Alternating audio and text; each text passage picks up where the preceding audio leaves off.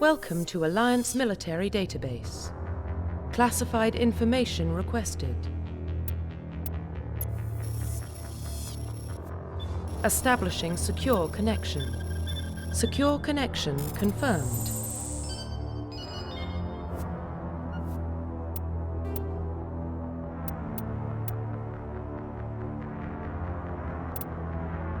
Please log in to access your profile.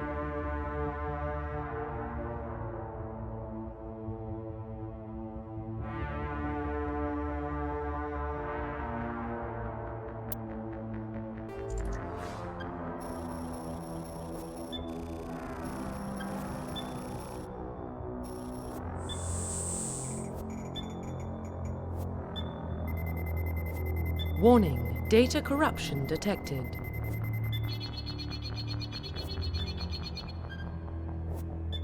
Please reconstruct profile. Confirm pre-service history.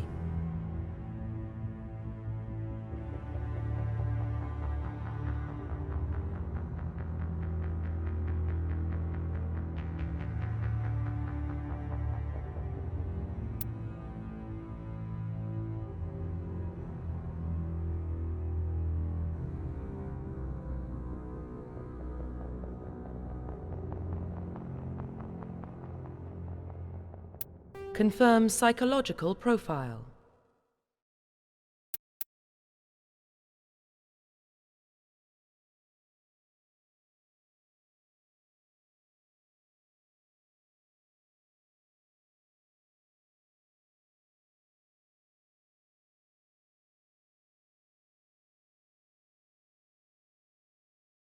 Confirm military specialization.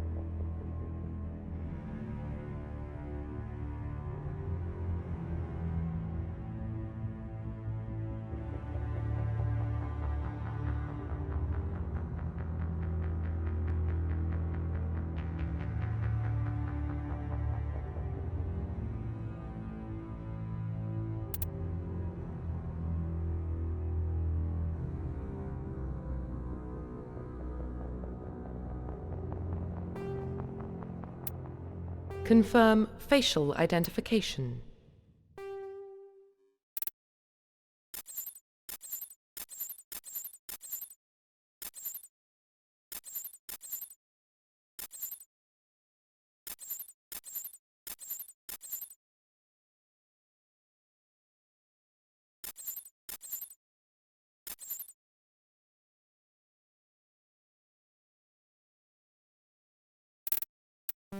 Confirm facial identification.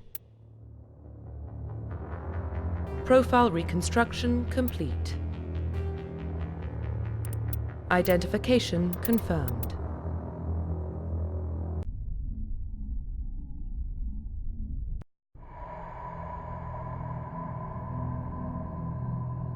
Well, what about Shepard? He's a spacer, lived aboard starships most of his life. Military service runs in the family. Both his parents were in the Navy. He got most of his unit killed on Torfin. He gets the job done, no matter what the cost. Is that the kind of person we want protecting the galaxy? That's the only kind of person who can protect the galaxy. I'll make the call.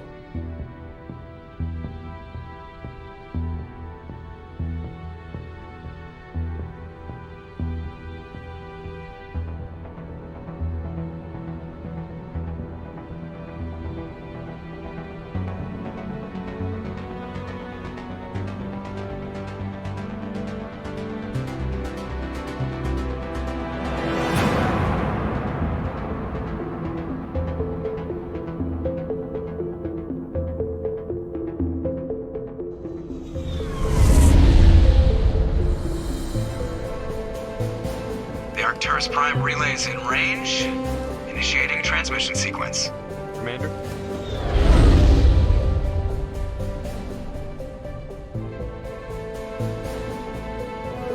We are connected. Calculating transit mass and destination. The relay is hot, acquiring approach vector.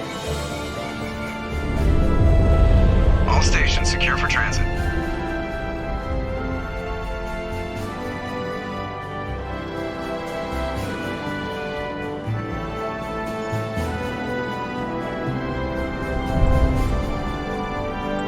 Board is green.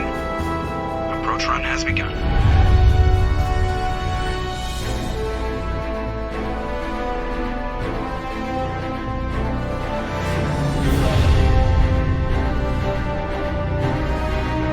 Hitting the relay in 3, 2, 1.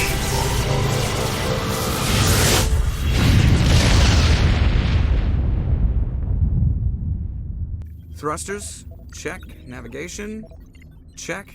Internal emissions sync engaged. All systems online. Drift, just under 1500K. 1500 is good. Your captain will be pleased. I hate that guy. Nihilus gave you a compliment. So you hate him. You remember to zip up your jumpsuit on the way out of the bathroom? That's good. I just jumped us halfway across the galaxy and hit a target the size of a pinhead. So that's incredible. Besides, Spectres are trouble. I don't like having them on board. Call me paranoid. You're paranoid. The Council helped fund this project. They have a right to send someone to keep an eye on their investment. Yeah, that is the official story. But only an idiot believes the official story. That's enough. You're soldiers. Act like it. Sorry, Commander. Joker, status report.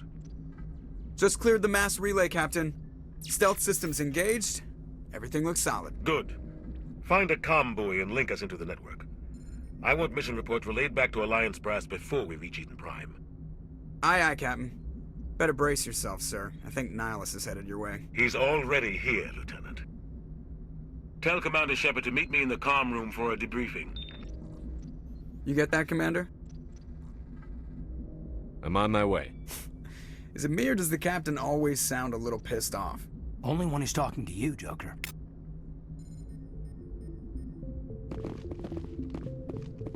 I'm telling you, I just saw him. He marched by like he was on a mission. He's a Spectre. They're always on a mission. And we're getting dragged, right along with him. Relax, Presley. You're gonna give yourself an ulcer. Congratulations, Commander. Looks like we had a smooth run. You heading down to see the Captain? I'm on my way to give him a status update right now. With all due respect, sir, maybe he'll finally tell you what we're really doing out here. You think the Alliance brass is holding out on us?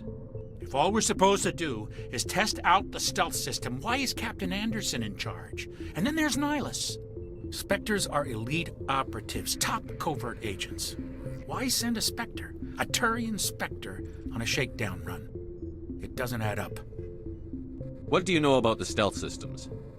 I just know it masks our location from scans and sensors. Cutting-edge technology. The Normandy's the only ship with this prototype drive. But why are we fully staffed? A skeleton crew would be cheaper, less chance of security leaks too. Plus there's Nihilus. It's pretty obvious this shakedown run is just a cover. For what? Damned if I know, Commander. We're out here on false pretenses. I'm not a fan of being left in the dark. Do you have a problem with the captain? No, sir. But I can't figure out what he's doing here. Captain Anderson is one of the most decorated Special Forces officers in the service. If he melted down all his medals, he could make a life-size statue of himself. You don't send a soldier like that on a do-nothing mission. He's treating this shakedown run too seriously. Something big is going on. You don't trust Nihilus? I don't like Turians in general. It runs in my family. My grandfather fought in the First Contact War. Lost a lot of friends when the Turians hit us. Nihilus is no ordinary Turian.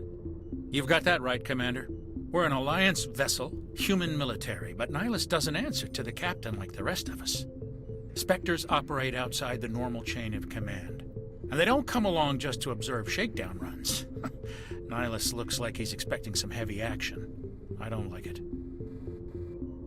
Info's on a need-to-know basis, Presley. Just follow the orders you're given. Understood, Commander.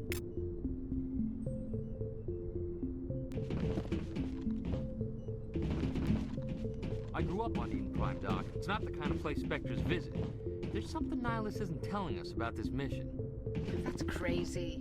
The captain's in charge here. He wouldn't take orders from a Spectre. Not his choice, Doc.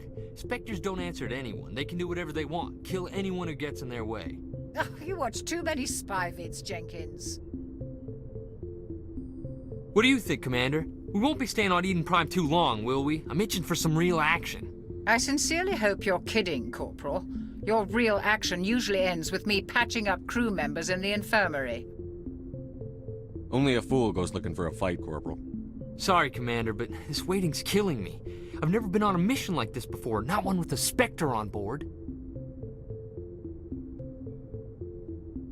What can you tell me about Nihilus? Turians are generally well respected by the other species. Their fleet has more patrols protecting Citadel space than any other. They don't always get on well with us, though. Some people find them too rigid. Others still blame them for the First Contact War. As for Nihilus, I haven't said more than 2 words to him. He usually only speaks to the captain. I heard Nihilus once took down an entire enemy platoon all by himself. Man, I can't believe I'm on a mission with an actual Spectre. What do you know about the Spectres? Only what I've heard. Spectre agents work directly for the Citadel Council. They usually work alone or in small groups. Spectres don't have any official power, though. Basically, they're a shadow organization with a mandate to preserve and protect galactic stability.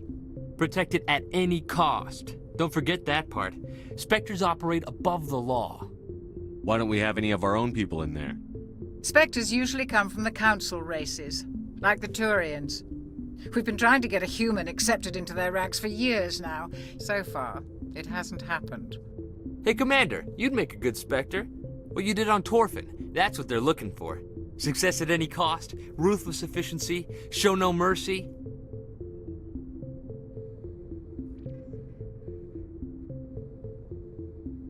Sounds like my kind of job. This is all just wild speculation. The Spectres aren't interested in recruiting humans, no matter how capable. You're from Eden Prime, aren't you, Jenkins? What's it like? It's very peaceful, Commander. They've been real careful with development, so you don't have any city noise or pollution. My parents lived on the outskirts of the colony. At night, I used to climb this big hill and stare across the fields back at the lights from the main settlement. It was gorgeous. But when I got older, I realized it was a little too calm and quiet for me. That's why I joined the Alliance. Even Paradise gets boring after a while. Any idea why Eden Prime was chosen as our destination? Not really sure, Commander. Eden Prime's one of our most stable colonies. Good place to take the Normandy for a shakedown run, I guess. No real danger there. There's gotta be something else going on. We've got a Spectre on board. That's why I'm so wound up. I can't wait for the real mission to start. Do your job, follow my orders, and there won't be any problems. Easy for you to say. You proved yourself on Torfin. Everybody knows what you can do. This is my big chance. I need to show the brass what I can do. This mission isn't about personal glory, Corporal. We have a job to do. Don't do anything stupid to mess it up. Don't worry, sir. I'm not gonna screw this up. The captain's waiting for me. Goodbye, Commander.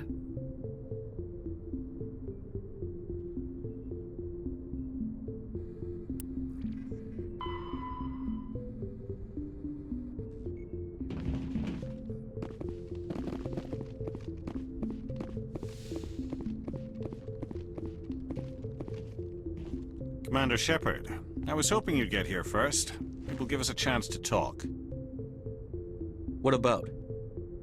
I'm interested in this world we're going to, Eden Prime. I've heard it's quite beautiful. I've never been there. But you know of it. It's become something of a symbol for your people, hasn't it? Proof that humanity can not only establish colonies across the galaxy, but also protect them. But how safe is it really? If you've got something to say, just say it. Your people are still newcomers, Shepard. The galaxy can be a very dangerous place. Is the Alliance truly ready for this? I think it's about time we told the commander what's really going on. This mission is far more than a simple shakedown run. I figured there was something you weren't telling us. We're making a covert pickup on Eden Prime. That's why we needed the stealth systems operational. There must be a reason you didn't tell me about this, sir. This comes down from the top, Commander. Information strictly on a need-to-know basis. A research team on Eden Prime unearthed some kind of beacon during an excavation. It was Prothean. I thought the Protheans vanished 50,000 years ago. Their legacy still remains. The mass relays, the Citadel, our ship drives. It's all based on Prothean technology. This is big, Shepard. The last time humanity made a discovery like this, it jumped our technology forward 200 years. But Eden Prime doesn't have the facilities to handle something like this. We need to bring the beacon back to the Citadel for proper study. Obviously, this goes beyond mere human interests, Commander. This discovery could affect every species in Council space.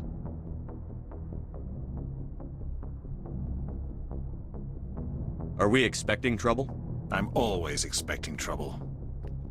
There's more, Shepard. Nihilus isn't just here for the beacon. He's also here to evaluate you. What's going on, Captain? The Alliance has been pushing for this for a long time. Humanity wants a larger role in shaping interstellar policy. We want more say with the Citadel Council. The Spectres represent the Council's power and authority. If they accept a human into their ranks, it shows how far the Alliance has come. I was impressed when I studied the reports from Torfin. A grim business, but you got the job done. That's why I put your name forward as a candidate for the Spectres. I don't like people making decisions about my future. This isn't about you, Shepard. Humanity needs this. We're counting on you. I need to see your skills for myself, Commander. Eden Prime will be the first of several missions together. You'll be in charge of the ground team. Secure the beacon and get it onto the ship ASAP. Nihilus will accompany you to observe the mission. What do you know about the Protheans? Just what they taught us in school. They were a technologically advanced species that ruled the galaxy 50,000 years ago. Then they vanished. Nobody really knows how or why, though I've heard plenty of theories. But everyone agrees, galactic civilization wouldn't exist without them. Their citadel is the very heart of galactic society, and without their mass relays, interstellar travel would be impossible. We all owe the Protheans a great debt. I'd like to know more about Eden Prime before we touch down. It's a peaceful farming world, but it represents something much bigger. Eden Prime is one of our oldest and most successful colonies. It proved we were ready to face the challenges of settling new worlds, to forge a place for humanity beyond Earth. It symbolizes humanity's growth and evolution as a spacefaring species. And after this, it will be known as the world where humans made a discovery of galactic importance. Why is this beacon so important? All advanced galactic civilization is based on Prothean technology, even yours. If we hadn't discovered those Prothean ruins buried on Mars, we'd still be stuck on Earth. That was just a small data cache. Who knows what we can learn from this beacon? What if it's a weapons archive? We can't let it fall into the wrong hands. Like who? The Adept Traverse isn't the most stable sector of Citadel space. There are plenty of raiders and criminal groups active in the region. They might figure a Prothean beacon is worth the risk of attacking an Alliance ship. Plus, Eden Prime is right on the border of the Terminus systems. The Adept Traverse is under Citadel protection. If the Terminus systems attack, it's an act of war. Technically, yes. But some of the species in the Terminus might be willing to start a war over this.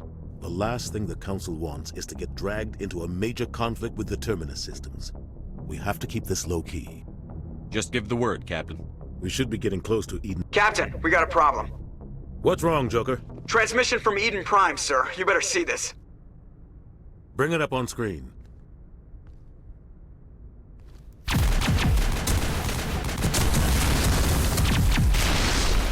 Get down!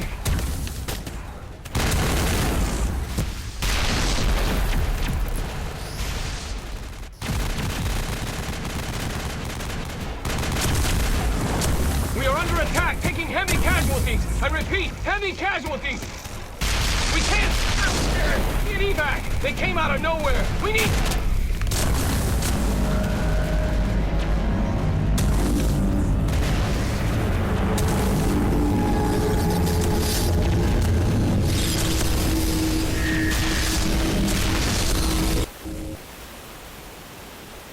cuts out after that. No comm traffic at all. Just goes dead. There's nothing. Reverse and hold at 38.5.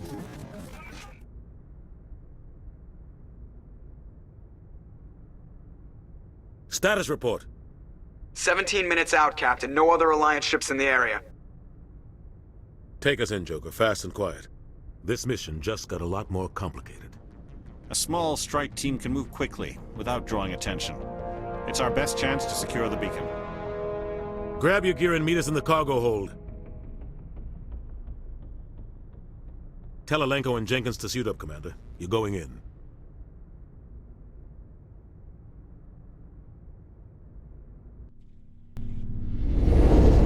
Engaging stealth systems. Somebody was doing some serious digging here, Captain. Your team's the muscle in this operation, Commander. Go in heavy and head straight for the dig site. What about survivors, Captain? Helping survivors is a secondary objective. The beacon's your top priority. Approaching drop point 1. Nihilus, you're coming with us? I move faster on my own. Nihilus will scout out ahead. He'll feed you status reports throughout the mission. Otherwise, I want radio silence. I don't like putting my life in the hands of a Turian, sir. Nihilus is on our side. He wants you in the Spectres, and he wants that beacon. Ready and able, sir. The mission's yours now, Shepard. Good luck! We are approaching drop point 2.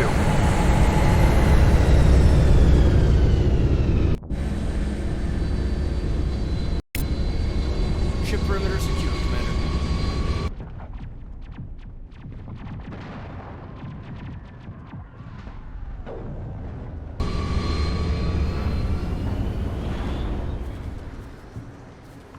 This place got hit hard, Commander. Hostiles everywhere. Keep your guard up.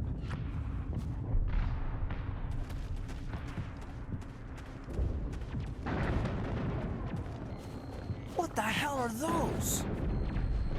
Gas bags. Don't worry, they're harmless.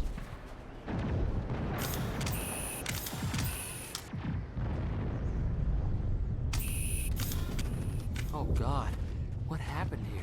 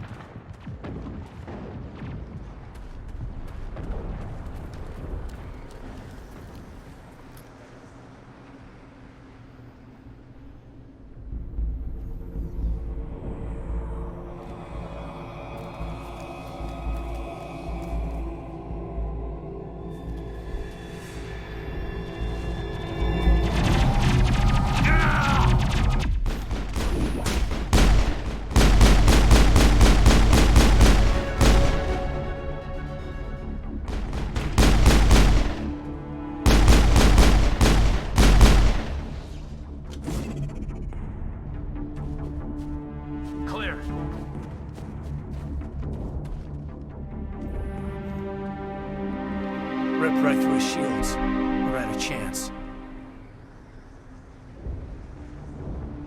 Sometimes Marines die. The rest of us just have to carry on. We still have to find that beacon. Aye, aye, sir.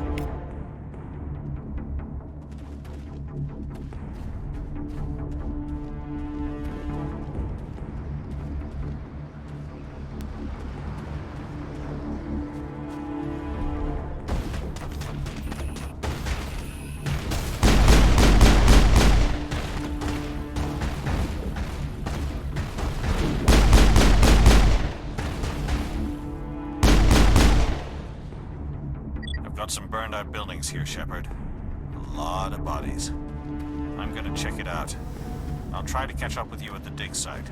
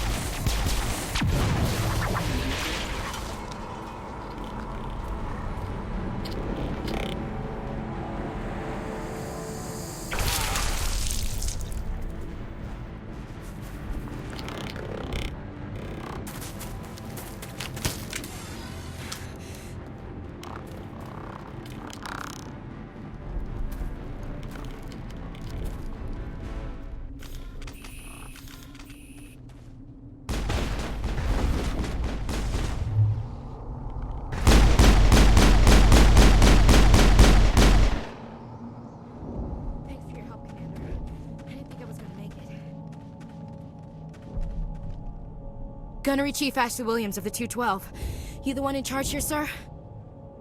Give me a status report, Williams. Oh, man. We were patrolling the perimeter when the attack hit. We tried to get off a distress call, but they cut off our communications. I've been fighting for my life ever since. Any idea what kind of enemy we're facing? I think they're Geth. The Geth haven't been seen outside the Veil in nearly 200 years. Why are they here now? They must have come for the beacon. The dig site is close, just over that rise. It might still be there. You're coming with us, Williams. We need that beacon. Aye, aye, sir. It's time for payback. What else do you know about the Geth? Just what I remember from history class back in school.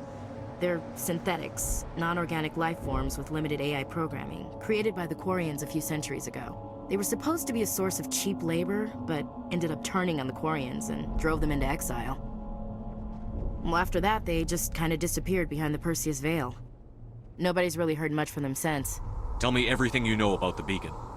They were doing some digging out here to extend the monorail and expand the colony.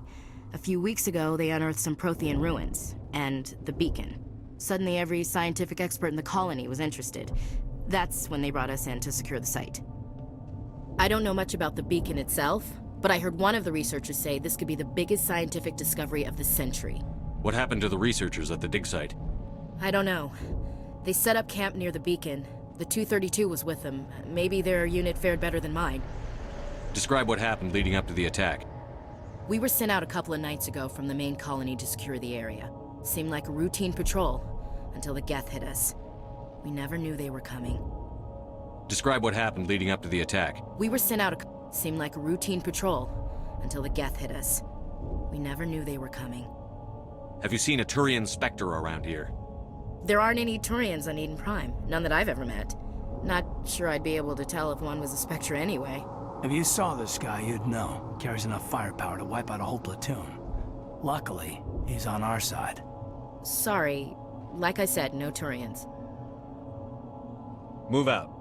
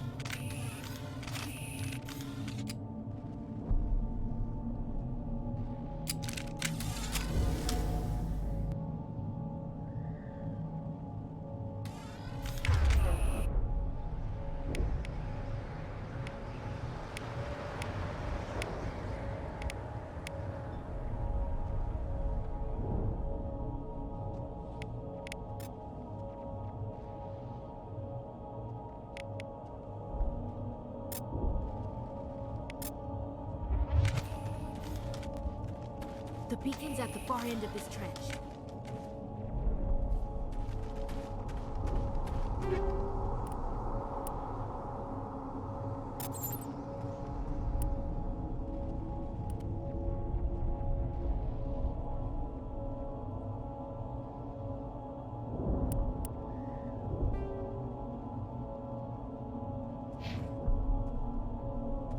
Smells like smoke and death.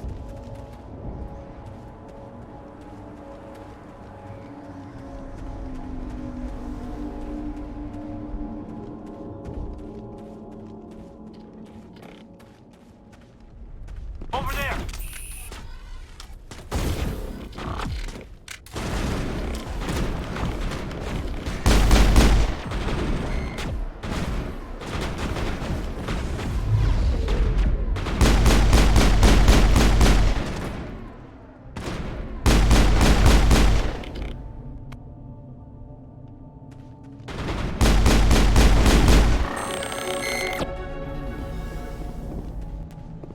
Clear.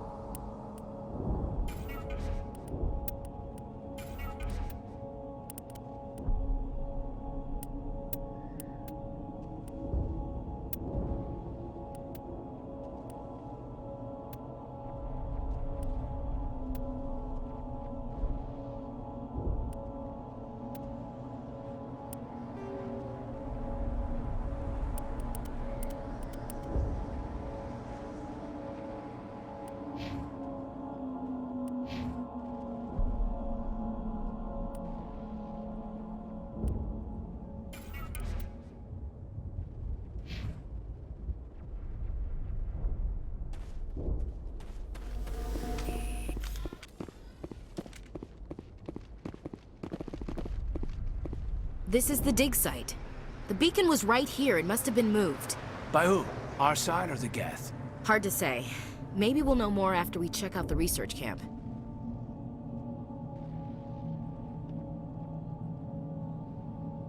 We make for the camp.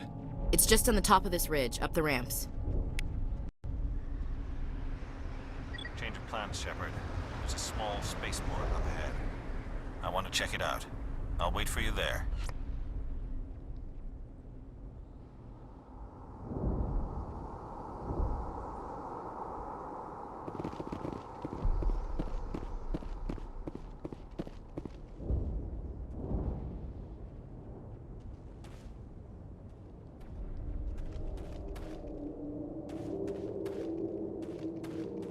Looks like they hit the camp hard. It's a good place for an ambush. Keep your guard up.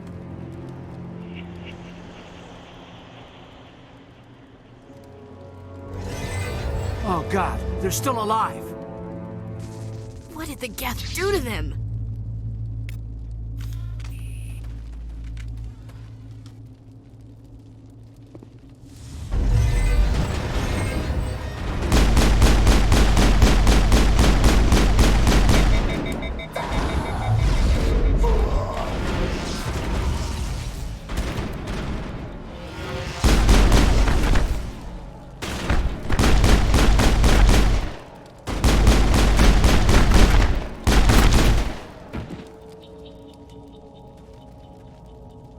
Negative contacts, Commander.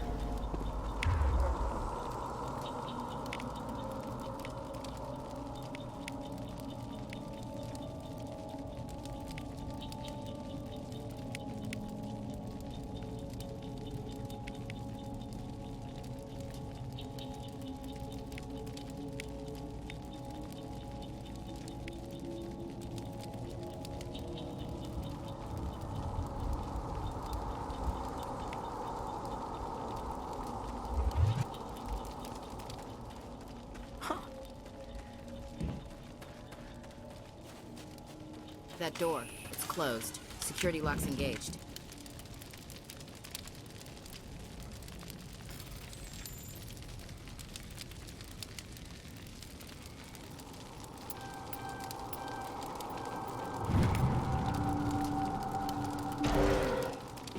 Humans, thank the Maker. Hurry! Close the door before they come back. How did you end up in this shed? We hid here during the attack.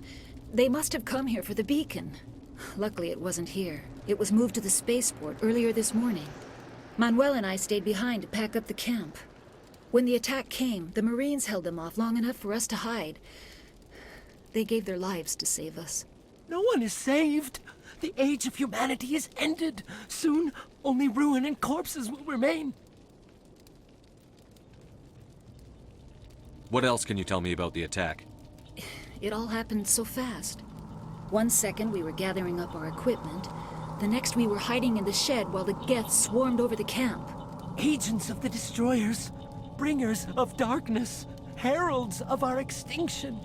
We could hear the battle outside. Gunfire, screams. I thought it would never end. Then everything went quiet. We just sat there, too afraid to move, until you came along. Did you notice a Turian in the area? I saw him, the Prophet, leader of the enemy. He was here before the attack. That's impossible. Nihilus was with us in the Normandy before the attack. He couldn't have been here. I'm sorry. Manuel's still a bit unsettled. We haven't seen your Turian. We've been hiding in here since the attack. Can you tell me anything about the beacon? It's some type of data module from a galaxy-wide communications network. Remarkably well preserved. It could be the greatest scientific discovery of our lifetime. Miraculous new technologies, groundbreaking medical advances. Who knows what secrets are locked inside? We have unearthed the heart of evil, awakened the beast, unleashed the darkness. Manuel, please. This isn't the time. What's wrong with your assistant? Manuel has a brilliant mind, but he's always been a bit unstable. Genius and madness are two sides of the same coin. Is it madness to see the future?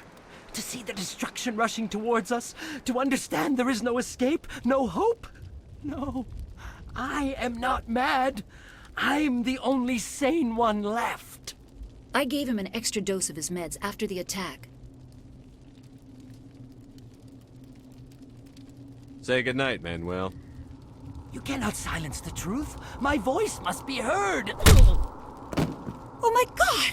What did you do? That might have been a little extreme, Commander. You can't just go around whacking people in the head. Just a little bump on the head. Let him sleep it off. I suppose you're right. By the time he wakes up, the meds will have kicked in.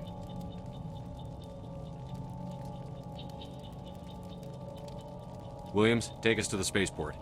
Good luck, Commander.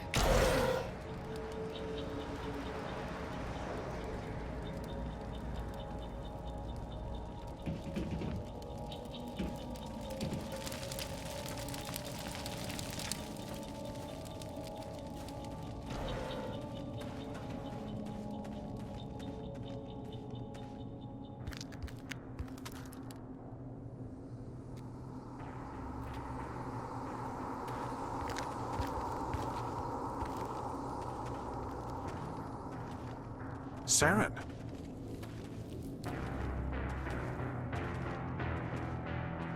Nihilus.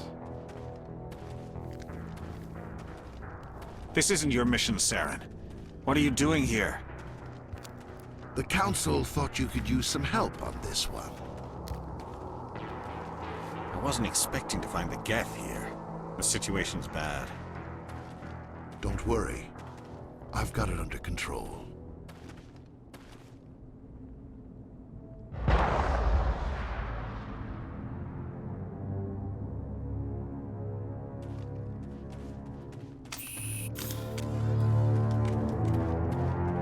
What is that? Off in the distance. It's a ship! Look at the size of it!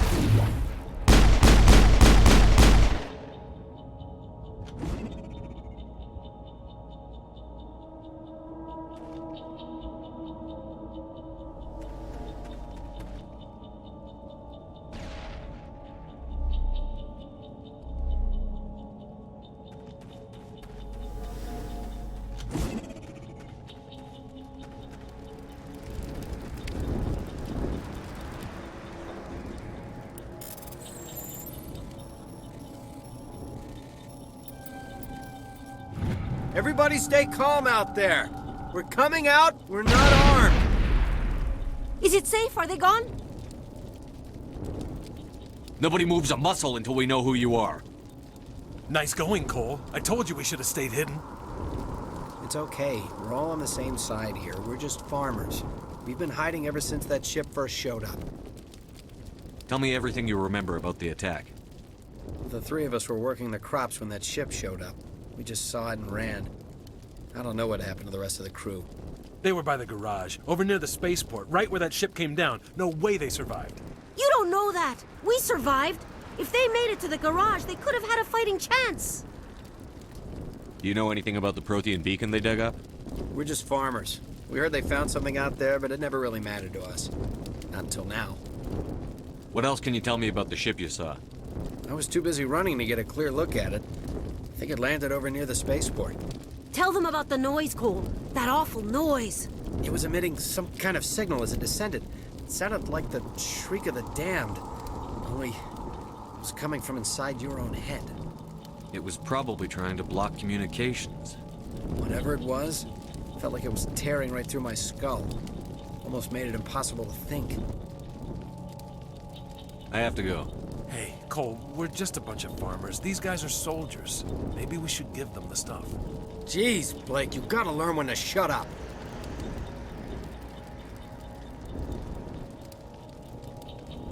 You have something to tell me, Cole? Some guys at the spaceport were running a small smuggling ring, nothing major. In exchange for a cut of the profits, we let them store packages in our sheds.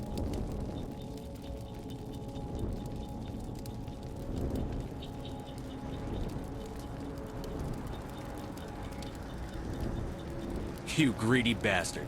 You weren't running for your life. You were running to check on your merchandise. No, it's not like that. I just knew there were some packages here, something we could use. I found a pistol. Figured it would come in handy if those things came back. But you'll probably get more use out of it than we will.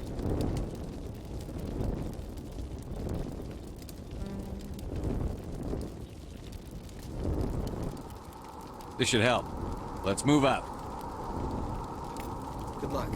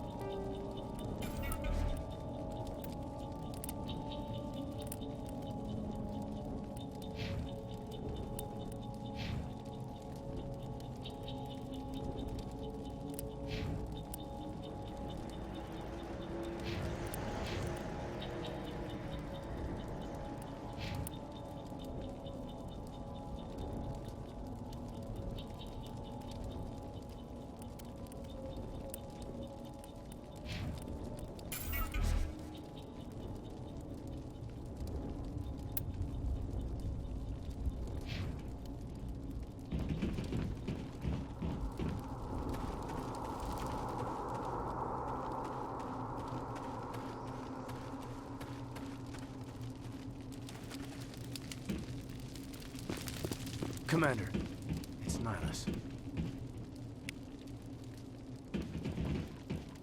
Something's moving, over behind those crates. Wait! Don't shoot! I'm one of you! I'm human! What are you doing sneaking around back there? I'm sorry, I was hiding from those creatures. My name's Powell. I saw what happened to that Turian. The other one shot him. What the hell are you talking about? There were two Turians here. Your friend and another one he called Saren. I think they knew each other.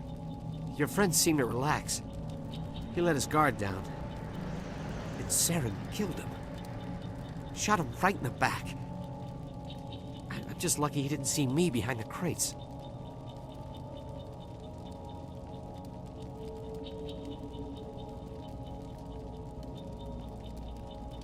We were told a Prothean beacon was brought to the spaceport. What happened to it? It's over on the other platform. Probably where that guy Saren was headed. He hopped on the cargo train right after he killed your friend. I knew that beacon was trouble.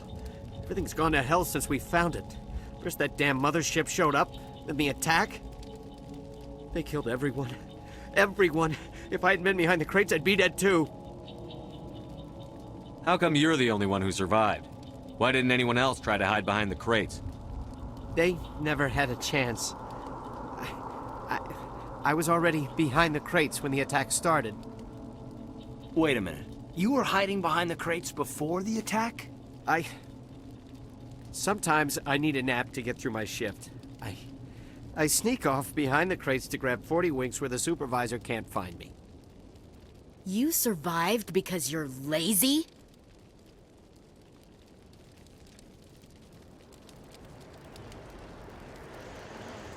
You ditch work. Then you cower back here and do nothing while the Geth butcher everyone else. I don't even have a gun. What was I supposed to do? Run out there and die? I couldn't save them. Nobody could. It was horrible. Tell me about the Geth attack. It was quick. 1 minute the ship was descending, the next, those Geth were swarming over the platform. Thousands of them. They must have been inside that mothership. They shot anything that moved. It was a massacre. Is there anything else you can tell me about the beacon? They brought it here this morning. We loaded it up onto the train and shipped it to the other platform. Hard to believe that was only a few hours ago. Feels like a whole other life.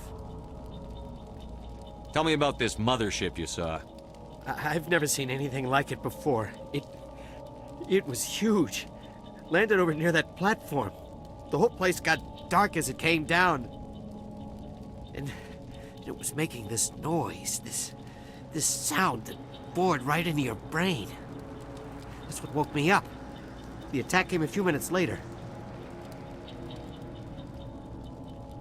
We need to find that beacon before it's too late. Take the cargo train. That's where the other Turian went. I can't stay here. I need to get away from all this.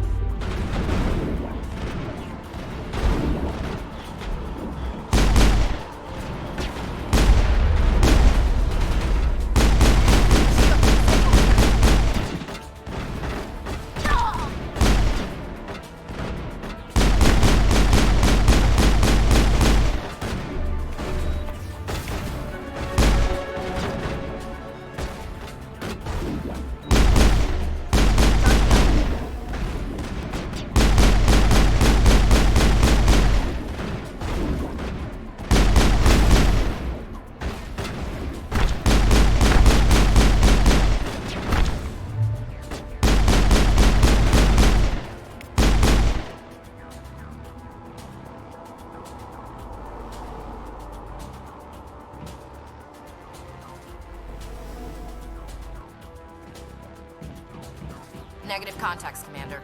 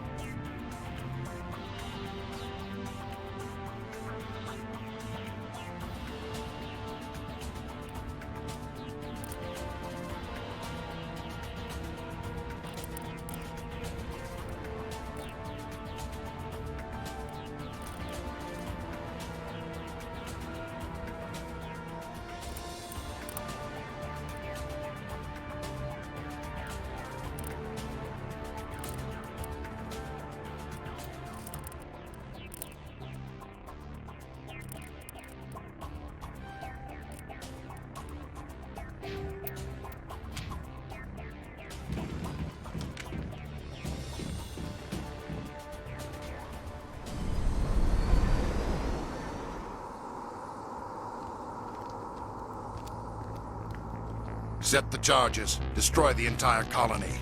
Leave no evidence that we were here.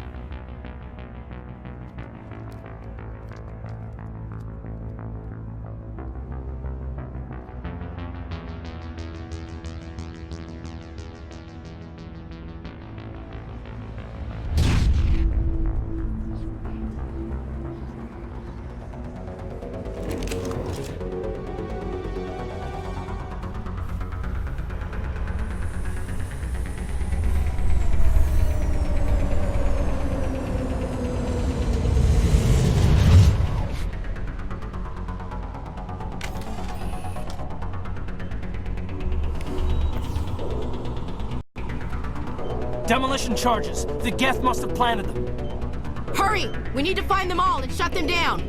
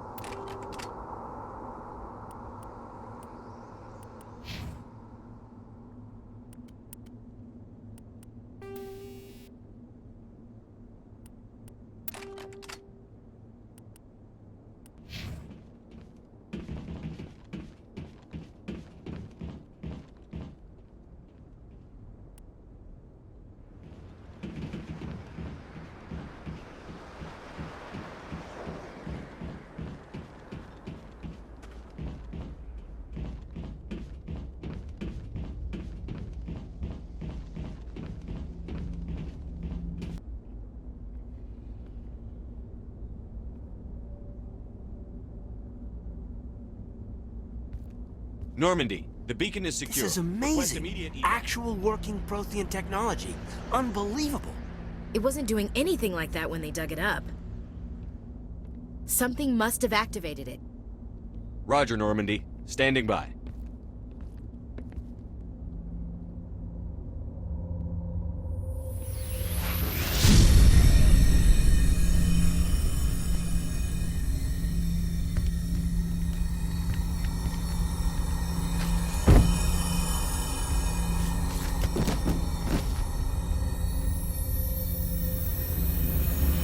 Shepard! No, don't touch it! It's too dangerous!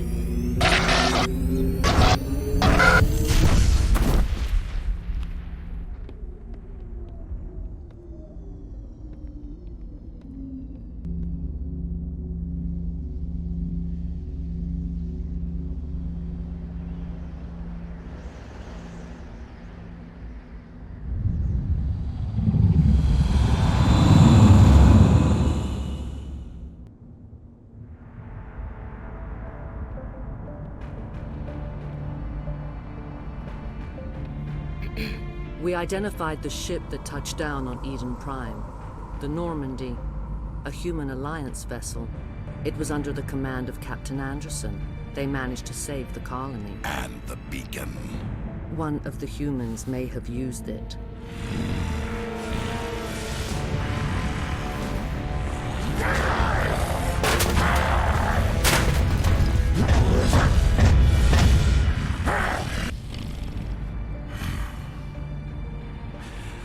This human must be eliminated.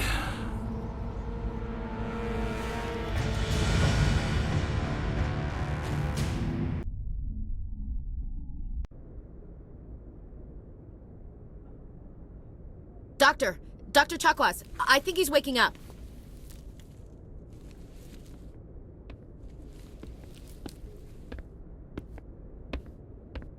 You had us worried there, Shepard. How are you feeling?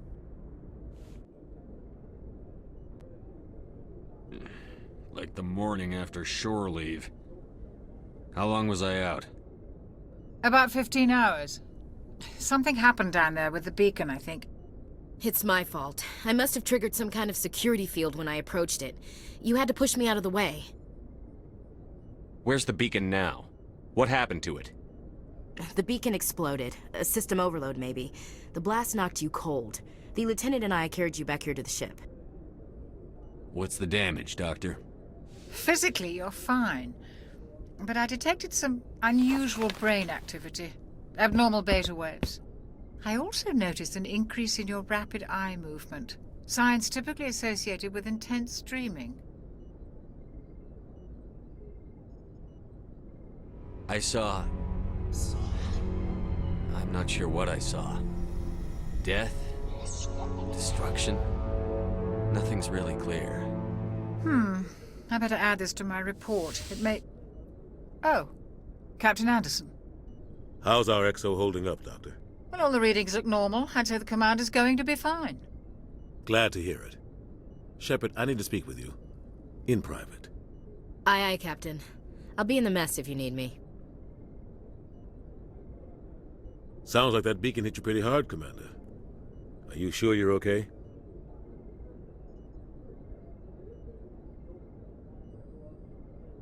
Intel dropped the ball, sir. We had no idea what we were walking into down there. That's why things went to hell. The Geth haven't been outside the Veil in 2 centuries, Commander. Nobody could have predicted this. Chief Williams isn't part of the Normandy crew. I figured we could use a soldier like her. She's been reassigned to the Normandy. Williams is a good soldier. She deserves it. Lieutenant Alenko agrees with you. That's why I added her to our crew. You said you needed to see me in private, Captain? I won't lie to you, Shepard. Things look bad. Nihilus is dead. The beacon was destroyed and Geth are invading. The Council's going to want answers. The Geth would have wiped out the whole colony if I hadn't stopped them. I'll stand behind you and your report, Shepard. You're a damned hero in my books. That's not why I'm here. It's Saren, that other Turian. Saren's a Spectre, one of the best. a living legend. But if he's working with the Gith, it means he's gone rogue. A rogue Spectre's trouble. Saren's dangerous, and he hates humans. Why? He thinks we're growing too fast, taking over the galaxy. A lot of aliens think that way. Most of them don't do anything about it. But Saren has allied himself with the Geth. I don't know how, I don't know why. I only know it had something to do with that beacon. You were there just before that beacon self-destructed. Did you see anything? Any clue that might tell us what Saren was after? Just before I lost consciousness, I had some kind of vision. A vision? A vision of what?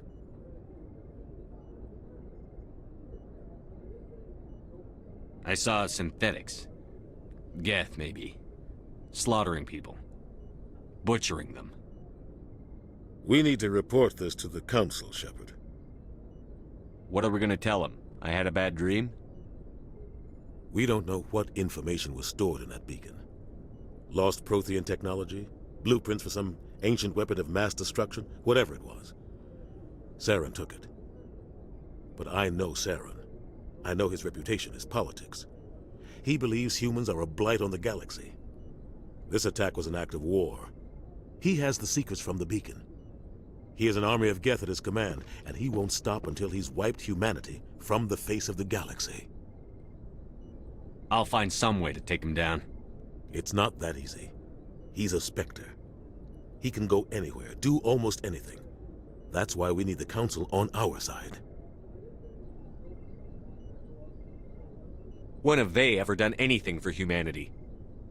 If we expose Saren as a traitor, the Council will revoke his Spectre status. I'll contact the Ambassador and see if he can get us an audience with the Council. He'll want to see us as soon as we reach the Citadel. We should be getting close. Head up to the bridge and tell Joker to bring us into dock.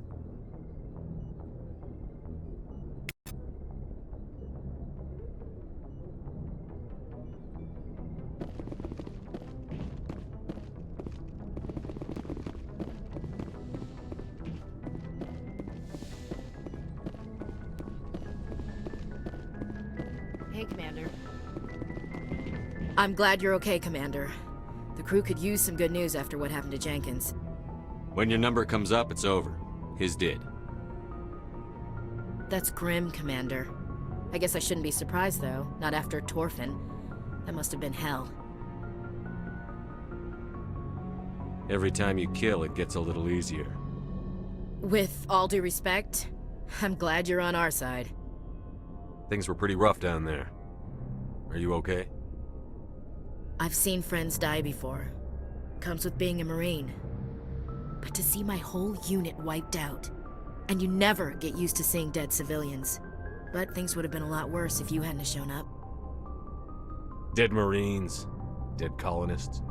And in the end, we still didn't get that beacon. You saved a lot of lives, Commander. It might be hard to keep that in perspective with what happened to Jenkins. Thanks, Williams. I needed to hear that. I think you're gonna fit in here just fine. Thanks, Commander.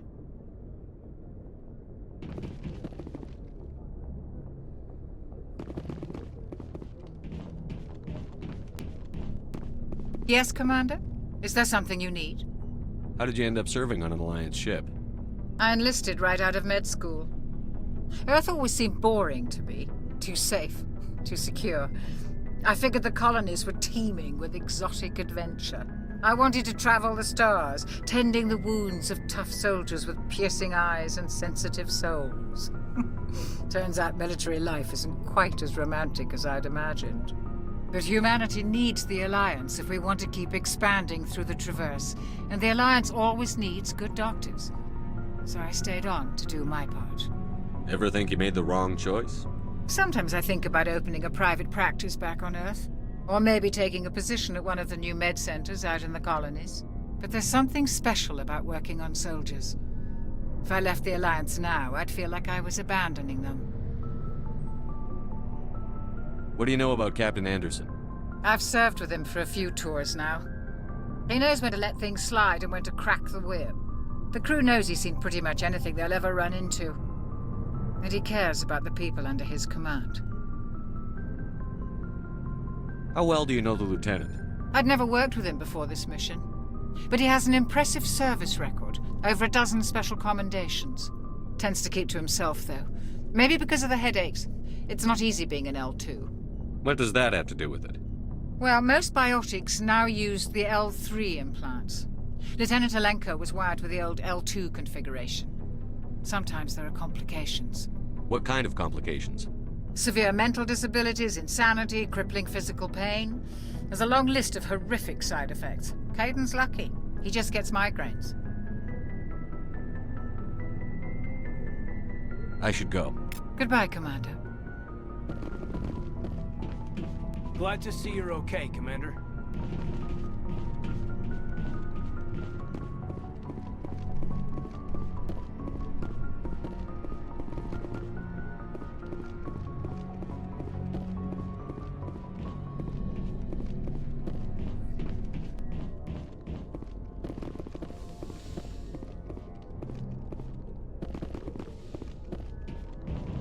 Go speak to Joker when you're ready. Tell him to bring the Normandy into dock.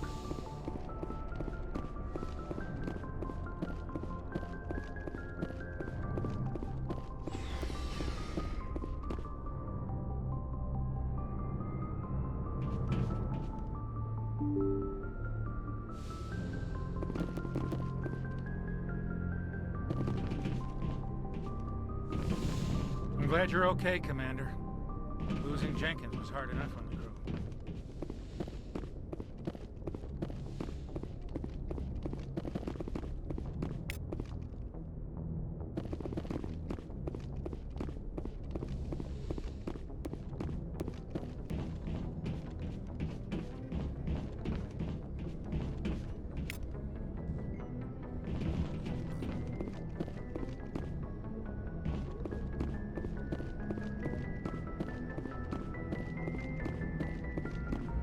Good timing, Commander. I was just about to bring us into the Citadel. See that taxpayer money at work.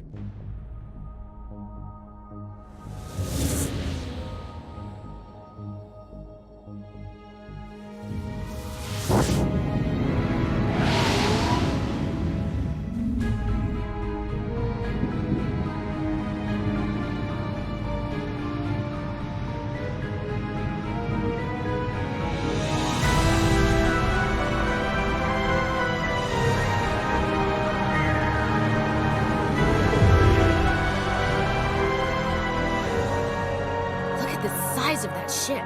The Ascension, flagship of the Citadel fleet. Well, size isn't everything. Why so touchy, Joker? I'm just saying you need firepower, too. Look at that monster. Its main gun could rip through the barriers in any ship in the Alliance fleet. Good thing it's on our side, then. Citadel Control, this is SSV Normandy, requesting permission to land. Stand by for clearance, Normandy. Clearance granted. You may begin your approach. Transferring you to an Alliance operator. Roger, Alliance Tower. Normandy out. Normandy, this is Alliance Tower. Please proceed to Dock 422.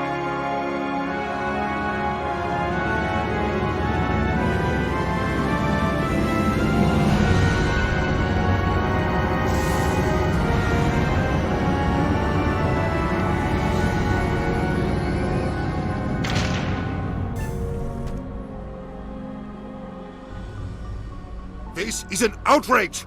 The Council would step in if the Geth attacked a Turian colony? The Turians don't found colonies on the borders of the Terminus systems, Ambassador. Humanity was well aware of the risks when you went into the Traverse. What about Saren? You can't just ignore a rogue Spectre. I demand action! You don't get to make demands of the Council, Ambassador. Citadel Security is investigating your charges against Saren. We will discuss the CSEC findings at the hearing, not before. Captain Anderson, I see you brought half your crew with you. Just the ground team from Eden Prime, in case you had any questions. I have the mission reports. I assume they're accurate? They are. Sounds like you convinced the Council to give us an audience. They were not happy about it. Saren's their top agent. They don't like him being accused of treason. I'm not gonna sit on my ass just because the Council doesn't want to do anything. If they won't stop Saren, I will. Settle down, Commander. You've already done more than enough to jeopardize your candidacy for the Spectres. The mission on Eden Prime was a chance to prove you could get the job done. Instead, Nihilus ended up dead and the beacon was destroyed. That's Saren's fault, not his. Then we better hope the CSEC investigation turns up evidence to support our accusations. Otherwise, the Council might use this as an excuse to keep you out of the Spectres. Come with me, Captain. I want to go over a few things before the hearing. Shepard, you and the others can meet us at the Citadel Tower, top level. I'll make sure you have clearance to get in. And that's why I hate politicians.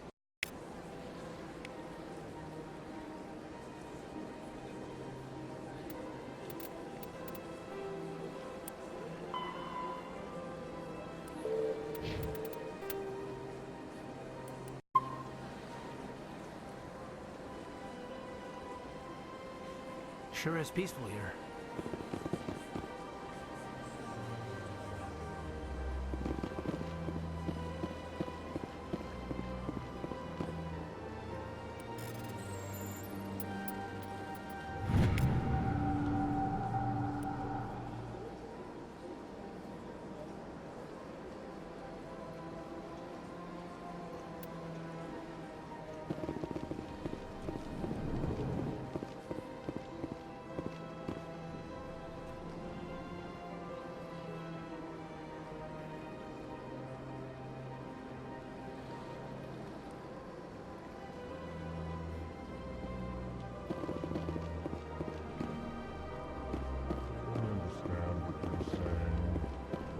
Allegations are very serious. I can't just... This is serious. My reputation is at stake. I spoke with the consort in confidence, and her alone, and she betrayed that confidence. All right. I will look into it for you. In the meantime, do not do anything rash. Pleased greeting. Human, it is always good to see your kind. I am Ambassador Kalen. Genuine query. Is there something I can do for you this day? Why do you explain what you're about to say? Our people communicate less through words and more through scent and slight movements. Plainly, we discovered our vocal expression was not enough to convey the feelings of our conversations to other species. Why do you bother, Kalen? These Earth Clan don't really care about our ways. Remorseful response, Din. You don't truly believe that, and if you do, I am very sorry for you. Goodbye, Ambassador. Sincere farewell. Good day to you, human. Enjoy your time on the Citadel. Surprised welcome. You have returned, human. Genuine inquiry. What may I do for you this day? Tell me more about your species. Genuine enthusiasm. I delight in telling the history of my people. It is agreeable to share our culture with others. Tell me about the history and origins of the Elcor. The Elcor were just beginning to explore Council space when the Asari first made contact with us. With their help, we discovered the relay closest to our system, and from there the Citadel. Proudly, within one lifetime we established a regular route to the Citadel, and quickly became one of the more active species living on this great station. I'd like to know more about the culture of the Elcor. Frankly, we Elcor prefer the safety and familiarity of our own colonies to the confines of space travel. Our society is built on small, tight-knit groups, though we are always welcoming to outsiders. Our government tends to be very stable. Our people are not very comfortable with sudden changes. What do you do here? Modestly, I work to bring the problems and the requests of the Elcor groups to the attention of the Council. Ha! They only give us these positions to keep us quiet. The Council doesn't care about our races. Chastising rebuke. Your tone is inappropriate, Din. This human is not to blame for your malcontent or your misconceived suspicions. Goodbye, Ambassador. Sincere farewell. Good day to you, human. Enjoy your time on the Citadel. EarthClan, you are in the wrong place, I think. Your ambassador is next door in the large office. Chastising remark. Don't be so rude, Din. At least introduce yourself. I am Din Korlak, Volus ambassador. Is there something I can do for you, EarthClan? What is this place? You are in the embassy for the Volus and the Elcor. Your ambassador is next door, in his own office. In this shared space, I aid my fellow Volus when I'm not being interrupted. I'd like to know more about the Volus. I'm sure our history and culture would bore you, EarthClan. Actually, I would like to know more about your history. My people came to the Citadel shortly after the Asari and Solarians had discovered it. We were instrumental in establishing a standardized galactic economy. However, despite our long association with the Citadel and our many contributions to galactic society, we still do not hold a seat on the Council. Tell me about Volus culture. We are tribal by nature, but our ways are not violent. We barter and trade our lands and tribe members in order to increase status. Larger tribes often engulf smaller ones and eventually split again. Our society is very malleable, and our government is always shifting and changing. Since we're not physically adept, we trade our services for protection.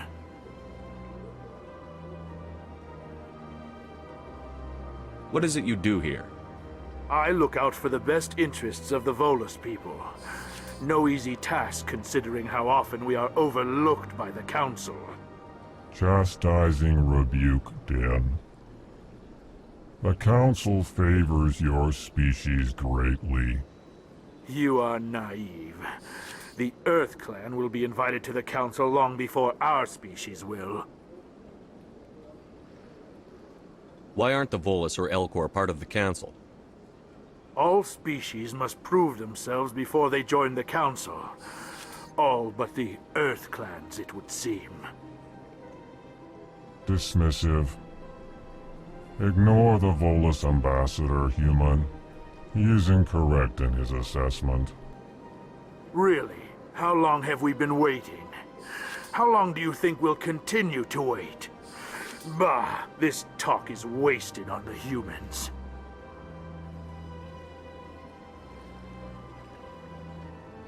You seem to have a bit of a chip on your shoulder, Din. You humans are new to the Citadel, and yet the Council has granted you great favor. Chastising rebuke, Din.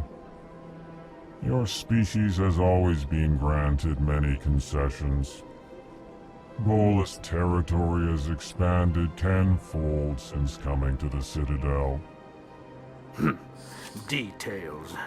We still have no real say in the decisions that affect Citadel space.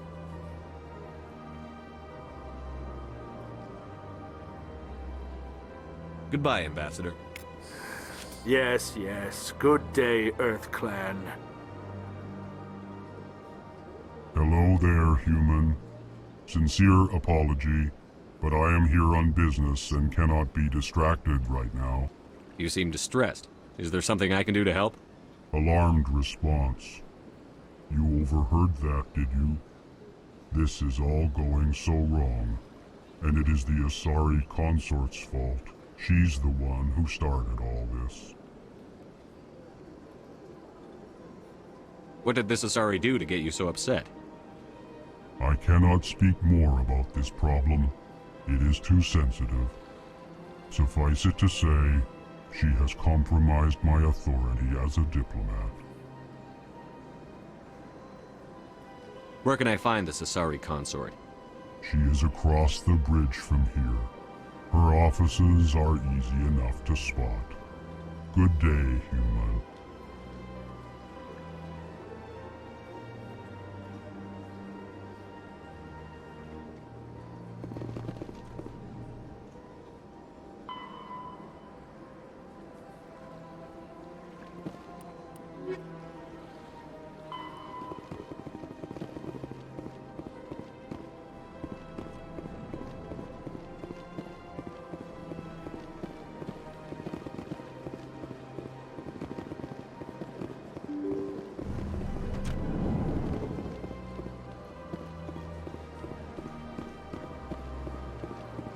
Good day, Commander. The human ambassador is up the stairs, first room on the right. You know who I am? Yes, I receive reports on all newly arrived dignitaries and notable people. What is this place? This is the Presidium. More specifically, you are at the Citadel embassies. If you have more questions, please access Avina. What's that? Oh, Avina is the virtual guide for the Citadel. Feel free to access the terminal yourself. What's your name? What do you do here? My name is Safiria. I'm the administrative assistant for the embassies. You seem to be distracted. The embassies are the hub of all Citadel politics. When you represent trillions of citizens, it tends to get a little busy. I should be going now. Have a pleasant day. Welcome to the Presidium. Allow me to be your guide. Greetings and welcome to the Presidium. My name is Avina, and I am pleased to be your virtual guide throughout this level of the Citadel space station. What does that mean? I am a fully interactive virtual intelligence, programmed to provide spontaneous guidance at predetermined locations of interest throughout this level of the Citadel. I may also be contacted through any of the Presidium VI terminals, should you require assistance. Give me the tour. You are standing at Presidium Tourism Terminal 1. On either side of this lobby are the embassies of the various Citadel races, along with CSEC headquarters. On the far end of this level, you can see the Citadel Tower, where the Council meets regularly to discuss matters of interstellar importance. I want to know more about Citadel security. Citadel security serves as law enforcement for all regions of the Citadel, though the majority of officers serve in the wards. Executor Palin, a Turian, is the current head of CSEC, but individuals from virtually every species across Citadel space serve as officers beneath him. If you wish to learn more, Executor Palin's office is located in the CSEC headquarters just across the lobby. Tell me about the embassies. Each species in Citadel space important enough to be consulted on matters of galactic politics maintains an embassy on the Presidium. The Volus were the first non-council species to be granted an embassy, roughly 2,384 galactic standard years ago. As Citadel space has expanded, more embassies have been added. The most recently added embassy belongs to your own species, humanity. It was added 19 galactic standard years ago, despite some rather vocal opposition. Why were people trying to keep my species out? Some species felt humanity was given preferential treatment. It often takes a century or more before a new species is granted an embassy. The Council gave a great deal of thought to this matter. In the end, they decided humanity's impact on Citadel space was significant enough to warrant an embassy. How come the Volus were the first species given an embassy? In the early years following the formation of the Council, the Volus were, apart from the Asari and Solarians, the most populous and widespread species in Citadel space. They established many new colonies and trading outposts, and they petitioned the Council for a greater role in determining interstellar policy. In recognition of their work to expand interstellar trade and establish a standardized galactic economy, the Volus were granted an embassy here on the Citadel. Why weren't they made a council race? The Council races have extensive responsibilities. They must provide personnel and ships for the Citadel fleets. They often provide economic aid in times of disaster. It would be unfair to demand such an enormous burden of a species unable to meet these obligations. The embassies allow lesser species to have a voice on the Citadel. That's pretty damn arrogant. I apologize if my personality has offended you. Please submit all formal complaints in writing to the Citadel Tourist and Visitor Board. Do you know anything about specters? The term Spectre is derived from the branch of Special Tactics and Reconnaissance. Each Spectre agent is handpicked by the Council. Their primary role is preserving galactic stability and resolving volatile situations that cannot be handled through normal political channels. In this role, they are granted extraterritorial rights and jurisdictions. Spectres answer to no law or authority except the Council itself. What can you tell me about the Citadel Council? Originally, the Council consisted of representatives from the Asari and Solarians, the two dominant species in Citadel space. Roughly 1,304 galactic standard years ago, Turians were invited to join the Council in recognition of the role they played during the Krogan Rebellion. Since then, the three Council races have worked together to ensure the peaceful coexistence of the galactic community, while preserving individual autonomy for each species. It can't be as simple as that. There must be problems somewhere in the system. I am not programmed to make that kind of qualified judgment. My code is limited to information and simple interaction simulations. Goodbye. Goodbye, and thank you for using Avina. Please enjoy your visit to the Citadel.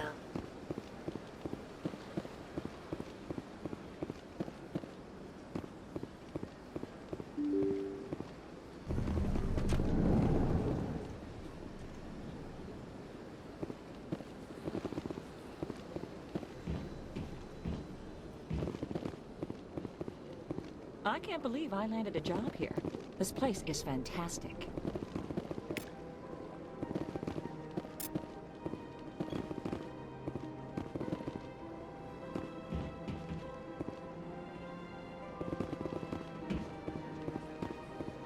Human, delighted, welcome. It is good to meet you.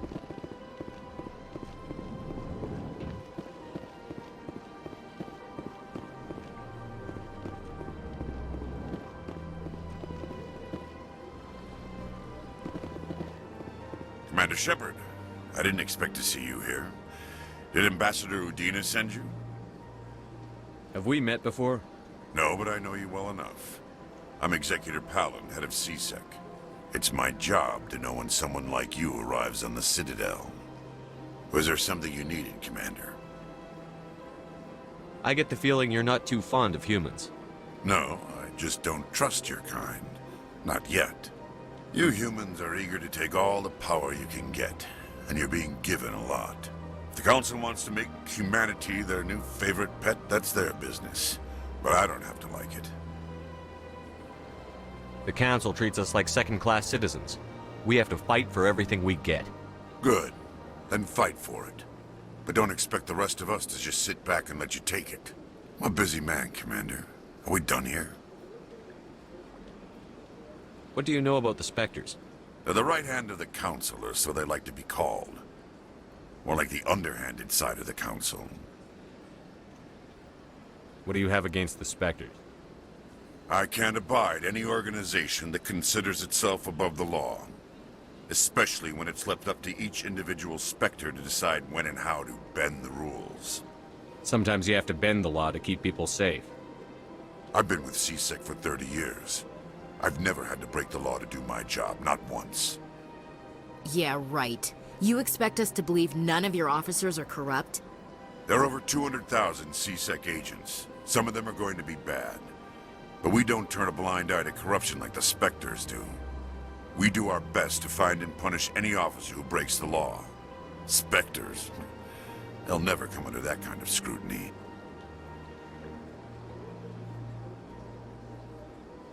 Tell me about CSEC. CSEC provides necessary police and security services throughout the Citadel.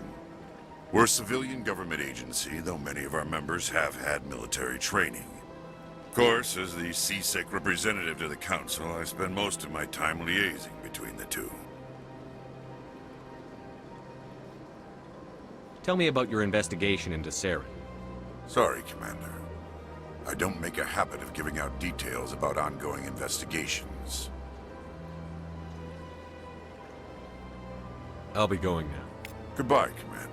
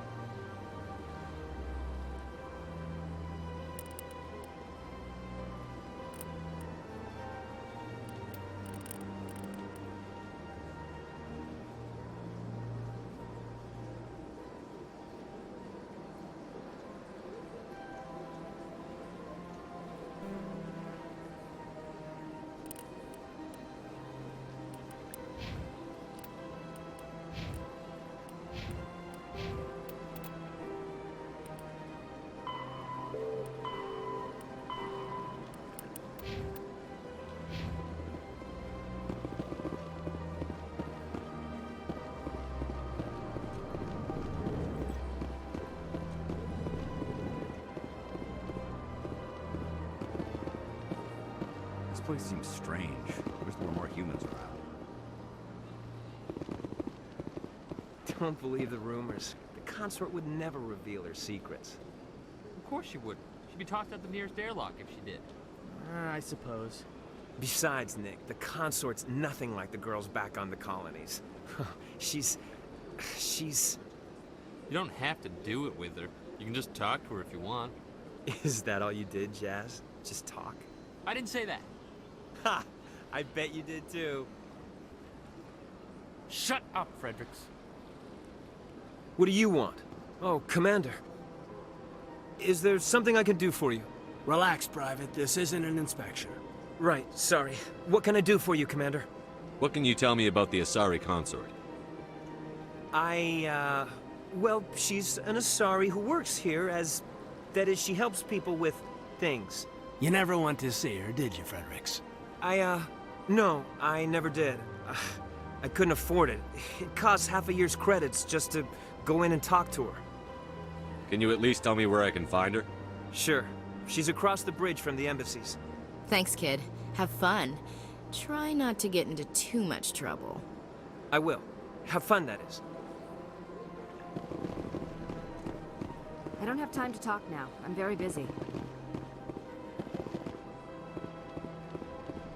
Hello, Commander. Can I get you something?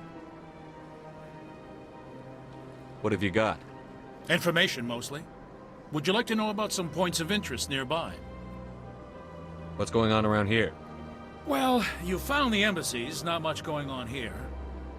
Across the bridge, you'll find the bank, the Emporium, and Shaira's.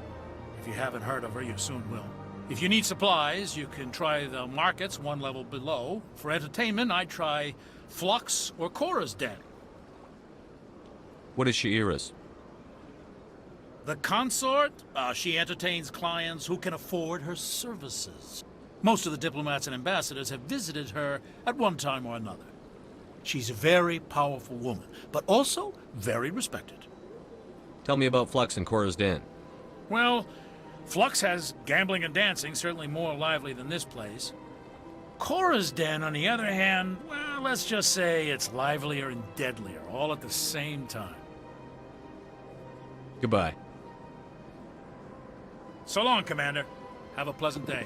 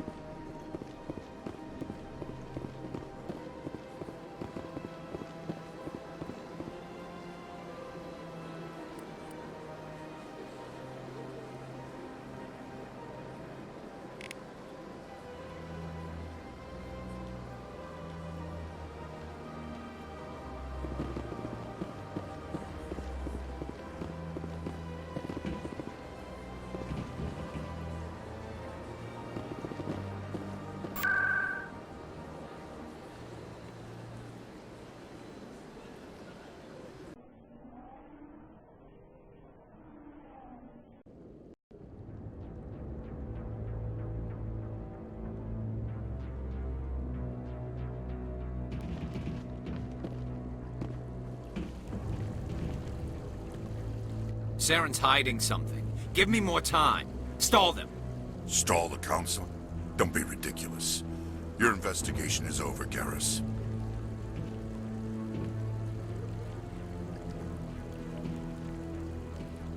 Commander Shepard, Garrus Vicarian. I was the officer in charge of the C-Sec investigation into Saren. Come across anything I should know about? Saren's a Spectre. Most of his activities are classified. I couldn't find anything solid. But I know he's up to something. Like you humans say, I feel it in my gut. I think the Council's ready for us, Commander. Good luck, Shepard. Maybe they'll listen to you.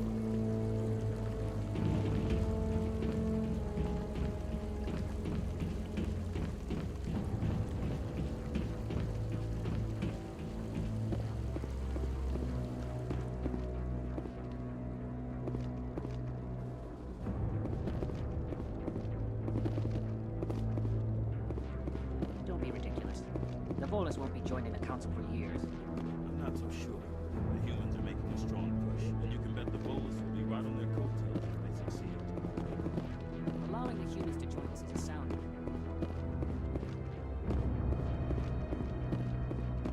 The hearing's already started. Come on.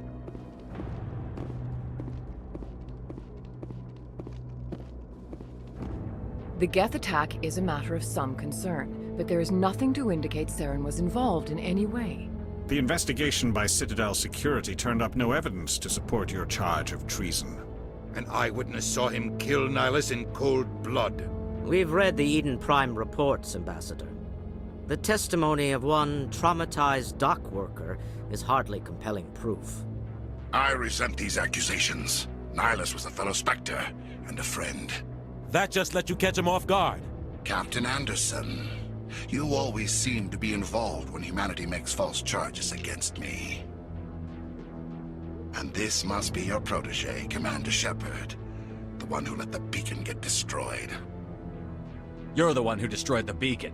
Then you tried to cover it up. Shift the blame to cover your own failures. Just like Captain Anderson. He's taught you well. But what can you expect from a human? Saren despises humanity. That's why he attacked Eden Prime. Your species needs to learn its place, Shepard. You're not ready to join the Council. You're not even ready to join the Spectres. He has no right to say that. That's not his decision.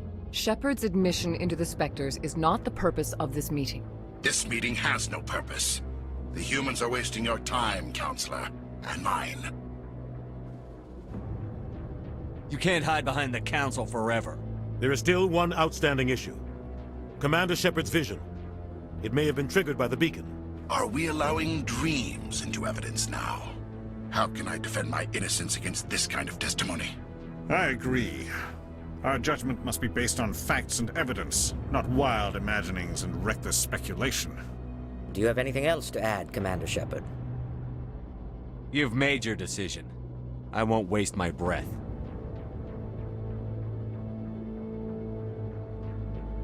The Council has found no evidence of any connection between Saren and the Geth. Ambassador, your petition to have him disbarred from the Spectres is denied. I'm glad to see justice was served. This meeting is adjourned.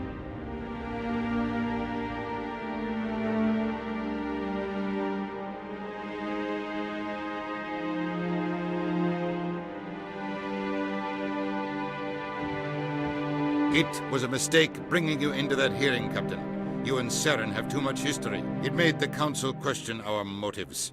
I know Saren. He's working with the Geth for one reason. To exterminate the entire human race. Every colony we have is at risk. Every world we control is in danger. Even Earth isn't safe. We need to deal with Saren ourselves. As a Spectre, he's virtually untouchable.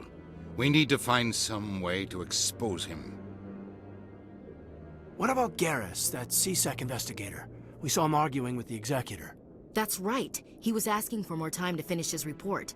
Seems like he was close to finding something on Saren. Any idea where we could find him? I have a contact in C-Sec who can help us track Garrus down. His name is Harkin. Forget it. They suspended Harkin last month, drinking on the job. I won't waste my time with that loser. You won't have to. I don't want the Council using your past history with Saren as an excuse to ignore anything we turn up. Shepard will handle this. I'll take care of it.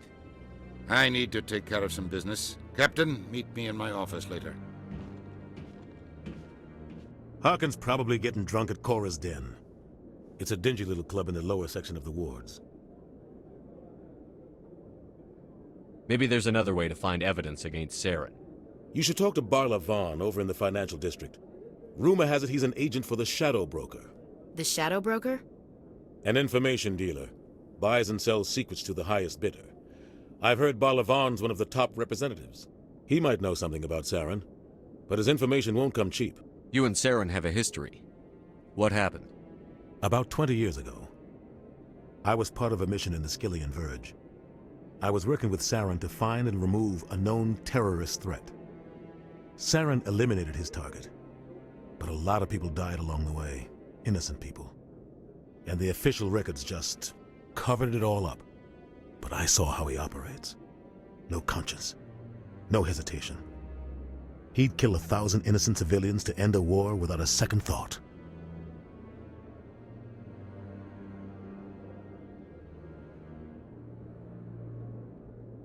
You don't think much of Harkin. The guy joined C-Sec about 20 years ago. He's been an embarrassment to our species ever since. Roughing up suspects in custody, bribery accusations, alcohol and drug use. The embassy used to step in when he got in trouble. But I guess enough was enough. I thought this embassy was supposed to help humans. Harkin may be human, but he's also an ass. He's had more than his share of chances. If the embassy wasn't protecting him, he would have been fired 15 years ago. C-Sec is better off without him. The guy's a scumbag. He should have been cut loose a long time ago. He was one of the first human C-Sec officers. Guess it would have looked bad if he got fired. A lot of backroom deals were worked out over the years to keep him on the force. Politics is a dirty business sometimes, but it looks like his time's run out. We've got enough humans in C-Sec now to stop protecting him. Our ambassador doesn't seem to get along with the Council. He's just frustrated.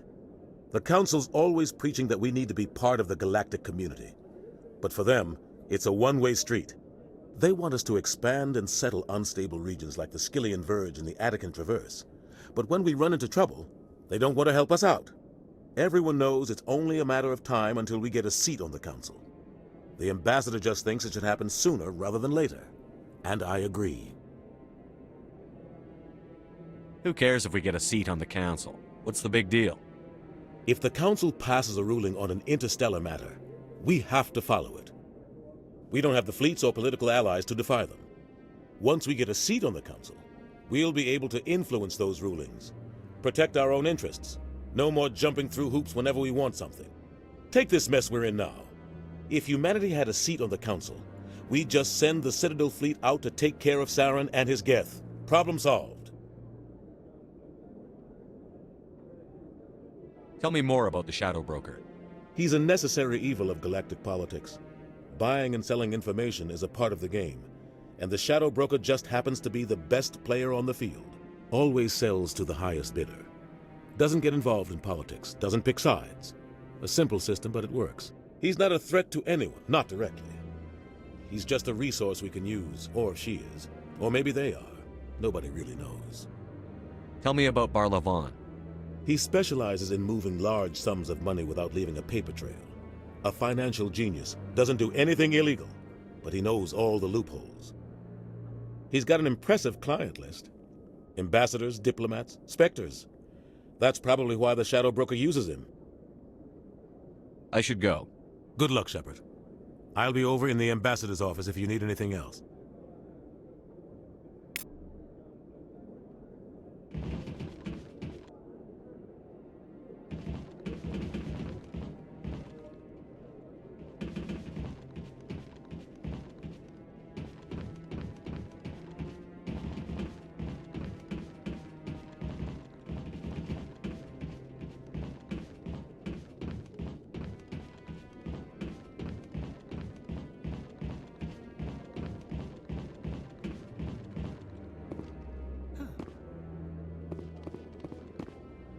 Guy's up to something.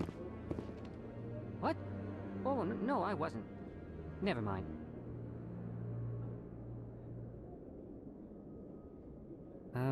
Yes, is there something you want? Why are you so interested in the Keepers? Keepers? I've got no interest in the Don't get coy. I know what I saw. I'm not so sure I should be talking to you about this. We're just talking. Is there something wrong with that? No. I guess it wouldn't hurt to tell you. I'm using a small scanner to gather readings on the Keepers. So far I've had mixed results. I find it difficult to get near the creatures. Why were you being so secretive about it, though? Well, technically we're not supposed to disturb the Keepers. I don't really think my scanning disturbs them, but the authorities might disagree. I'd like to do it more openly, but it's not really worth getting arrested over. I could help you out. I'm not worried about the authorities. I don't even know who you are. I'm Commander Shepard, with the Alliance military. Well, I suppose I could use the help. You'll need this. It's the scanning device I developed. Activate it each time you see a Keeper. All collected data will automatically upload to my database. I'll even send a few credits your way for each unique scan. I should get going then. Yes, I have much work myself. So long, and good luck with the scanning.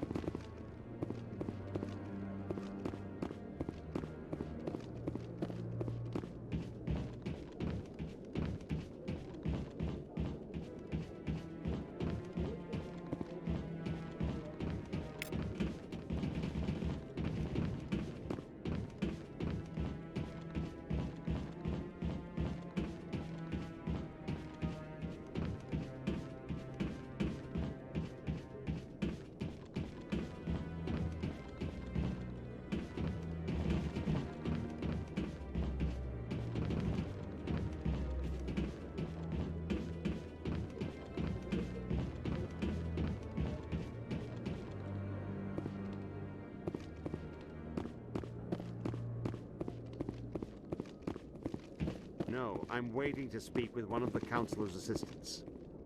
Commander? Commander?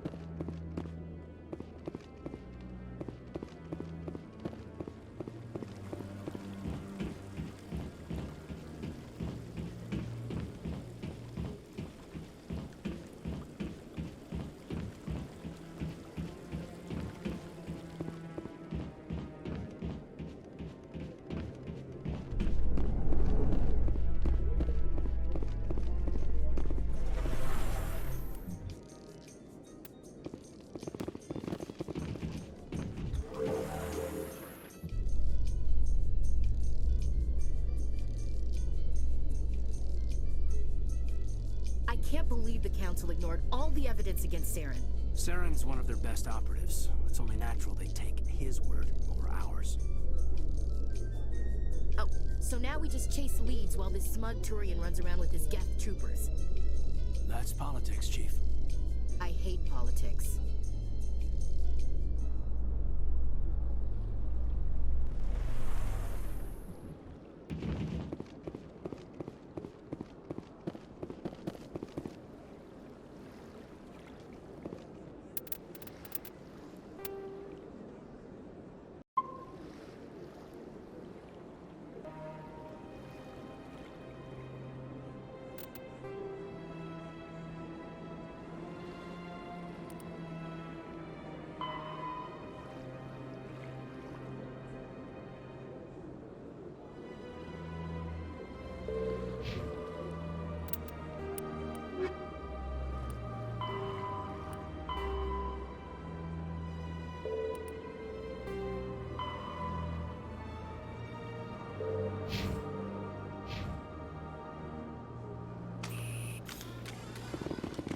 Look at that bug thing over there. What's it doing? Welcome to Presidium Tourism Terminal 2. You are standing near the base of the Citadel Tower, one of the Presidium's most recognizable and important structures. Behind me is the spectacular Relay Monument, a scale model representation of a Prothean mass relay. To your left is one of the Keepers, the enigmatic caretakers of the Citadel, working on a control panel. You may see Keepers involved in various tasks throughout all levels of the Citadel. We ask that you do not interfere with them in any way. The Keepers are essential to the smooth operation of the Citadel. Obstructing their daily work will result in harsh penalties, including incarceration and rehabilitation.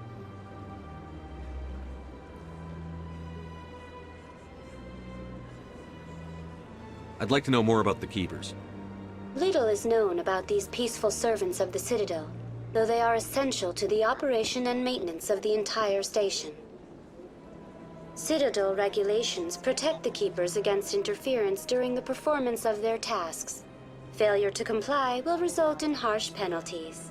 Keepers can be seen in all sections of the Citadel, but are typically found in and around the tower. Any particular reason there are so many Keepers in this area?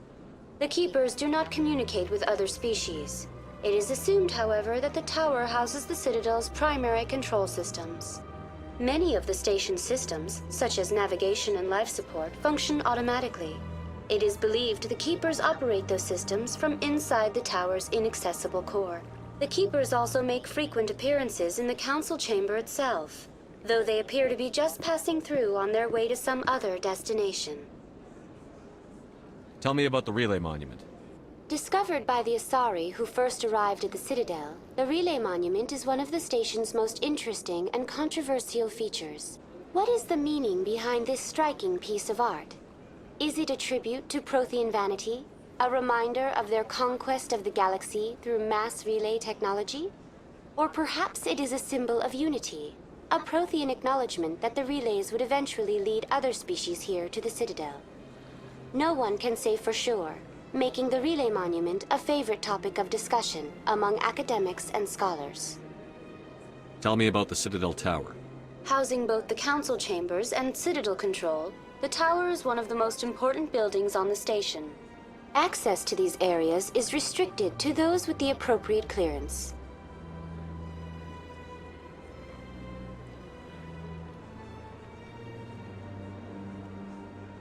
What happens in Citadel Control? Citadel Control handles all incoming and outbound transit. Every ship within 2,000 kilometers of the Citadel is under the jurisdiction of Citadel Control. At peak capacity, they are responsible for monitoring upwards of 1,000 vessels. I'd like to hear more about the council chambers. The business of the Council, which often has far-reaching effects on the galactic community, is conducted in a room at the apex of the Citadel Tower. The council chambers themselves are truly a magnificent sight to behold, though few get to experience the view in person. Typically, only the councilors, ambassadors, and high-ranking officials, along with various support staff, are allowed access. What if someone has business with the council? The average citizen must go through the proper channels if they wish an audience with the council. This is usually arranged through their respective ambassadors. Even then, few are given access to the actual council chambers. In most cases, the ambassador acts on behalf of the citizen. I've been inside the council chambers. Only a handful of visitors to the Citadel are ever granted that privilege. I would be jealous, but that is outside the scope of my programming. That's all for now. Thank you for using Avina. Have a pleasant day. Please do not disturb the Keepers.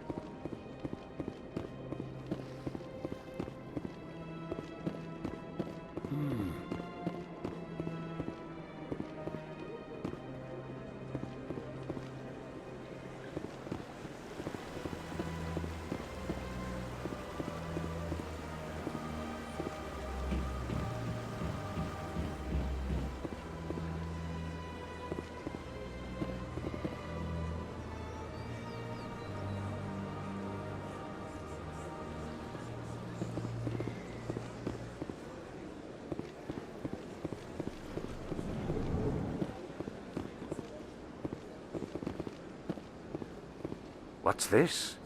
One of the Earth Clan. Ah, a very famous one, yes?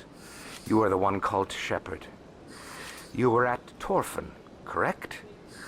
You led the final assault against the enemy base, if memory serves.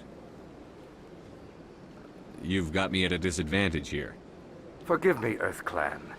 My name is Barla Vaughn. My job makes it necessary for me to keep informed.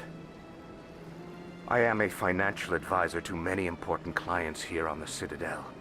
When someone as important as yourself arrives on the station, I take notice. I've heard you work for the Shadow Broker. Do you have any information about Saren? You're very blunt, Shepard. But you're right. I am an agent for the Shadow Broker. And I do know something about Saren. I hear your information can be expensive. Normally, this information would cost a small fortune. But these are exceptional circumstances. So I am going to give it to you for free. What's the catch? There is no catch. The Shadow Broker is quite upset with Saren right now. They used to do a lot of business, until Saren turned on him. Saren betrayed him. Imagine that. No matter what you think of Saren, he's not stupid. He knows the Shadow Broker is a valuable ally. Turning on him doesn't make sense. Not unless something huge was at stake. I don't know the details, but the Shadow Broker hired a freelancer to deal with it. A Krogan mercenary. That's not much to go on. I just told you that the most famous Spectre in the galaxy betrayed the Shadow Broker. Quite a bargain, considering the price. Speak with the Krogan if you want to learn more. I heard he was paying a visit to Citadel security. If you hurry, you might catch him before he leaves the Academy. Isn't it strange that a Krogan would want to speak with C-Sec? Very. However, I doubt the visit was entirely his choice. You'll need to speak with him if you want to know more. Tell me more about your job. Galactic finance is incredibly complex. A mix of laws and regulations from dozens of interstellar economies. I'm an expert in how all these economies interact. For a fee, I share my expertise. I also offer premium services for those clients who need someone to conduct business without drawing unwanted attention. Discreet and efficient. That's my motto. Sounds pretty shady. Everything I do falls completely within the bounds of interstellar commerce law. Even so, many of my clients would prefer their transactions remain undisclosed. For example, suppose a Hanar ambassador was petitioning the Council to reduce tariffs on Hanar goods. How would it look if he had money invested in a Hanar exporting company? Even if his true motives were to help his people, he would be accused of advancing the petition for his own personal gain. I can keep his personal finances private. Still sounds shady to me. Then we can only hope you will never be cursed with a large enough fortune to require my services. Tell me more about the Shadow Broker. Most people think I deal in finances, but my real currency is knowledge. I trade information, and it has made me very wealthy. But the Shadow Broker is the true master. Every day he buys and sells secrets that could topple governments, always giving them to the highest bidder. Yet somehow he never seems to upset the natural balance of power. All those secrets being passed around seem to even out. Nobody ends up with an advantage in the end. Any guess what his identity might be? I don't know. Nobody does. The Shadow Broker could be any race, any gender. I have a theory that it's actually an entire group working under one identity. How else could they juggle so many contacts at the same time? How else could they keep all that information from getting crossed? But they've got the perfect setup. Every government is forced to play their game so they don't get behind. But no matter how long you play, no matter how many secrets you buy, You can never win. I thought you'd know more about the man you work for. From time to time, I come across information I sell to the Shadow Broker. That's my only involvement. I like it that way. The more you know, the more dangerous the game becomes. I don't like danger, Commander. I'll leave that to you. What's it like living here on the Citadel? The station is without a doubt the greatest wonder in the galaxy. It is a technological marvel, but its true splendor goes much deeper than the hull and engines. From the Presidium to the wards, the entire station is a testament to the success of the Council. All the species of Citadel spaced together in a single strong community. What are the wards like? The cultural heart of the galaxy. They pulse with the lifeblood of millions of citizens from dozens of different species. You never know what you'll find down in the wards, Commander. It's always full of surprises. Fortunately, most of them are pleasant. What makes the Presidium so special? It is the political center of Citadel space. 80% of all intelligent species in the known galaxy acknowledge the Council's authority on interstellar matters. But only the most powerful and influential species have embassies here on the Presidium. This level of the station is reserved for the elite, Shepard. People like us. I should go. Goodbye, Commander.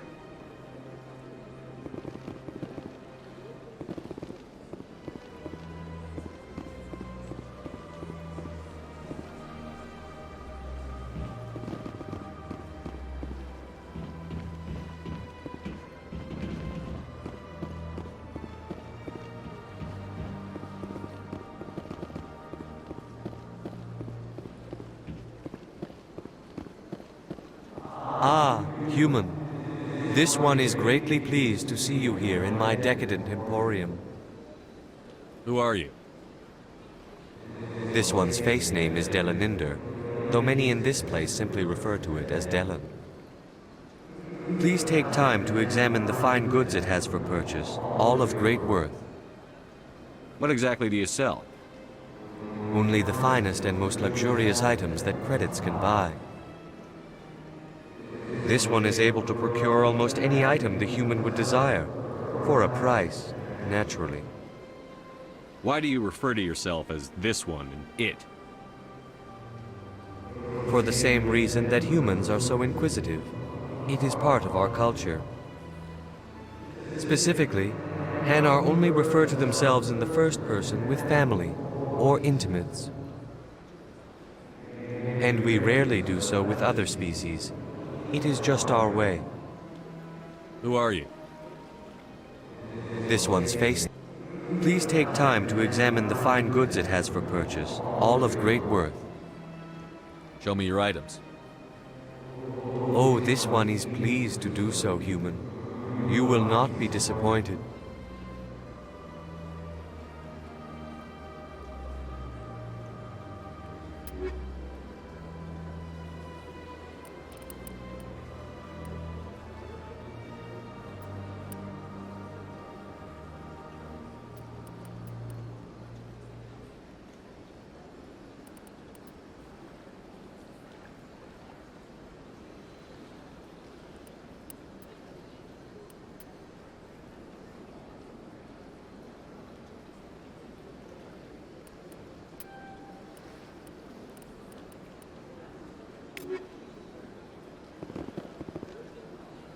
Commander, it is good. Show me your items. Oh, this one is pleased to do so, human. You will not be disappointed.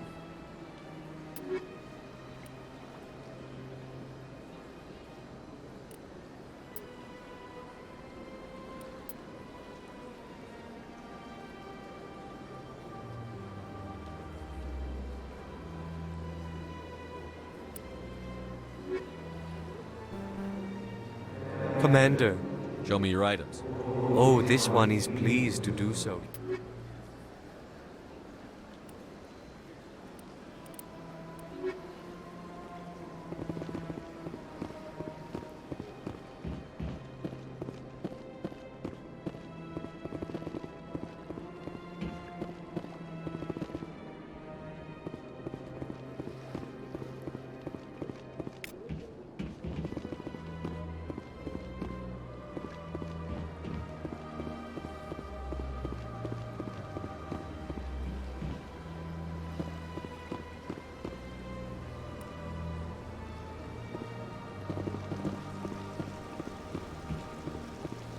Welcome to Presidium Tourism Terminal 3. Here in the financial district, a number of businesses offer various goods and services to their exclusive clientele. The statue you see before you was commissioned to honor the Krogan soldiers who gave their lives to protect Citadel space during the Rachni Wars. In the aftermath of the Krogan rebellions, several embassies petitioned to have the statue removed. However, this motion was eventually quashed by the Council. Tell me more about the Krogan rebellions. In recognition of their efforts during the Rachni Wars, the Krogan were granted several new colony worlds by the Council. Over the next 400 years, the Krogan species began to expand. Blessed with an extremely high birth rate, their numbers began to swell. Faced with a critical overpopulation crisis, the Krogan started a violent colonization of nearby worlds inhabited by other Council species. The Krogan rebellions had begun. For a full century, the Council and its member species fought to bring the Krogan under control. With the aid of the newly discovered Turian Empire, they were ultimately successful. You needed the Krogan to stop the Rachni, then you needed the Turians to stop the Krogan. So who's gonna stop the Turians? I am sorry, but that question is beyond my programming parameters. The Turians are members of the Citadel Council. They are not a threat to galactic peace. Why did the Council fight so hard to keep the statue? The Krogan were instrumental in saving the galaxy from the Rachni threat. The Council believed this historical fact should not be forgotten. The Council also hoped that preserving the memorial would improve diplomatic relations with the Krogan and bring about a peaceful resolution to the rebellions. Unfortunately, the Krogan refused to negotiate and only surrendered after their population and homeworlds had been ravaged by the Turians. What were the Rachni Wars? Nearly 2,200 years ago, explorers seeking to expand Citadel space opened up mass relays leading to systems controlled by the Rachni. A highly intelligent and aggressive insect race, the Rachni unleashed a war of conquest against the rest of the galaxy that lasted for nearly 3 centuries. The emergence of the Krogan finally turned the tide in favor of the Citadel species. Krogan forces provided the numbers necessary to halt the Rachni advance and drive them back. The Krogan then pursued their retreating fleets. Able to survive the harsh environments of the Rachni homeworlds, the Krogan hunted their enemy to extinction. That's all for now. Thank you for using Avina. Have a pleasant day.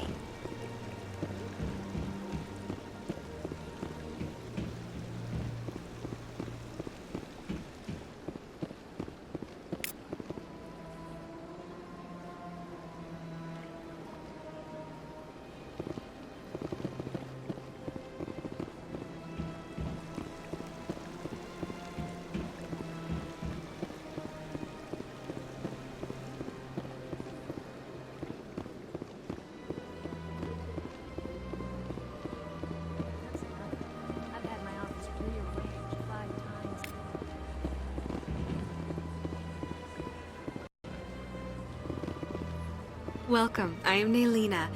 I don't recognize you as one of our expected clients today. Would you like me to see when the consort will be able to meet with you? Can't I just go in? I'm afraid not. Yeah, you must understand there are many who seek the consort services. But if you wish to leave your name, she'll make every effort to meet with you. What do you do here, Nolina? I'm one of the consort's acolytes. Many of the people here today will not see the consort, but they expect to be attended to just the same. It's our job to ensure that they leave contented. What exactly do you attend to?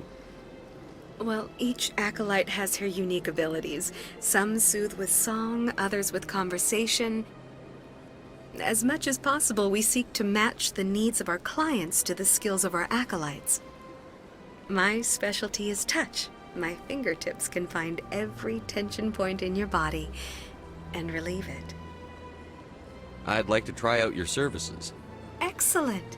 I'll add you to our client list. We should be able to see you in 3 or 4 months.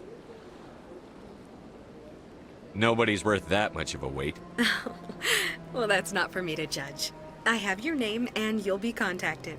Is there anything else? What is the consort? What does she do? It's difficult to explain. She's many things to many people and something different for each. Some seek her for advice, some for entertainment, others still for pleasure. Most of the time, our clients won't realize what they were seeking until after she has provided it for them. You make her sound like some kind of oracle. No, not in the usual sense. She's merely a woman with remarkable compassion and a generous spirit. I suggest you make an appointment and see for yourself. I think I'm done here. Oh, well, I hope you'll return again in the future. We always enjoy seeing new clients. Melina. Yes, Shaira?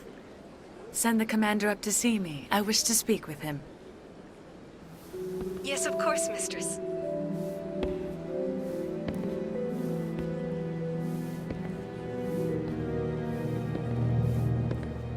Huh. It appears the consort has taken notice of you. She'd like to meet with you now. What does she want to see me for? I don't know. You'll have to ask her yourself. Just head upstairs. She'll be waiting for you.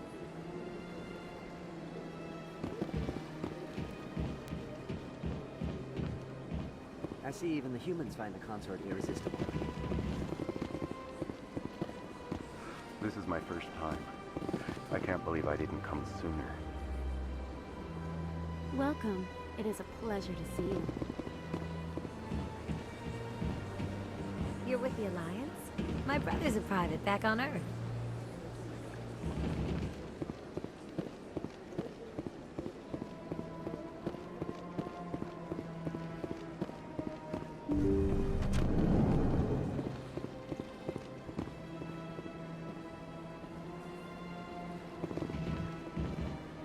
That is close enough, Commander. I've heard a great many things about you since your arrival here in our citadel. I don't like people spying on me. I apologize, Commander. I make it my business to know when important people arrive on the station. Many of them become clients. But that is not why I asked you here. I have a certain problem that could use your expertise. Tell me about this problem you're having. I have a friend, Septimus, a retired Turian general. I won't discuss the details, but he wanted me to be more than I could be.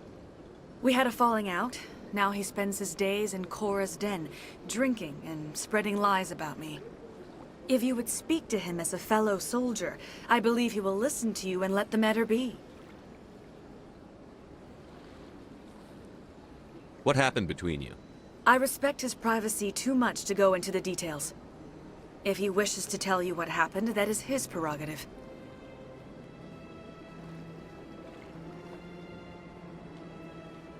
What exactly do you want me to tell him? Appeal to his sense of honor. Remind him of his position as a general. If you can convince him to stop spreading lies about me, I would be very grateful.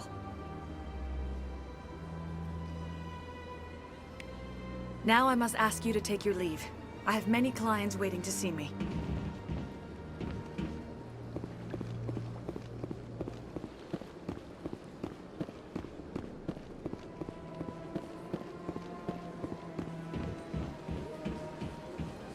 I have to admit I'm a little nervous.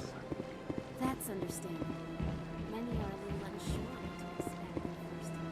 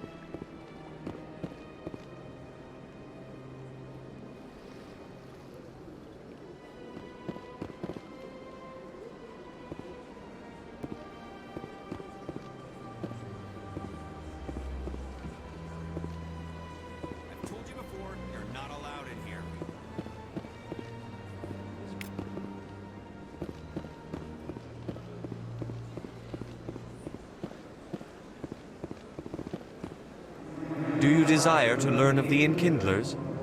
Or has the Honorable CSEC officer enlisted assistance? Are you allowed to preach here in the Presidium? The words this unworthy one speaks are merely observations of the truth. The CSEC officer requests that this one purchase an evangelical permit to spread the truth of the Enkindlers.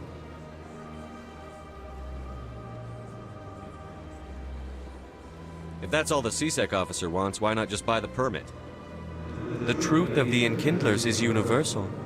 This one humbly believes that the truth should not be suppressed. Exacting payment as a means of imposing limits upon the truth is an abrogation of this one's religious freedom. So you're breaking the law by preaching without a permit right now? The CSEC officer states that preaching in this place is forbidden, and preaching anywhere on the Citadel requires a permit. This one humbly submits that it is not preaching to state the truth of the Enkindlers, and thus no permit should be necessary. Who are the Enkindlers? Your people know them as the Protheans. They are the true creators of this one's people. The Enkindlers raised the Hanar from ignorance into consciousness by granting this one's people the gift of speech. Let me talk to the CSEC officer. Perhaps I can explain the situation. This one would be most grateful for the assistance. Please let... That Hanar refuses to listen to reason. Why can't it act in an orderly and lawful manner?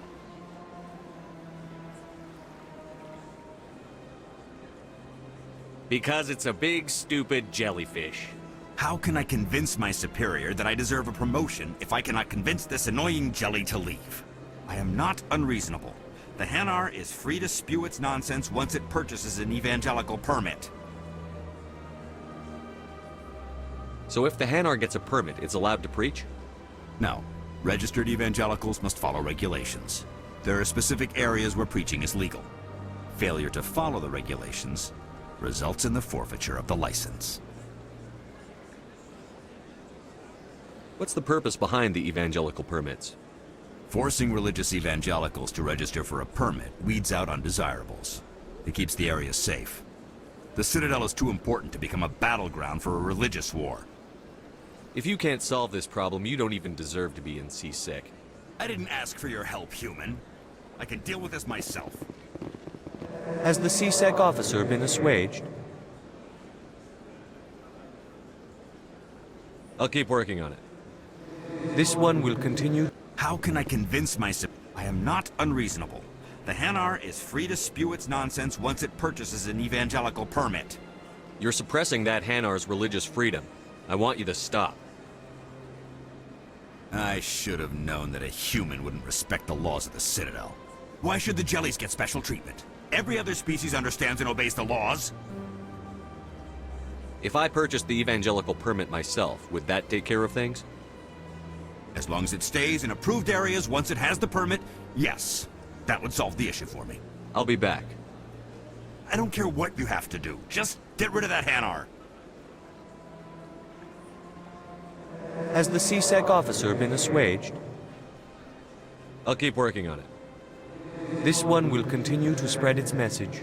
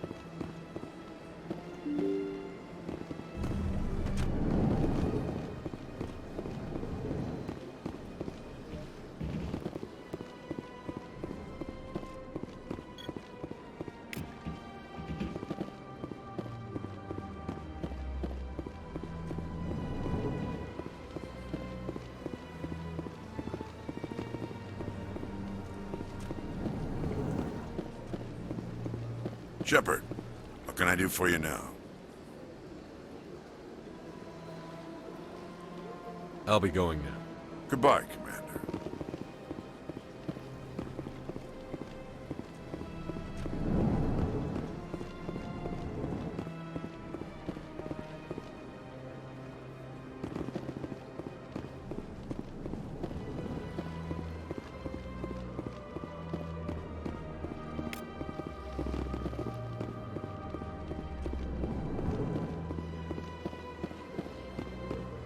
I don't have time to talk now. I'm very busy.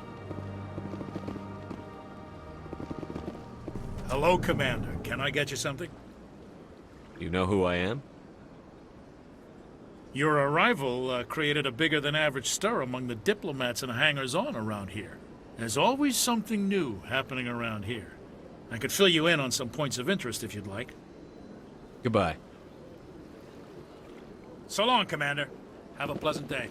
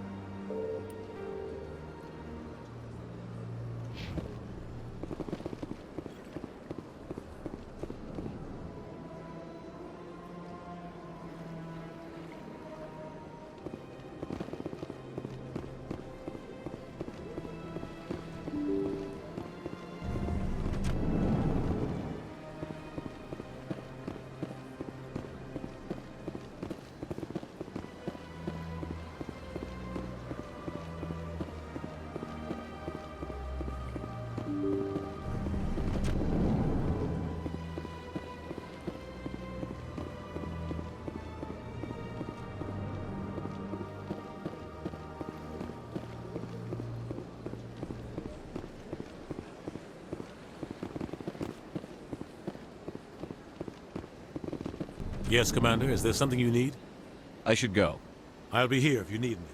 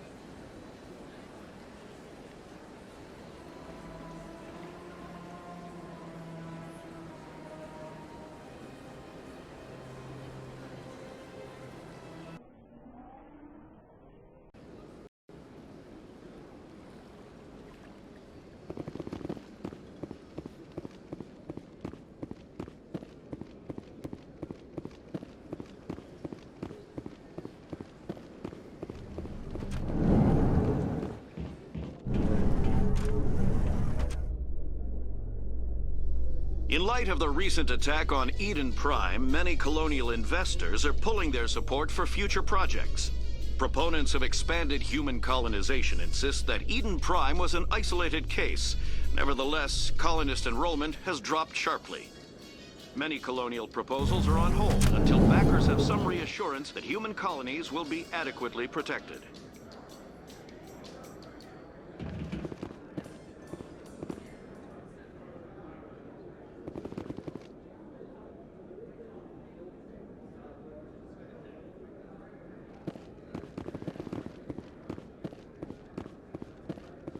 Do you really think we'll find him down here? He always stops in for a few games of Quasar before he makes his drop. Fist is gonna be pissed if we take down his supplier. That's the point. We want him angry. Angry people make mistakes. There's just something about Fist that makes me nervous. Good. He's a dangerous man. Now keep your eyes peeled for our mark.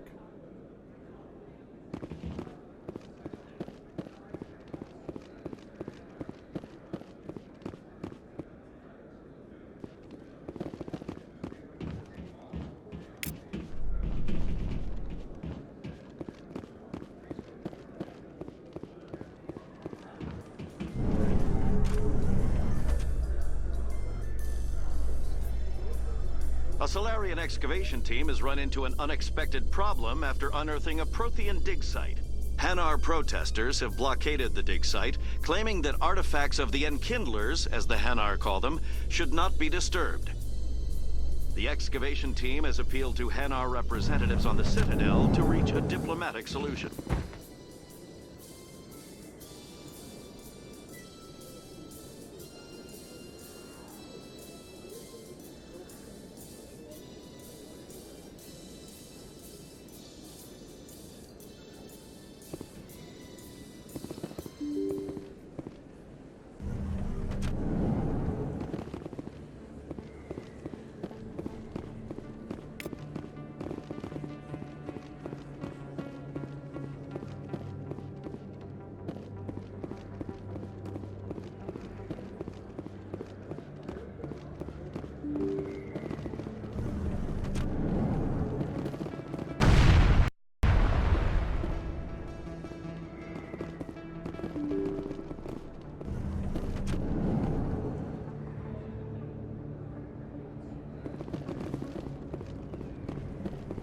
That's him.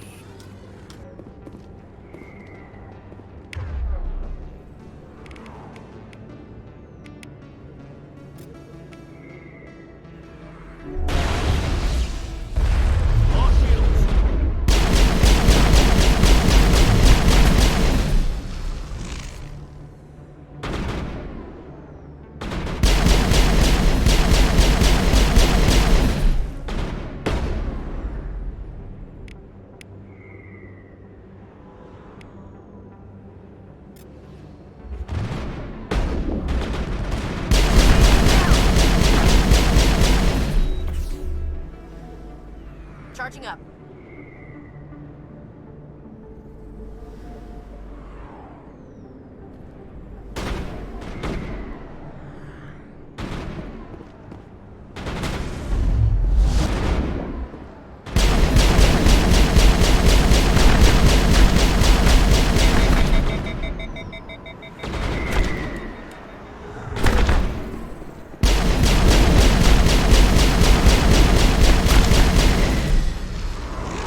Those were Saren's men. Area secured.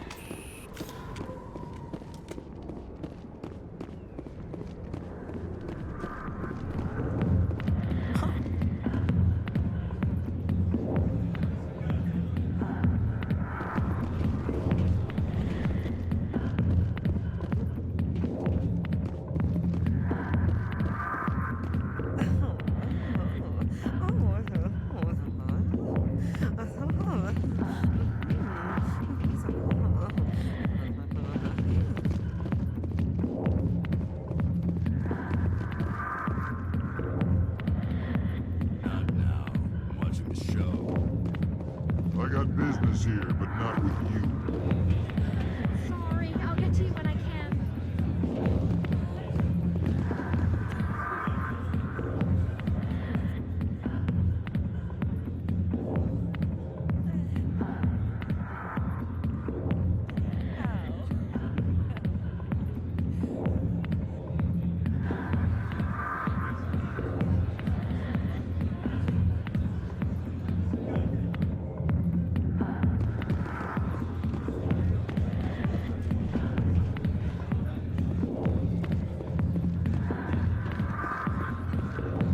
Commander, what do you want? I'm here on Shaira's behalf. Your lies are hurting her. Good! Her lies have been killing me for days. I've seen a lot of horrible things in my days, and There's only one woman in this damn galaxy that helps me forget it. So if you feel that way, then why spread lies about her? Because she rejected me. Me! Septimus Oraka, General of the Turian Fleet. Is she really worth it? There must be other women. It's not just any woman I want. It's her, and her alone. Look, kid, I appreciate what you're trying to do, but don't waste your time.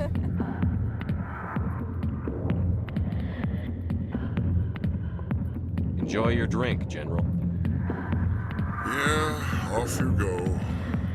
See you later, kid. I don't feel right just leaving like this. Don't waste your time, kid.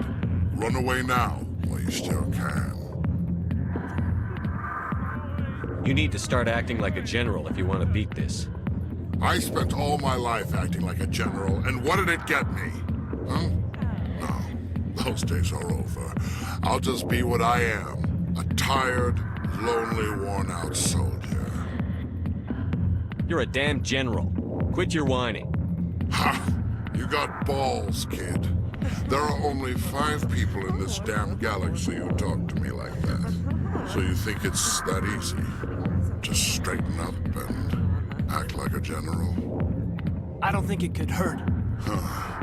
Maybe you're right, Commander. Sha'ira's worth the effort, even if she won't have me back. Now get up and get moving, General. All right. I'll go to her. After I've had a cold shower or 2. Say, you're a bright kid. Would you be interested in earning a few extra credits? What do you want me to do? There's an L-Corps diplomat out there who believes Sha'ira gave up his secrets. Why does he think that? Because I told him. Look, I just need you to convince him of the truth. Why can't you tell him yourself? Well, the last time he saw me, I was disparaging his ancestors and shouting his secrets in public. Take this datapad. It shows where I got my info. It will exonerate Sha'ira and convince the L-Corps. Who am I taking it to, and where is he? His name is Zaltan. He's an L-Corps diplomat. He's over in the embassies complaining about Sha'ira. Well, here's to soldiers acting like soldiers. Thanks, Commander. You know, you might make a good general yourself one day. Hard to imagine a general like that getting so upset about a woman. That's because you don't understand women, kid. Alliance military. I could have been a Marine, you know. Instead, I joined the goddamn Citadel security. Biggest mistake of my life. I'm looking for a C-Sec officer, a Turian named Garrus. Garrus? You must be one of Captain Anderson's crew.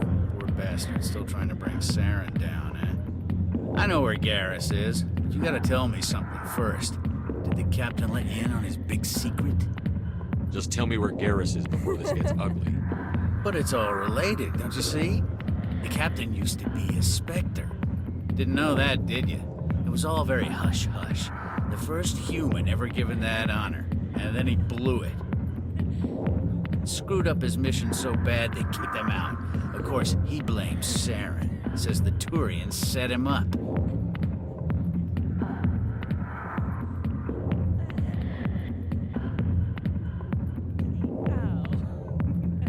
You said they covered all this up. How'd you hear about it? I spent 20 years working cases here on the Citadel. People on this station love to talk. Secrets are like herpes. If you got them, you might as well spread them around. One more chance. Tell me where Garrus is. Now. Okay, settle down. I went to speak to Dr. Michelle, over in the med clinic on the other side of the wards. How well do you know Captain Anderson?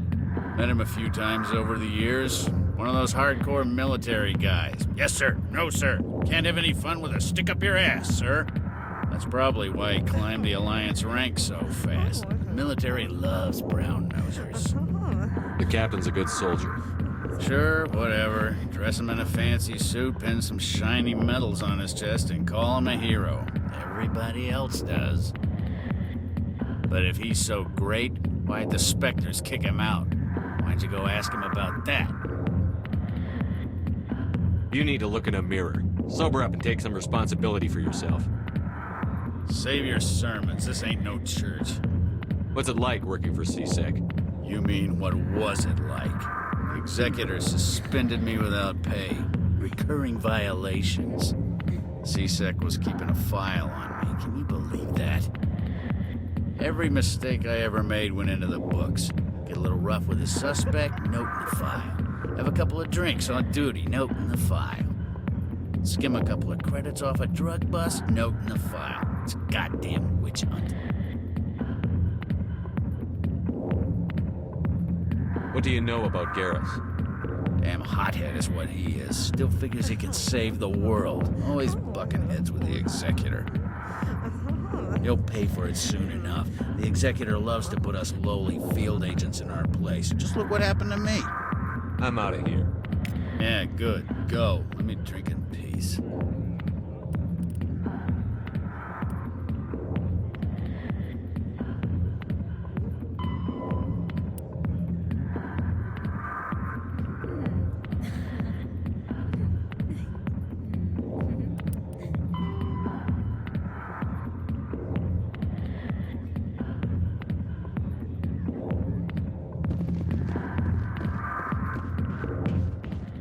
The back rooms are private, reserved for Fist and his friends. Who's Fist? He owns this club, but the customers have to stay out front. Goodbye. Enjoy the club.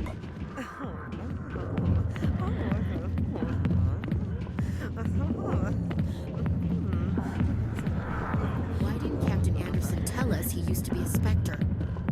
Maybe it's not true. Harkin's an ass. Bet he's just messing with our heads. You're probably right. Still.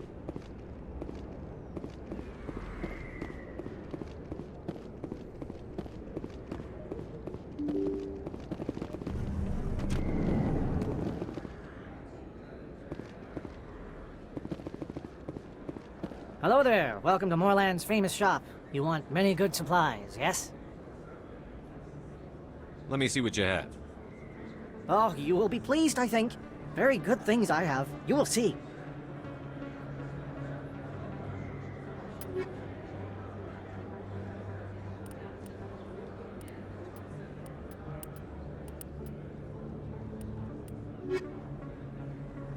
Hello there. Welcome to Moorland's famous shop.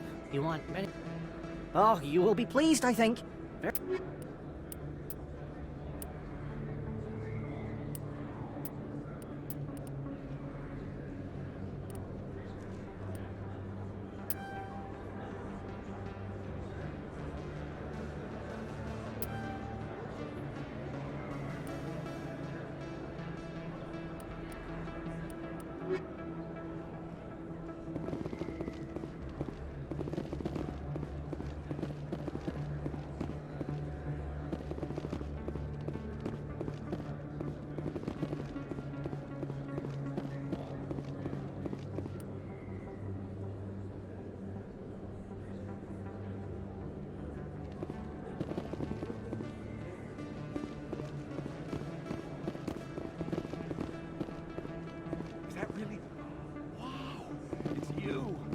You're Commander Shepard, the hero of Eden Prime. I am so honored to meet you. Do I know you? No, I'm just a fan. One of your biggest fans, actually. My name is Conrad. Conrad Werner. They say you killed more than 100 Geth on Eden Prime. They say a lot of things. I was too busy killing them to count.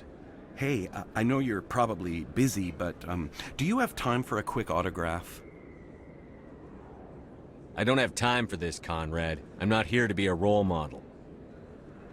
Oh, I see how it is. Commander Shepard doesn't have time for the little people. Far be it for me to get in your way. You go be a hero.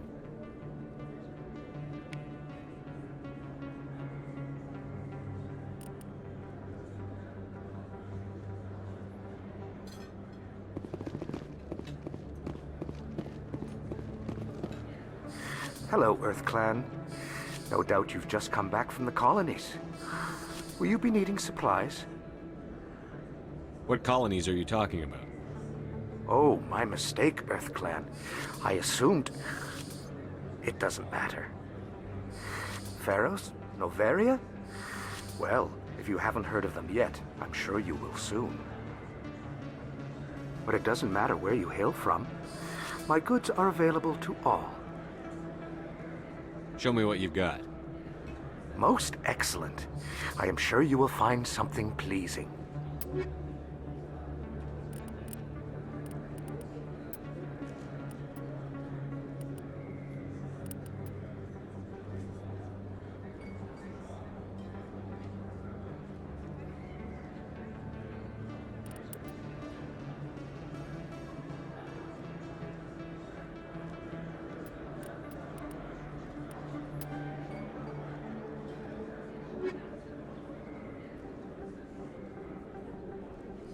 Best place on this ward to buy upgrades.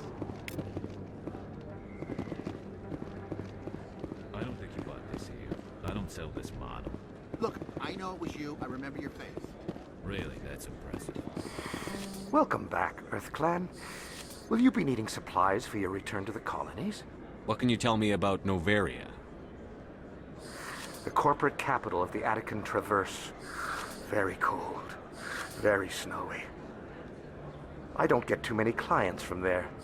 They all have their own private suppliers. I'd like to know more about Pharos. It's an old Prothean world. Their buildings still litter the surface.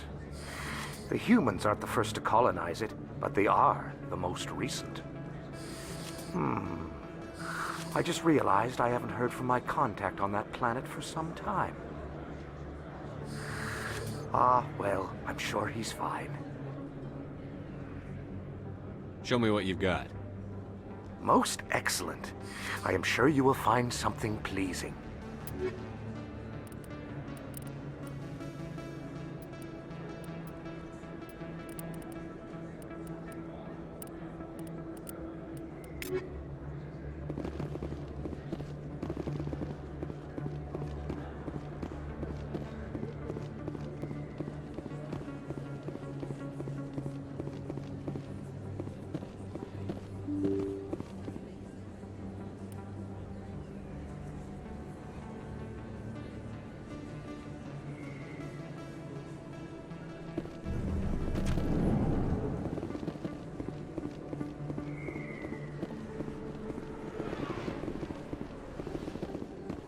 Commander Shepard? I'm Emily Wong. I'm an investigative journalist working here on the Citadel. Could I have a moment of your time? What do you need? I've been hunting for evidence of corruption and organized crime on the Citadel, but there are places I can't go.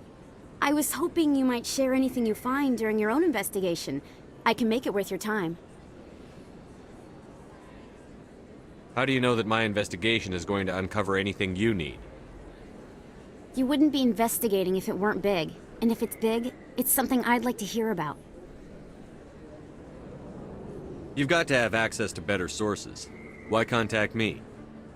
I'm using every source I can find, but I think I've got a better shot with you. I read about the siege of Torfin, sending your men to their deaths, shooting slavers as they tried to surrender.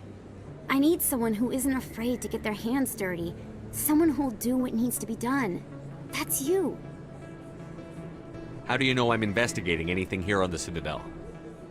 I'm a good journalist, Commander Shepard. Word gets around.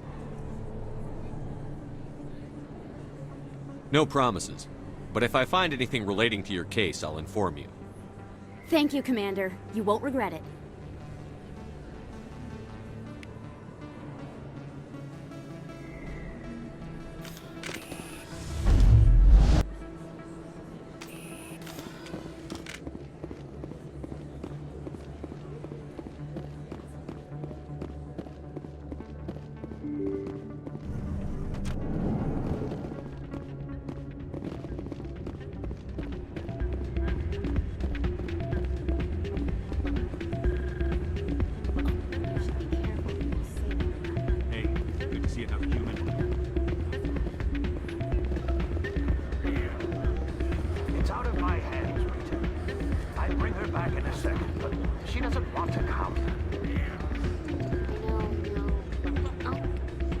sorry, I'm kind of busy right now.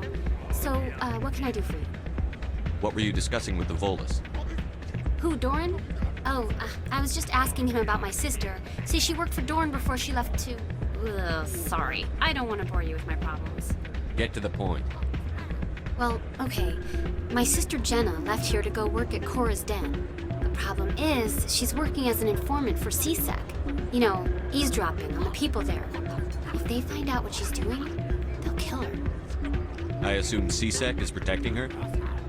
They can't watch her all the time. I don't know. Sometimes I think she stays there just to spite me. Do you know who her contact at CSEC is? No, it's all very secret.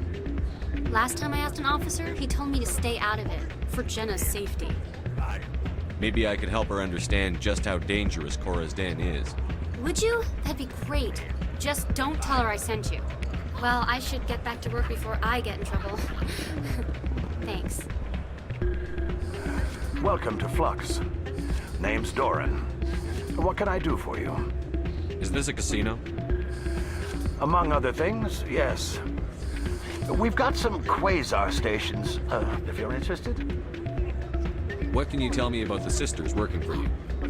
Well, Jenna left to work at Cora's Den. Now her sister Rita is all worried she might be in some kind of trouble. Not much chance Jenna will change her mind, though. She's a stubborn one. If she wanted to come back, I'd take her in a second. The customers loved her. Are you the owner? Owner, cook, and bartender. I've even been known to dance a little when the mood strikes me. We've got some quasar stations, if you're interested. Goodbye. Enjoy your time here at Flux. I'm waiting for someone else.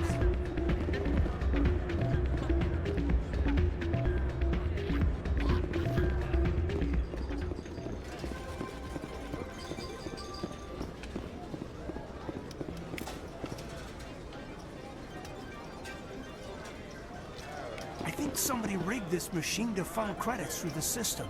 Let me trace the signal.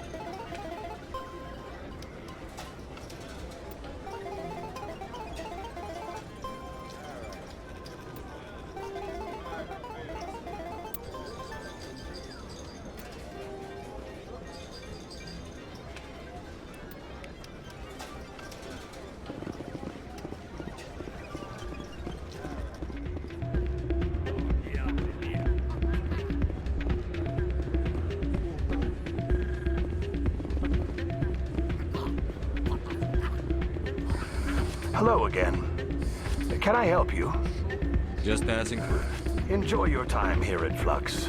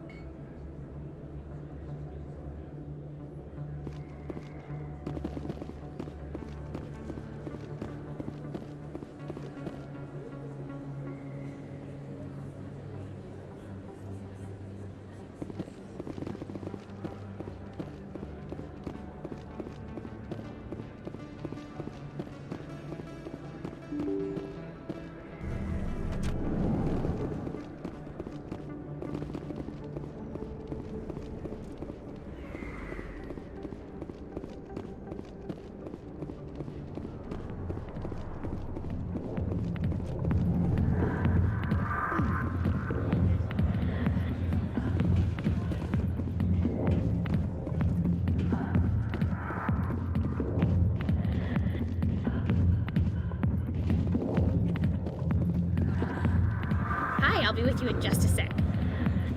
I need to talk to you about your work with C-Sec. I don't know what you're talking about. Now, if you don't mind, I need to get back to my customers. This isn't a game, Jenna. These people are dangerous. Now you sound like my sister. Why is everyone so concerned about me? I can take care of myself. I need to go. I'm not a stripper. I don't get paid to stand around and look pretty. Charming girl.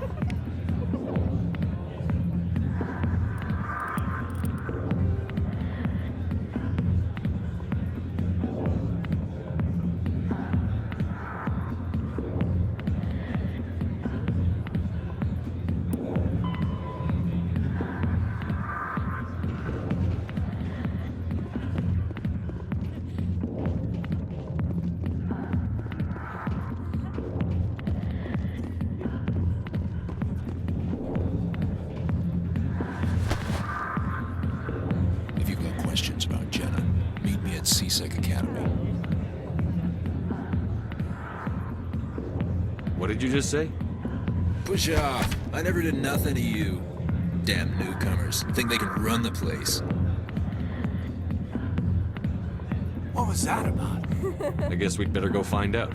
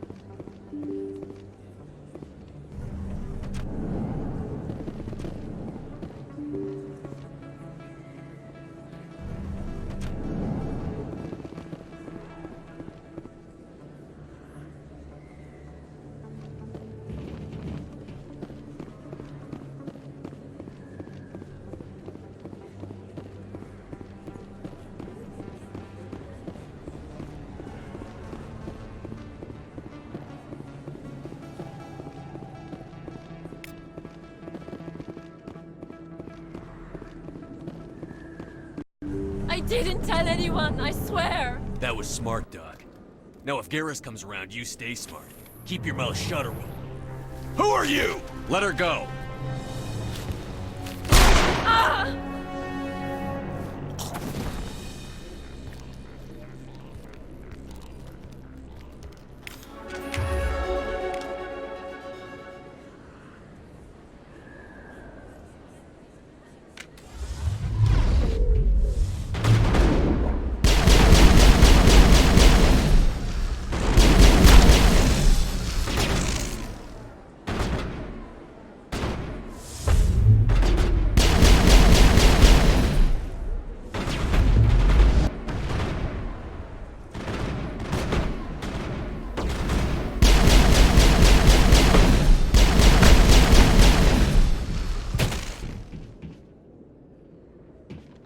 Clear.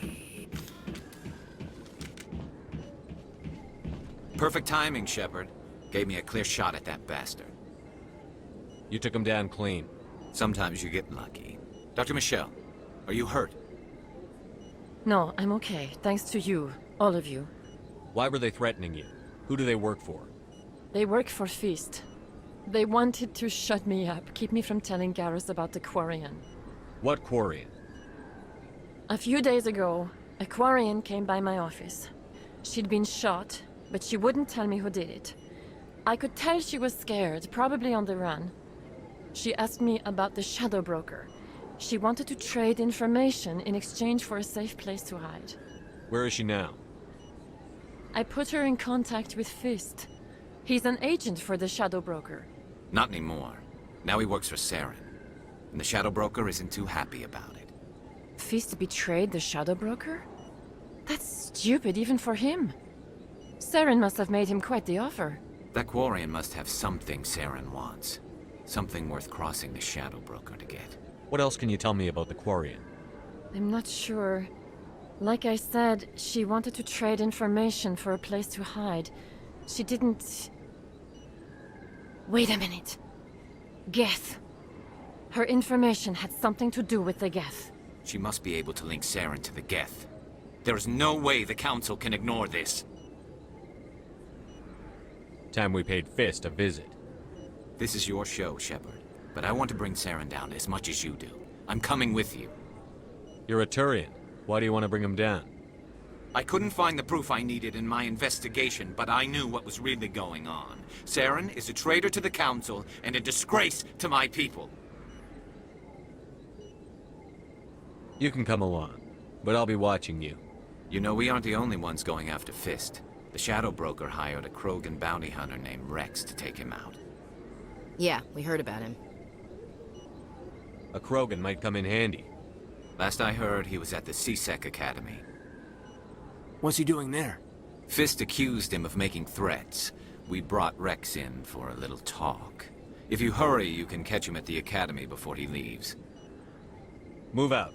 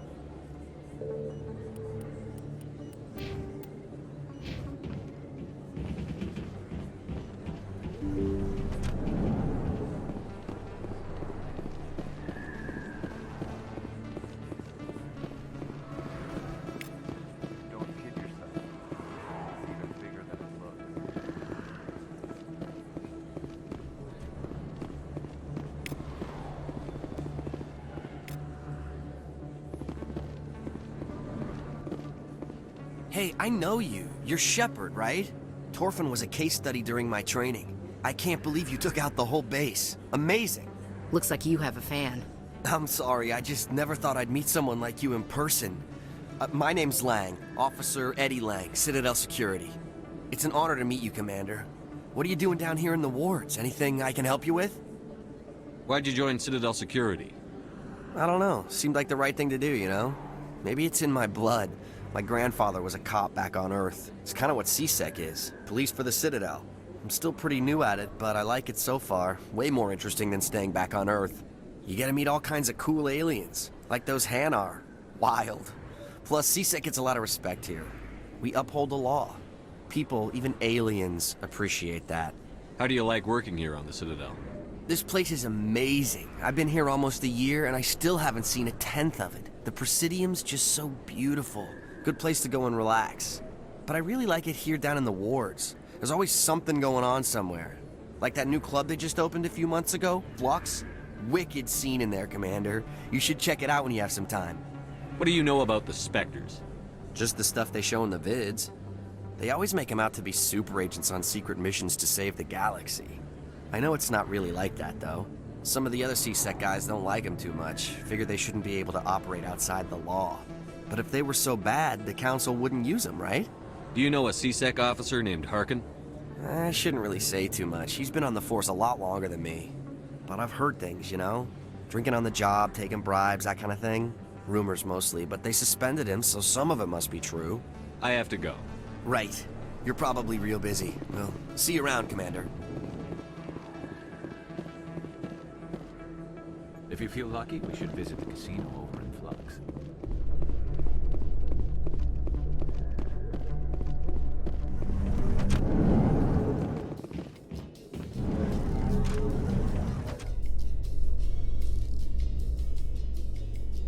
Binary Helix has settled out of court with a Krogan group that had accused the Genetics Corporation of fraud.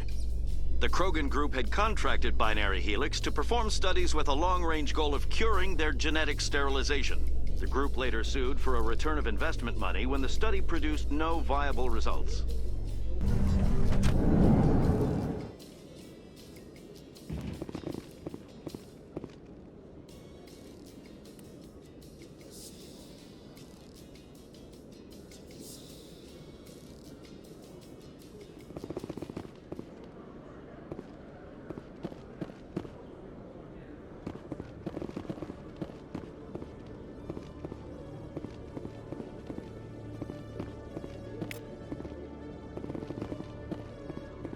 One sec, looking you up.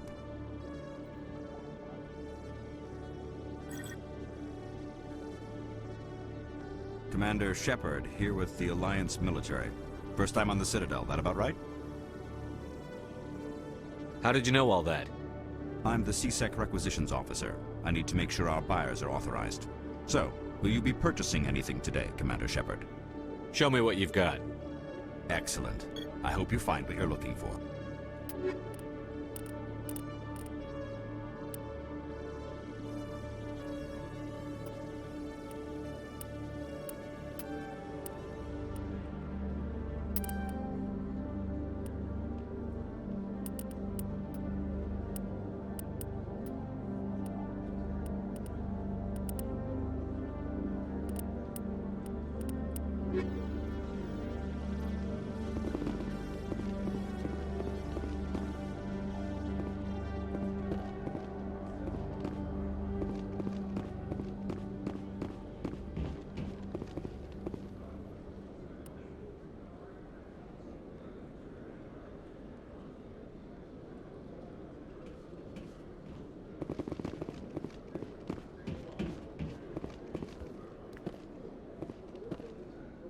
Witnesses saw you making threats in Fist's bar.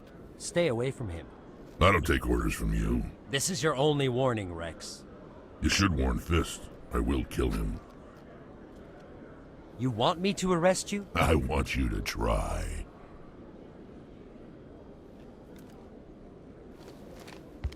Go on. Get out of here. Do I know you, human? My name's Shepard. I'm going after Fist. Thought you might want to come along. Shepard. Commander Shepard. I've heard a lot about you. We're both warriors, Shepard. Out of respect, I'll give you a fair warning. I'm going to kill Fist. Fist knows you're coming. We'll have a better chance if we all work together. My people have a saying. Seek the enemy of your enemy, and you will find a friend. I think we're gonna get along just fine, Rex. Let's go. I hate to keep Fist waiting.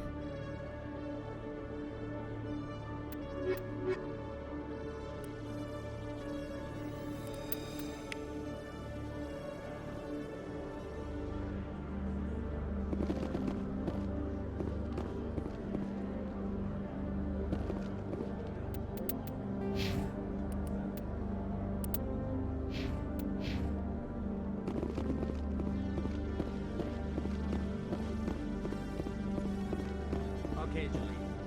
Let me get this straight. Your business partner, sure, he's threatened you. Well, no, not exactly. But he wants to meet with me. I think he's going to kill me. And why do you think that? I can't really get into the details. But Shorben will kill me if I leave here unprotected. I can't help you. Not unless you give me something more to go on. Hey there! Oh, you're not C-Sec, are you? Did you want something? I think I'll be going. Oh, it's you again. They still won't believe me, you know. Nobody believes me. What won't anybody believe? My colleague is trying to kill me, and I thought we were friends. How do you know he wants you dead? He's changed. He won't talk to me at work anymore, and he started following me. Yesterday, he followed me all the way home, just waiting for a chance. I don't care what anyone thinks. He wants me gone. I know it. Is there something I can do? Talk to your friend, maybe? Would you? That's all I want. Someone to talk to him. Tell him to leave me alone. He thinks he can just push me around, but you'll show him, won't you? Just tell me where he is and I'll go find him. Oh, right.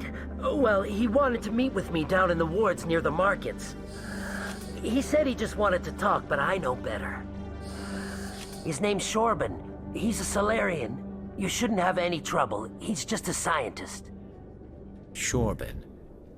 That's the guy who wanted us to scam the Keepers. The Keepers? Well, even more reason to go after him. That's against regulations. If I find out he's lied to me... Anything's possible with Shorben these days. Well, good luck.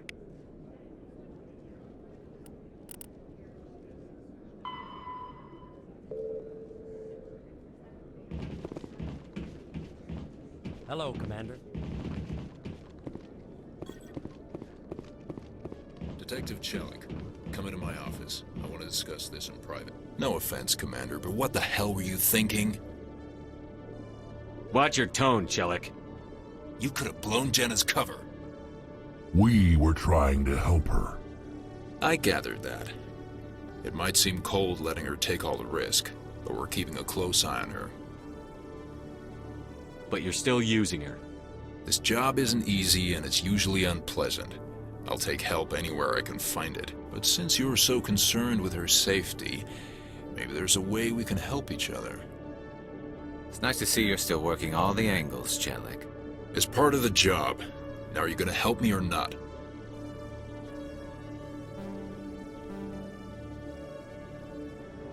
I'll help you, but I need some details. I'm trying to track down an illegal arms producer. I just need some of their product. Thanks to Jenna's intel, I've learned there's a seller here on the Citadel. Meet our man named Jax. Pick up the mods and bring them back here. That'll give me everything I need. Why are you so concerned about these mods? We have access to some of the most sophisticated weaponry there is. It's what gives us our edge. What do you suppose happens when we lose that edge? These give criminals an advantage we can't afford to let them keep. I'll persuade Jax to tell me where these mods are coming from. No. You tip Jax off, and all my leads will disappear faster than you can say bad bust. Where can I find this Jax? Jax is down in the lower level of the markets. I'll send word through our channels that you're the buyer. Good luck, Commander.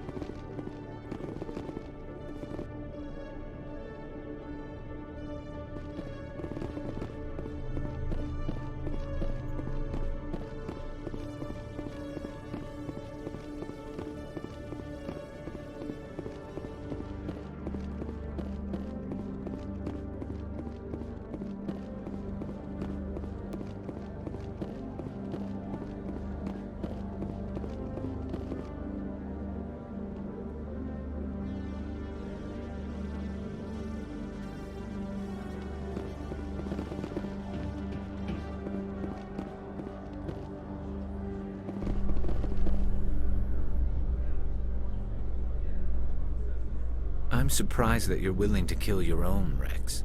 Aren't the Krogan just a few generations away from extinction? You don't get it. For all your talk of honor and pride, the Turians never had to test their principles in a real struggle.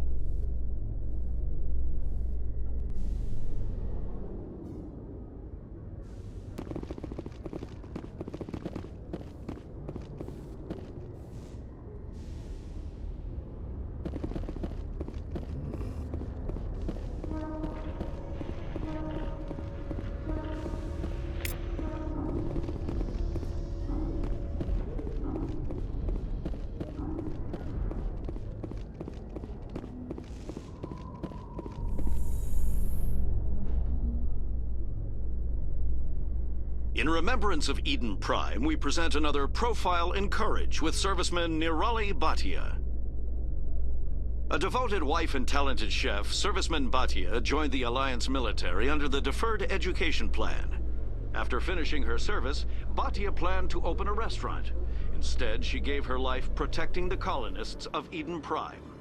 For more Profiles in Courage, or to explore opportunities in the military, please visit the Alliance military on the extranet. Keyword, Courage.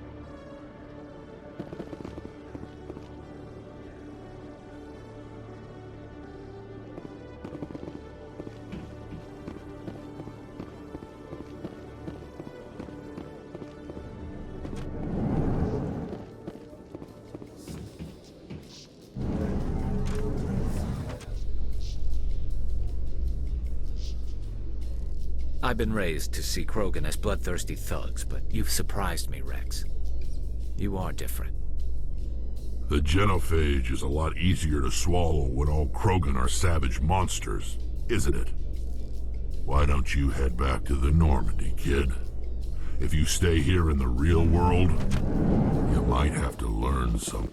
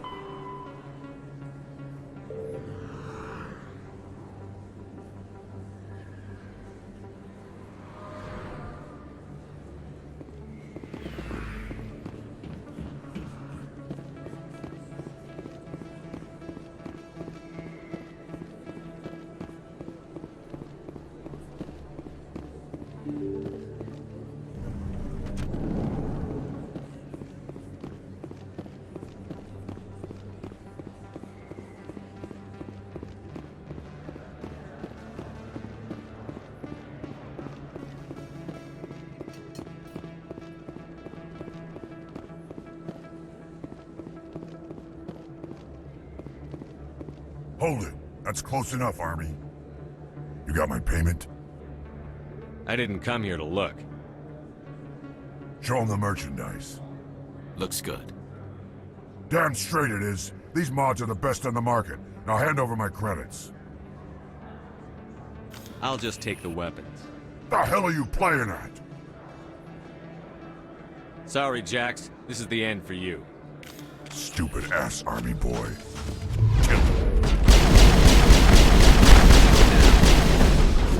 Flush shield!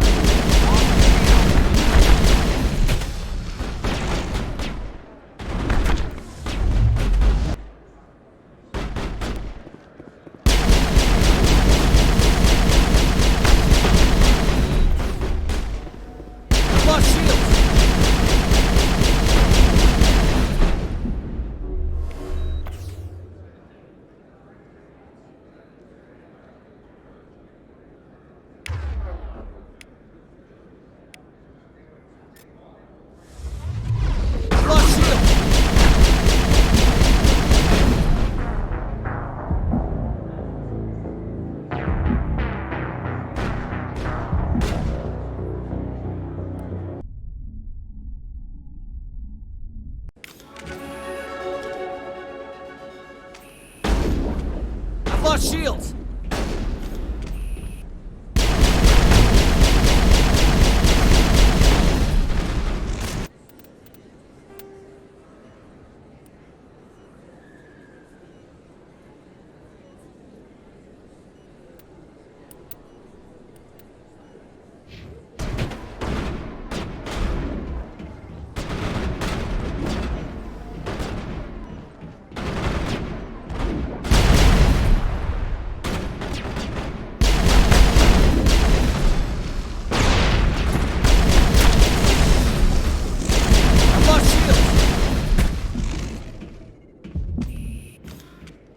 Negative contacts, Commander. Perfect timing, Shepard. Gave me a clear shot at that. Glad I could help. Dr. Michelle. No, I'm okay. Why were they threatening you? They work for Feast. What Quarian? She asked me about the Shadow Broker. Where is she now? Not anymore. Feast betrayed. That Quarian must have something, Saren. What else can you tell me about I'm her? not sure. She must be able to link Saren to the Geth. There is no way the Council can ignore this.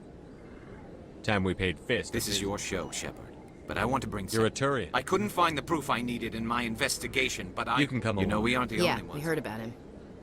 A Krogan. Last I heard, Fist accused... Move out.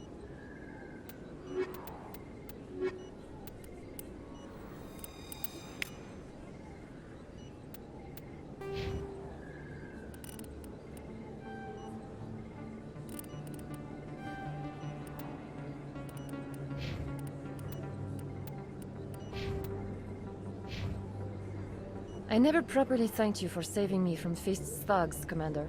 I don't know what would have happened if you hadn't been there. You're a doctor. How did you end up here on the Citadel? My parents brought me here when I was young. My father was a medic with the Alliance. I chose to keep the medical tradition alive, but not the military. Fixing up wounded soldiers isn't my idea of fun. Let me take a look at what you have for sale. Of course.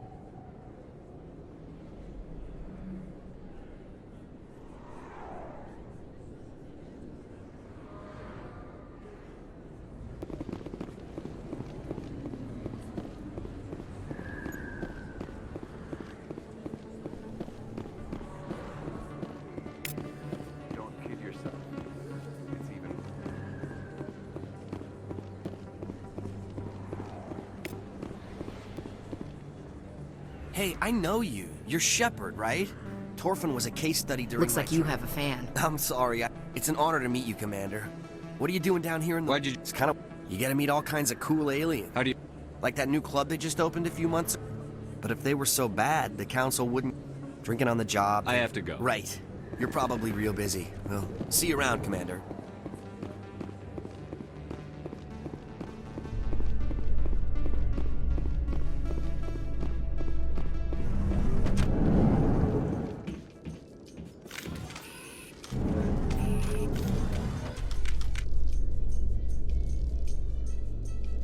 Binary Helix has settled out of court with a Krogan group that had accused the Genetics Corporation of fraud. The Krogan group had contracted Binary Helix to perform studies with a long-range goal of curing their genetic sterilization. The group later sued for a return of investment money when the study produced no viable results.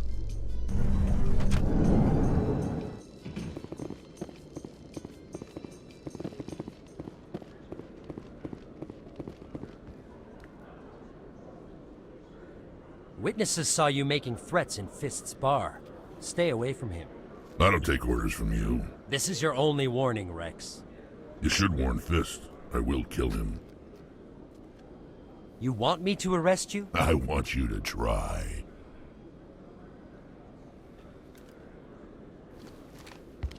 Go on. Get out of here. Do I know you, human? My name's Shepard. We're both warriors, Shepard. Out of respect, I'll give you a fair warning. I'm going to kill Fist. Fist knows you're coming. We'll have a better chance if we all work together. My people have a saying. Seek the enemy of your enemy, and you will find a friend. I think we're gonna get along. Let's go.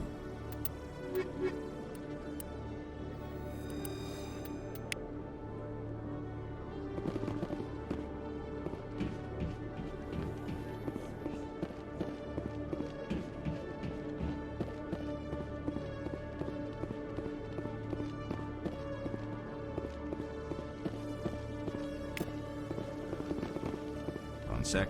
Commander Shepard, here with the Alliance military. How do you know who I am? I'm the C-Sec... So, will you be purchasing anything today? Show me what you've got.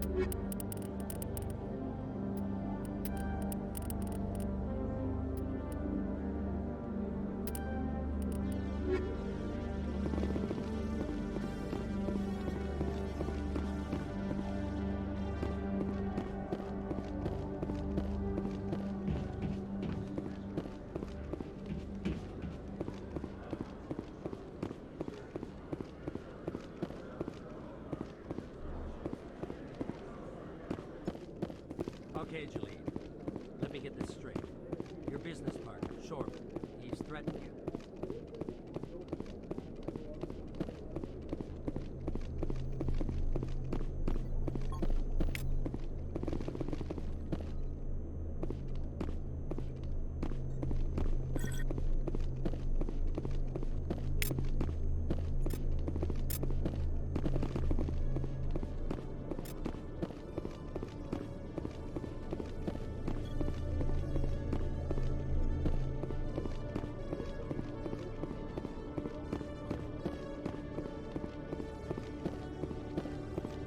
Detective Jellick, come in a moment. No offense, Commander, but what the hell were you thinking?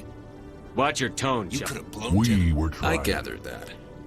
It might seem cold letting her take all the risk, but we're keeping a close eye. It's too dangerous. You need to find another It's way. not that simple. This job isn't easy, but since you're so It's nice to see you're still working It's hard. part of the job. Now, are you going to help me or not? I'll help you. I'm trying to track down a... Thanks to Jen, meet our man named Jax. Pick up the mods and bring them back here. That'll give me everything. Why are you so These give criminals an advantage we can't afford to let them keep. I'll persuade. No. You tip Jax off, and all my leads will disappear faster than you can say bad bust. Where can I find this? Jax is down and... Good luck, Commander.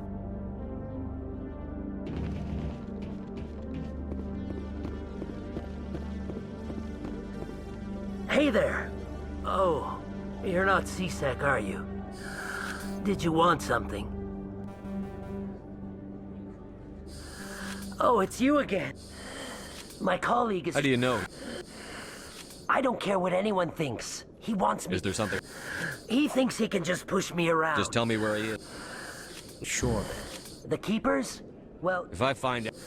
Well, good...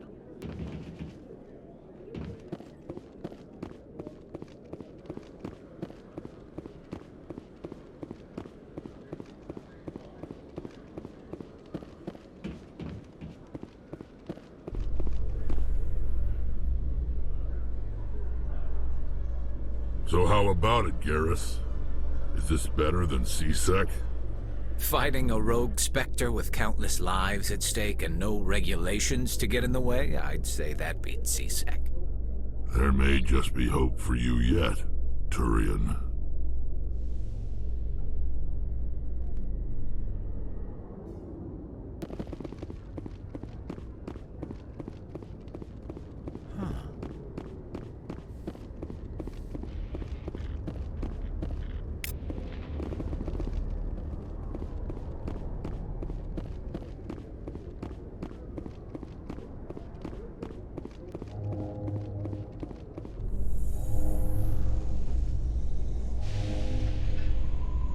In remembrance of Eden Prime, we present another Profile in Courage with serviceman Nirali Bhatia. A devoted wife and talented chef, serviceman Bhatia joined the Alliance military under the Deferred Education Plan. After finishing her service, Bhatia planned to open a restaurant. Instead, she gave her life protecting the colonists of Eden Prime.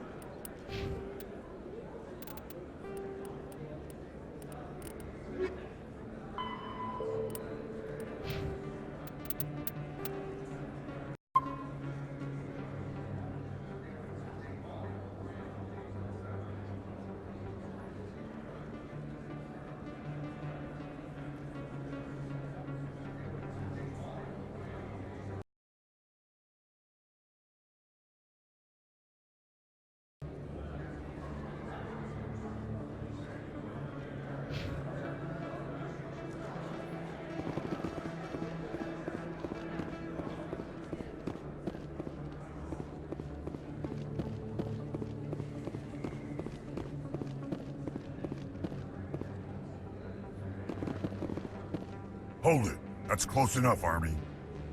You got my payment? I didn't come here to look. Show them the merchandise. Looks good. Damn straight it is. These mods are the best on the market. Now hand over my credits. Here you go. Here you go. Enjoy it. Come on, boys. We're done here.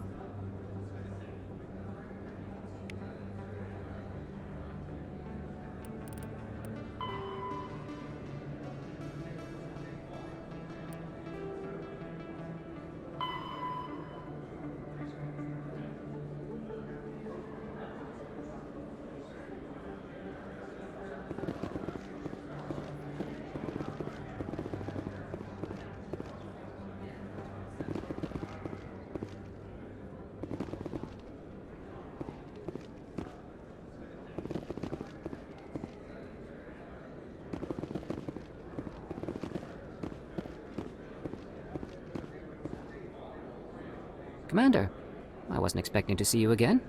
Is there something you want? Drop the act. I want to know what's going on, Shorban. I'm not sure what you're referring to. My experiments are... We're not buying it. Jalid told us you've been after him. You spoke with Jalid?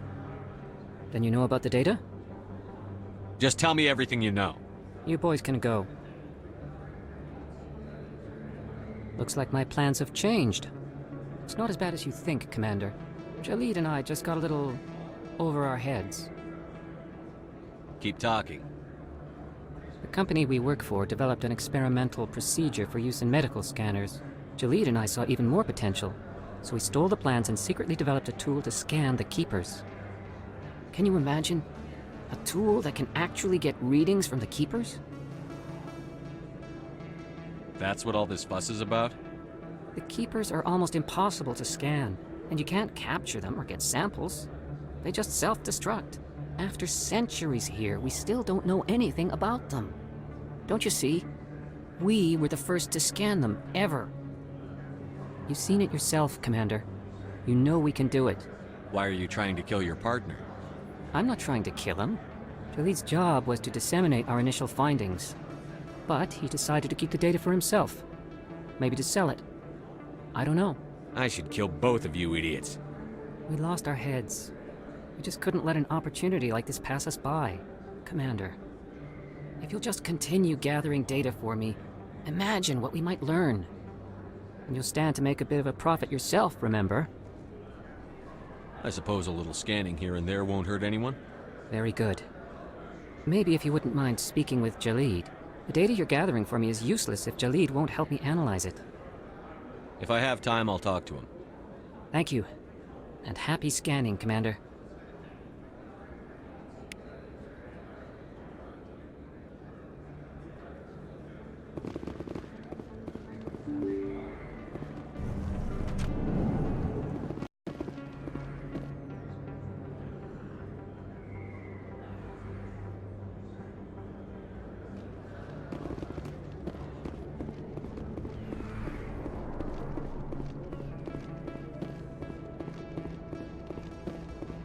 Looks like it's shut down. Heads up! Look out! I've lost shields!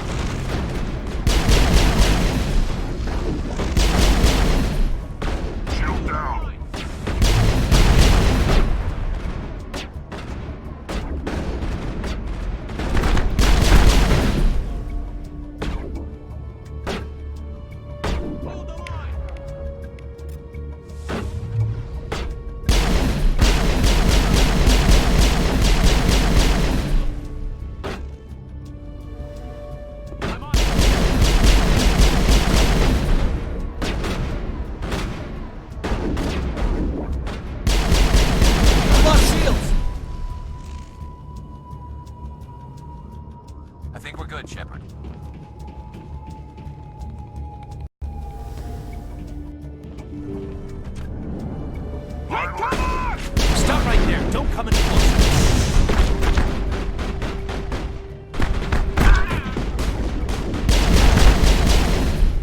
Now I'm ready.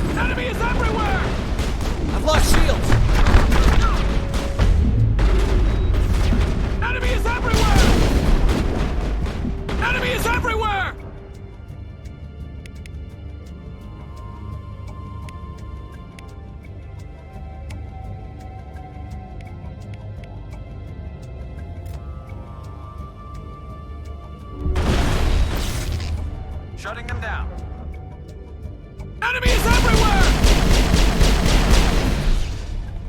Wait! Don't kill me, I surrender! Tell me where the Quarian is, and I won't have to shoot you in the kneecaps. She's not here. I don't know where she is. That's the truth. He's no use to you now. Let me kill him. Wait, I don't know where the Quarian is, but I know where you can find her. The Quarian isn't here, said she'd only deal with the Shadow Broker himself. Face to face? Impossible. Even I was hired through an agent. Nobody meets the Shadow Broker, ever. Even I don't know his true identity. But she didn't know that. I told her I'd set a meeting up. But when she shows up, it'll be Saren's men waiting for her.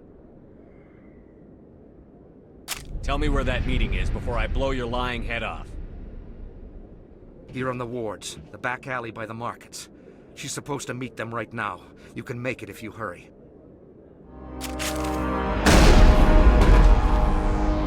What are you doing? The Shadow Broker paid me to kill him. I don't leave jobs half done. A lot of people died because of him. He had it coming. Now let's move. We have to save that Quarian.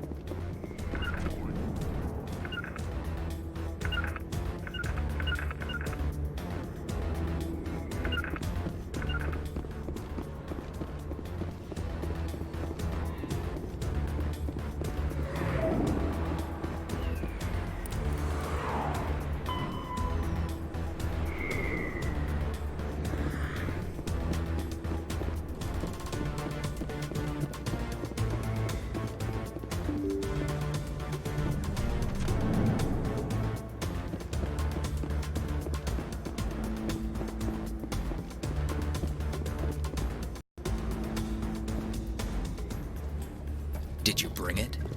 Where's the Shadow Broker? Where's Fist? They'll be here. Where's the evidence? No way. The deal's off.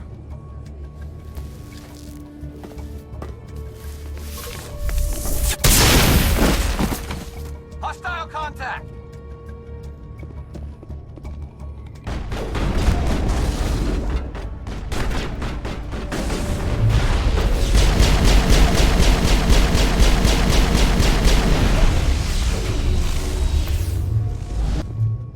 Fist set me up. I knew I couldn't trust him. Don't worry about Fist. He got what was coming to him. Then I guess there are two things I need to thank you for. Who are you? My name's Shepard. I'm looking for evidence to prove Saren's a traitor. Then I have a chance to repay you for saving my life. But not here. We need to go somewhere safe. We could take her to the human embassy. Your ambassador will want to see this anyway. You're not making my life easy, Shepard. Firefights in the wards, an all-out assault on Korra's Den. Do you know how many... Who's this? The Quarian? What are you up to, Shepard? This Quarian can help us bring down Saren. I would have told you that if you hadn't jumped down my throat. I apologize, Commander. This whole thing with Saren has me a bit on edge. Maybe we should just start at the beginning, Miss... My name is tali'zorah Naraya. We don't see many Quarians here. Why did you leave the flotilla? I was on my pilgrimage. My rite of passage into adulthood. I've never heard of this before. It is a tradition among my people. When we reach maturity, we leave the ships of our parents and our people behind. Alone, we search the stars, only returning to the flotilla once we have discovered something of value. In this way, we prove ourselves worthy of adulthood. What kinds of things do you look for? It could be resources like food or fuel, or some type of useful technology, or even knowledge that will make life easier on the flotilla. Through our pilgrimage, we prove that we will contribute to the community, rather than being a burden on our limited resources. What kind of evidence did you find? How did you get it? During my travels, I began hearing reports of Geth. Since they drove my people into exile, the Geth have never ventured beyond the Veil. I was curious. I tracked a patrol of Geth to an uncharted world. I waited for one to become separated from its unit. Then I disabled it and removed its memory core. I thought the Geth fried their memory cores when they died. Some kind of defense mechanism. How did you manage to preserve the memory core? My people created the Geth. If you're quick, careful, and lucky, small caches of data can sometimes be saved. Most of the core was wiped clean, but I salvaged something from its audio banks. Eden Prime was a major victory. The beacon has brought us one step closer to finding the conduit.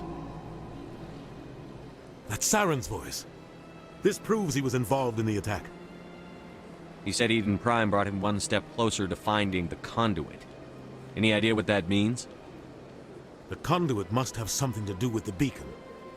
Maybe it's some kind of Prothean technology. Like a weapon.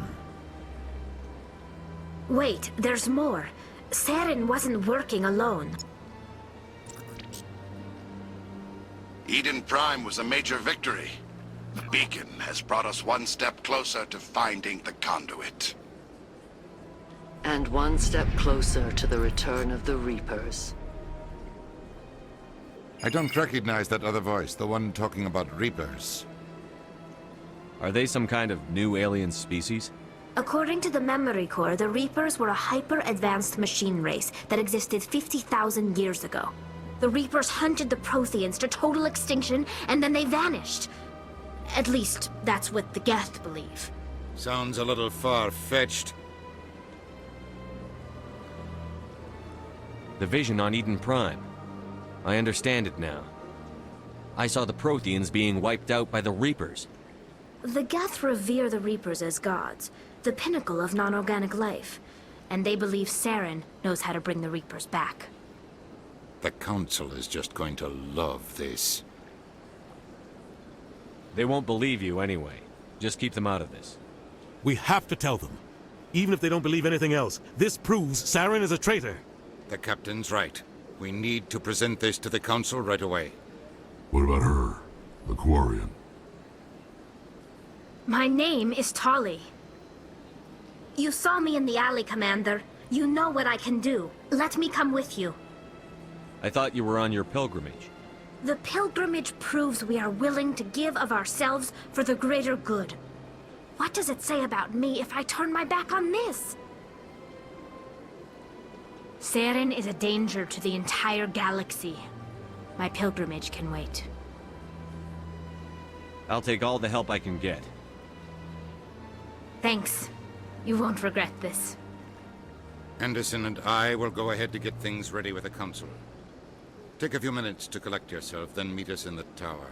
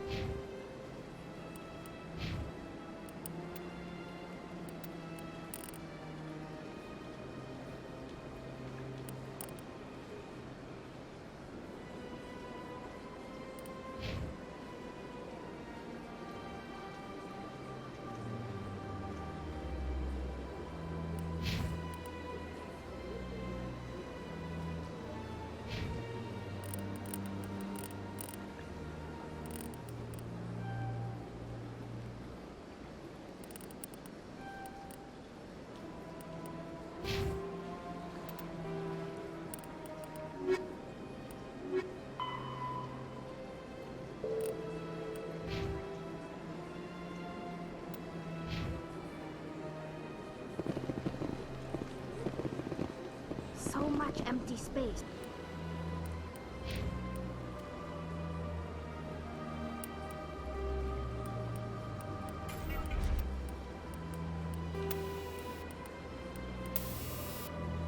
A thousand of my people could live here and hardly even see each other.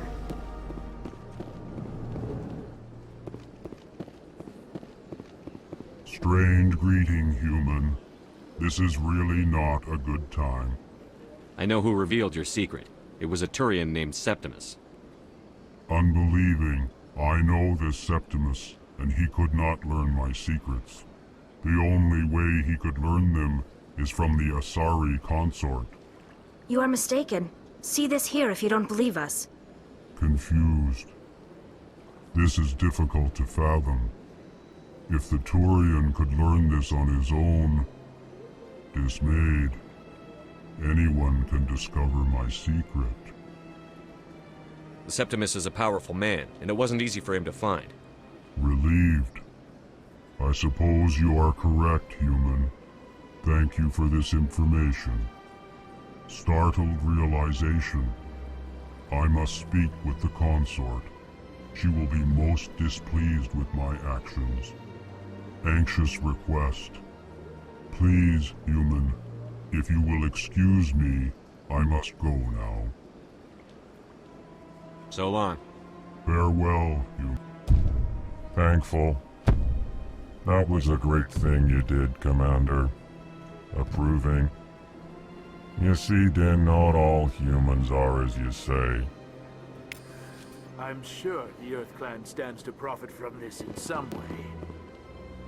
Ah, the Earth Clan again. What is it? Goodbye, Ambassador. Yes, yes. Good day, Earth Clan. Surprised welcome. You have returned, human. Goodbye, Ambassador.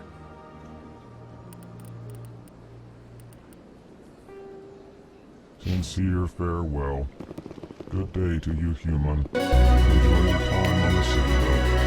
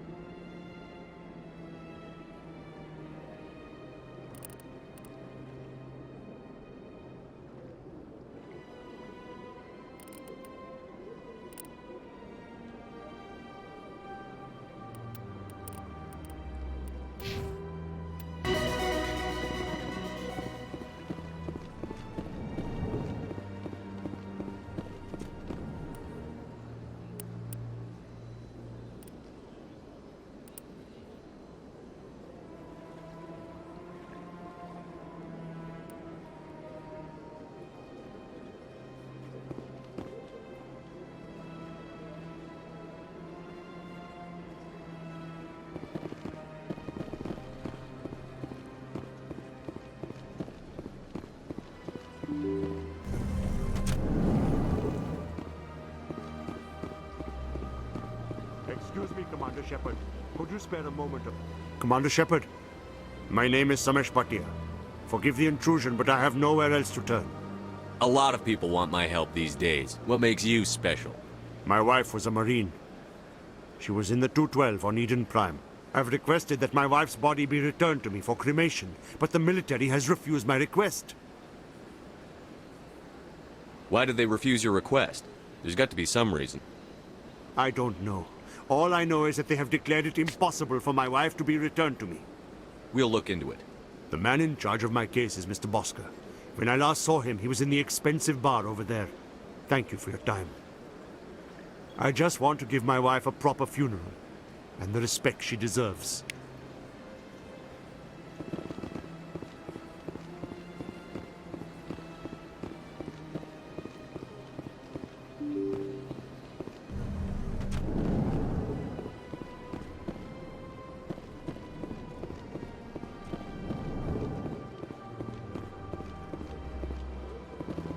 My goodness, you're Commander Shepard. Your activities made for quite a briefing in the Diplomatic Corps. Is there something I can do to assist you? You can cut the red tape for a grieving husband. I want you to release the body of Nirali Bhatia. Commander, nothing would make me happier. I'm afraid, though, that it's not quite that simple. Serviceman Nirali Bhatia died on Eden Prime, as Mr. Bhatia no doubt told you. Her wounds are inconsistent with any type of weapon damage we've seen before. That is why her body is being held. I don't care how badly the Geth mangled the body. It's the husband's right to claim her. We are not holding Nirali Bhatia's body out of discretion. We are, frankly, holding the body for research. The tests we're conducting may lead to better defenses against Geth attacks. Respectfully, Serviceman Bhatia may save more lives in death than she did in life. How long do you think the research is going to take? This is a long-term study. I wouldn't expect the bodies to be released for a year or longer. You've got to have a lot of bodies. Can't you release one? Very few bodies had this new type of weapon damage, and very few were in good enough condition to study. Beyond that, Commander, we need as many bodies as we can to get a reasonable sample size. When will this research result in actual new technology? If we're lucky, we'll actually realize usable technology from this study in a few years. I'll tell Samesh. Next time you cut up a dead soldier, at least tell her husband the truth. That was just the reaction we were hoping to avoid, Commander. But if you think it will help, tell Mr. Bhatia the truth. Perhaps he will understand. Please let me know if you have any other questions.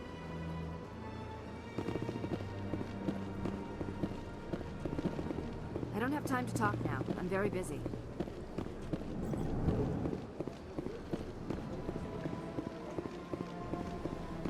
Shepard, what can I do for you now?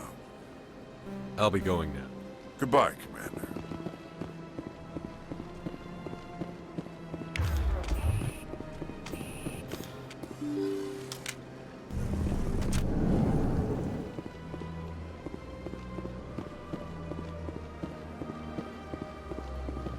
Hello, Commander.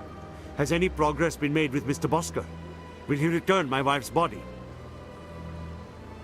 It's not as simple as I'd hoped. The military needs your wife's body for important tests. Tests? They're holding my wife's body for tests? My wife served the Alliance faithfully. She gave her life for humanity. And this is how they repay her. Samesh, right now more people are going to die unless the military runs those tests. This isn't about them. This is about my wife, the woman the military killed. This is war. People die. If you want to keep that to a minimum, let them run those tests. You think I've not given enough? Don't speak to me of duty. My wife is dead. I just want her to come home. I miss her so much. Let them run their tests. Let my wife save lives so that others are spared the loss I feel today. Goodbye. Thank you for finding me answers.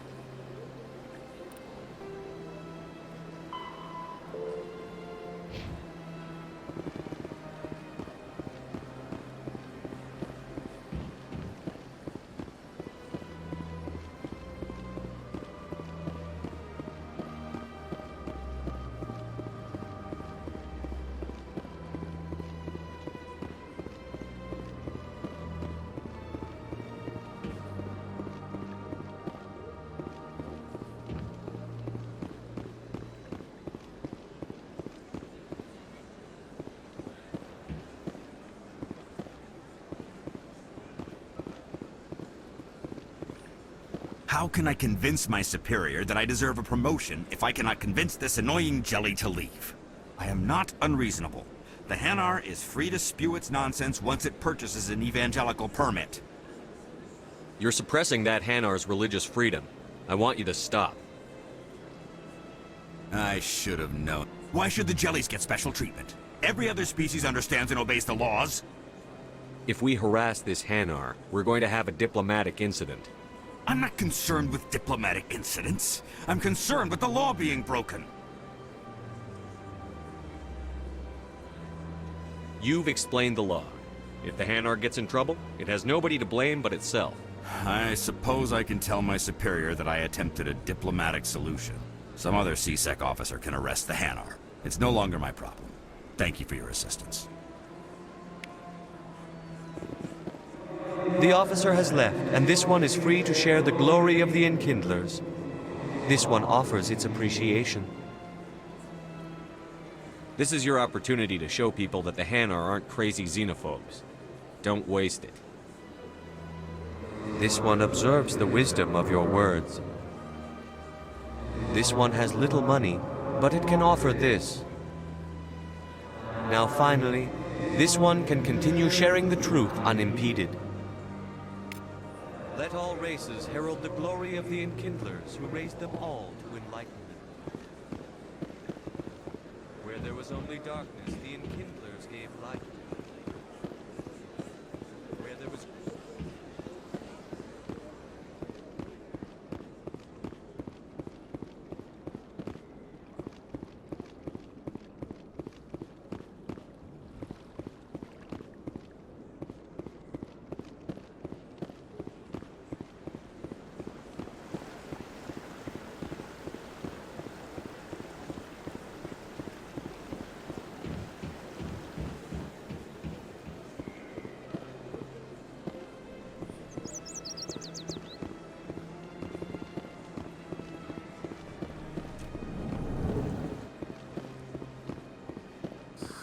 How can I be of assistance to you today, Earth Clan?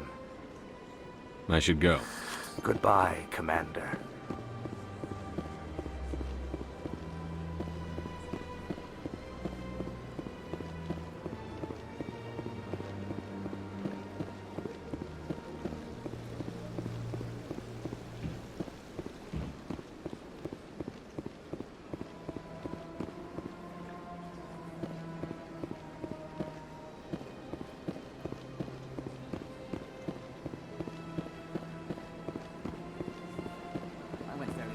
Still the Arcos. Yeah, ever since Fist took over, I don't go anymore. It seems like all the best lounges are being replaced by... It was a long time ago, though. I barely remember. What drew you back to the Citadel, into the console? I don't know exactly. It may sound strange, but I simply felt called. That's not strange. Many of us have felt... Commander, I recently received a lovely note from Septimus. Thank you for speaking with him. Even the Alcor diplomat has withdrawn his campaign against me. I can't spend gratitude. I would not dream of letting you go without payment. I do not make a habit of incurring debts. These credits will cover your expenses. I also have one more thing to give you, if you are interested. I'd be honored. I offer a gift of words, an affirmation of who you are and who you will become. I see you. Your uniform fits as though you were born wearing it. You are a soldier through and through, proud, solitary, alone, but it gives you strength. You never hide your strength either. It serves you well, terrifies your foes. Few will dare to stand against you. This may be who you are, but it is not who you will become. It only forms the basis for your future greatness. Remember these words when doubt descends, Commander. You have quite a gift, Sha'ira. Thank you. Not everyone appreciates it as you do. Never underestimate the power of words. Here, Commander. In light of your efforts with the Alcor ambassador, I would like you to have this small trinket. What is it? A small mystery. I have never learned its use or purpose, but I sense it is time for me to pass it on. And now I must ask you to leave. I have done everything I can for you. Remember my words, Commander Shepard. They will give you strength.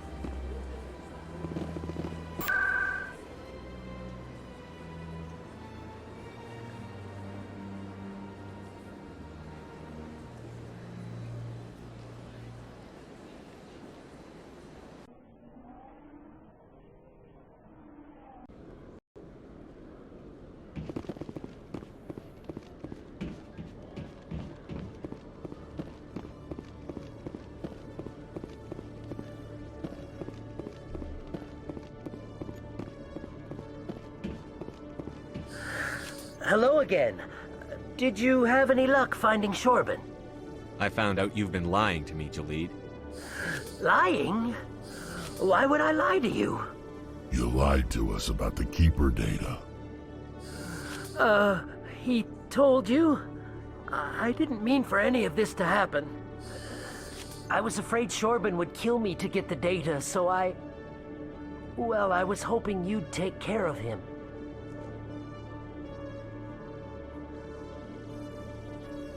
I'm scanning the Keepers for Shorban, but you two need to stop fighting. You're helping us? But, well, if you say so. Well, if Shorban can forgive and forget, then so can I. I appreciate the help, Commander. I better go get that data analyzed.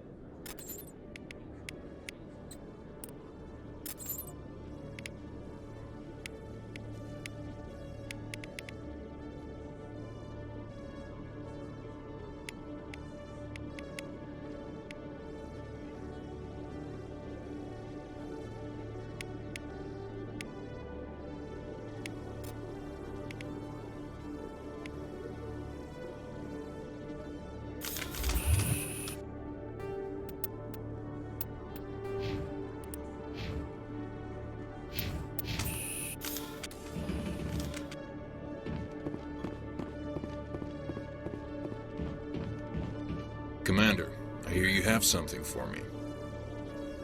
Here's your shipment, Jellic. Excellent. This is everything I need. Maybe more than I need. Here, Commander, take this. I won't need it, and you've earned some payment for your work. As for Jenna, I'll make sure we get her out of Kor's den immediately. Now I need to get these mods into evidence. Thanks again, Shepard.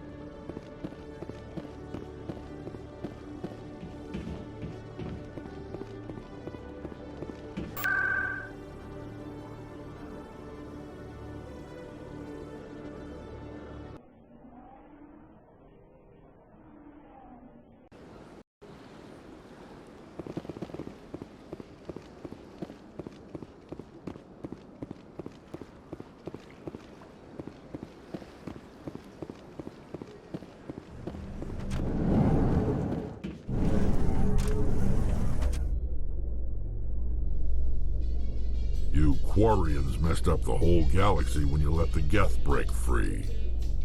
Do your people ever talk about it? Do the Krogan talk about starting a foolish war that resulted in the Turians sterilizing your people? All the time.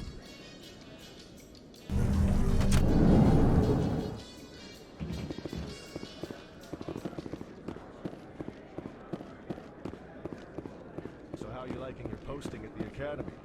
It's good. Busy, though. I can't believe how many people you get coming in from... Looks like they bounced their signal off a relay. I'll trace the new signal.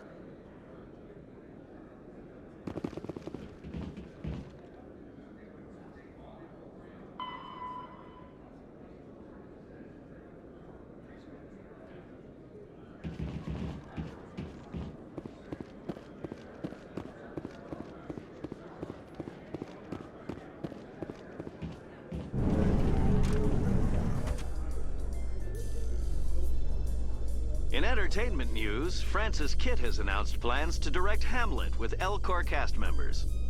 The production will open dramatic theater to the Elcor with a Hamlet who uses Elcor body language and pheromones. Kitt claims that he's also excited by giving a human audience the chance to judge Hamlet by his deeds and not his emotions.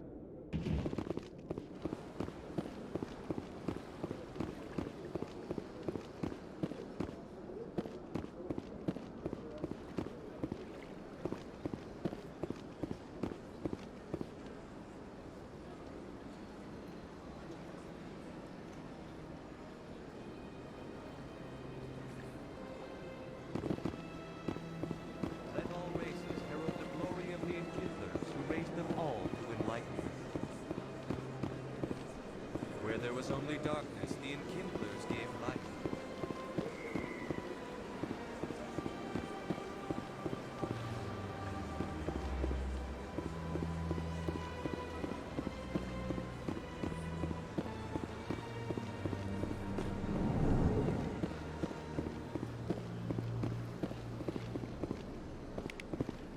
Another relay. Whoever it is, they're somewhere on the Presidium.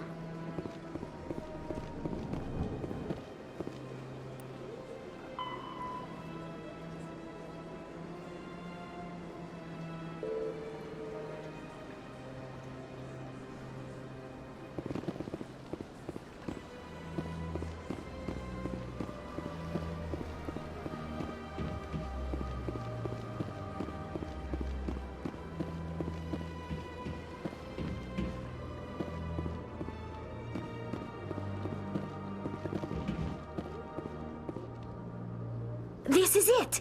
I'll see if I can find out where those stolen credits are going. Probability of detection 100%. Initiating self-destruct protocol. Or not. Detonation sequence initializing. All organics within lethal blast radius. Attempt to move and you will die. Crap. I thought we were tracing credits, not hunting an AI. You could simply walk away. However, given organic prejudice against AIs, I would be naive to trust you to leave peacefully. Hence my alignment of core systems to enable a self-destruct sequence. If you attempt to leave the area, the explosion will destroy everything within several dozen meters.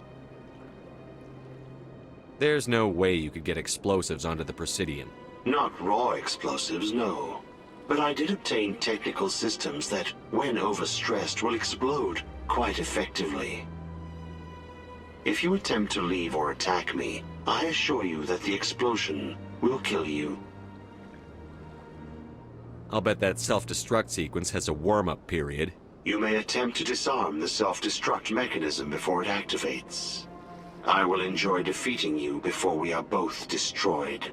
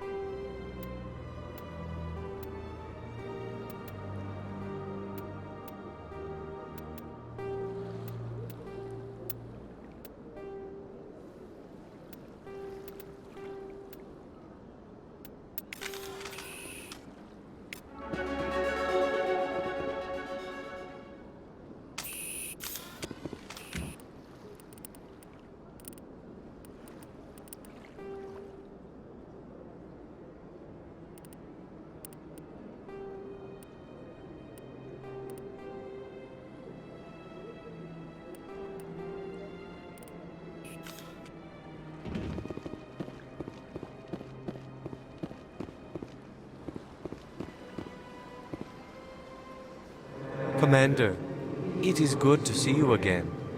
Would you care to show me your items? Oh, this one is pleased to do so, human. You will not be disappointed.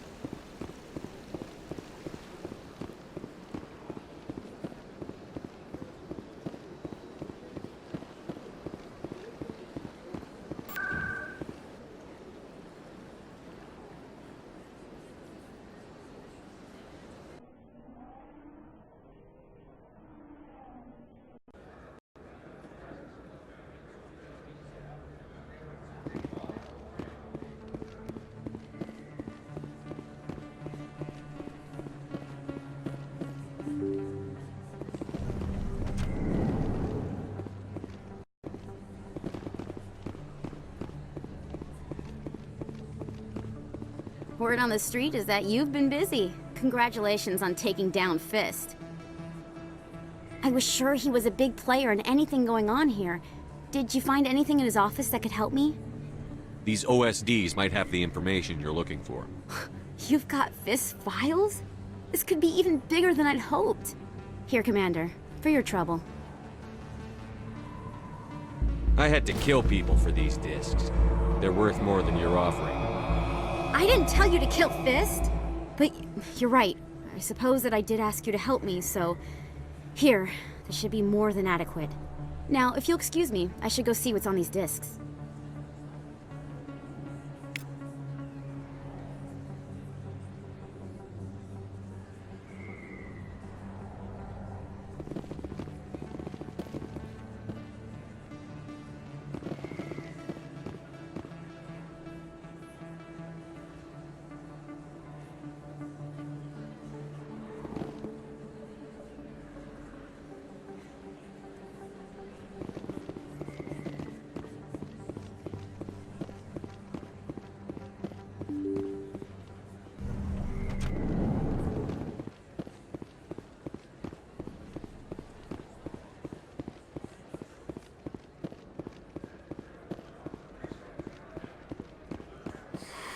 Welcome back, Earth Clan. Will you Show me what you've got.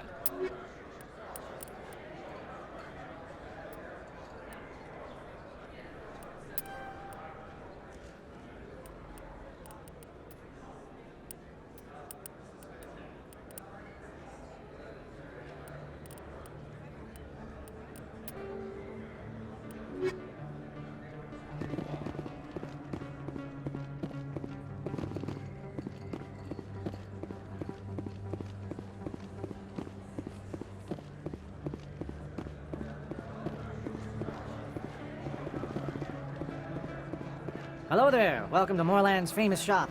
You want? Oh, you will be pleased, I think. Very good things I have. You will see.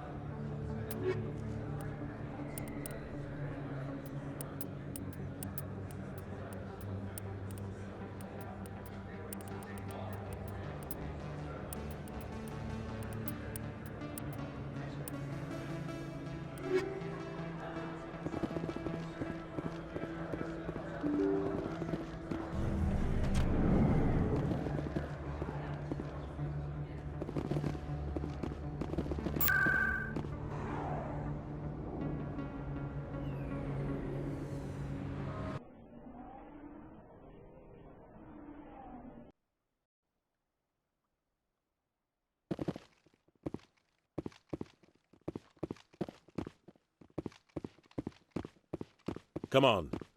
Udina's presenting the Quarian's evidence to the Council. Eden Prime was a major victory. The beacon has brought us one step closer to finding the conduit. And one step closer to the return of the Reapers. You wanted proof? There it is. This evidence is irrefutable, Ambassador. Saren will be stripped of his Spectre status, and all efforts will be made to bring him in to answer for his crimes. I recognize the other voice, the one speaking with Saren. Matriarch Benezia. She must be working with the Geth, too. Matriarch Benezia is a powerful biotic, and she had many followers. She will make a formidable ally for Saren. I'm more interested in the Reapers. What do you know about them? Only what was extracted from the Geth's memory core. The Reapers were an ancient race of machines that wiped out the Protheans. Then they vanished.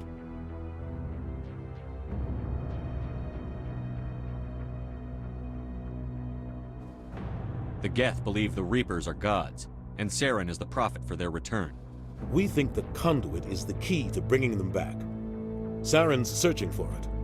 That's why he attacked Eden Prime. Do we even know what this conduit is? Saren thinks it can bring back the Reapers. That's bad enough. Listen to what you're saying. Saren wants to bring back the machines that wiped out all life in the galaxy? Impossible. It has to be. Where did the Reapers go? Why did they vanish? How come we found no trace of their existence? If they were real, we'd have found something. I tried to warn you about Saren, and you refused to face the truth. Don't make the same mistake again. This is different. You proved Saren betrayed the Council. We all agree he's using the Geth to search for the conduit, but we don't really know why.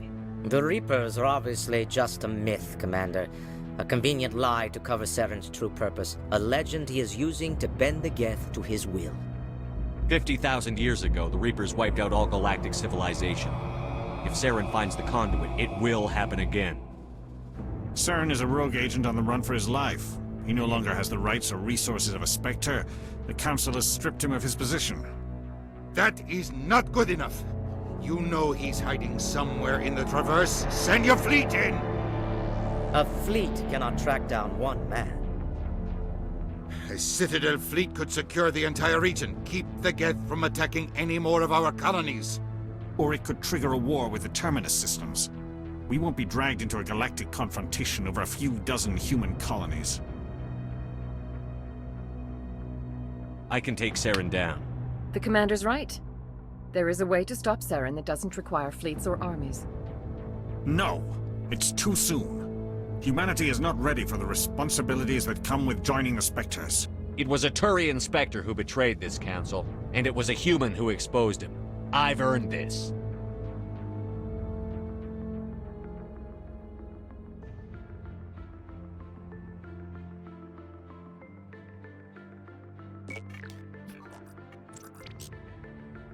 Commander Shepard, step forward.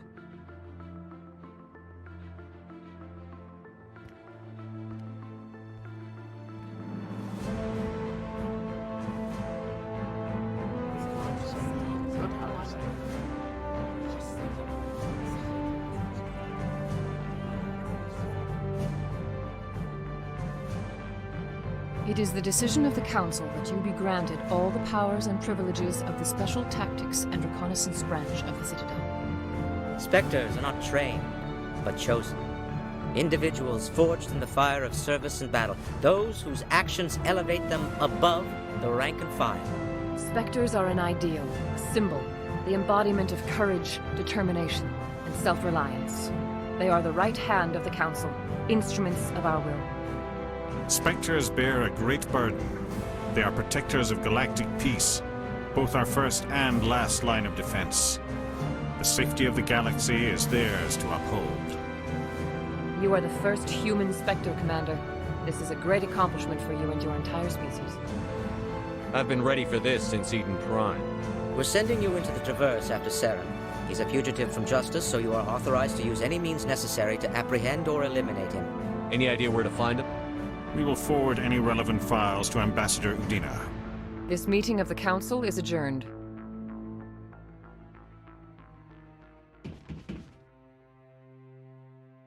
Congratulations, Commander. We've got a lot of work to do, Shepard. You're going to need a ship, a crew, supplies. You'll get access to special equipment and training now. You should go down to the C-Sec Academy and speak to the Spectre Requisitions Officer. Anderson, come with me. I'll need your help to set all this up.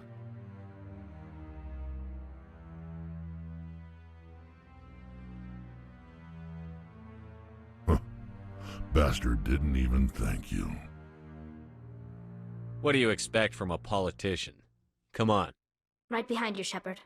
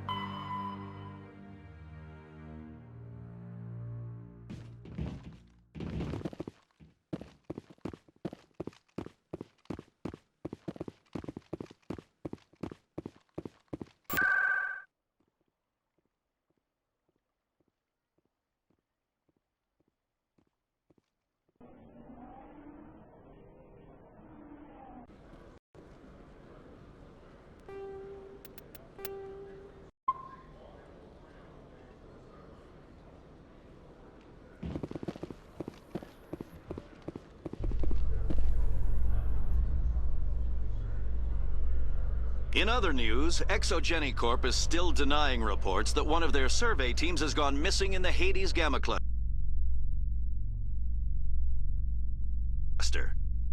When asked why communication with the survey team was suddenly cut off last week, company officials refused to comment.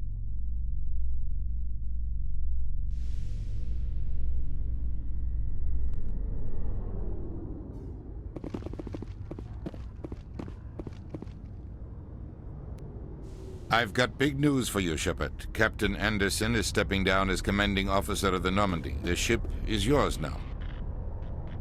She's quick and quiet, and you know the crew. Perfect ship for a Spectre.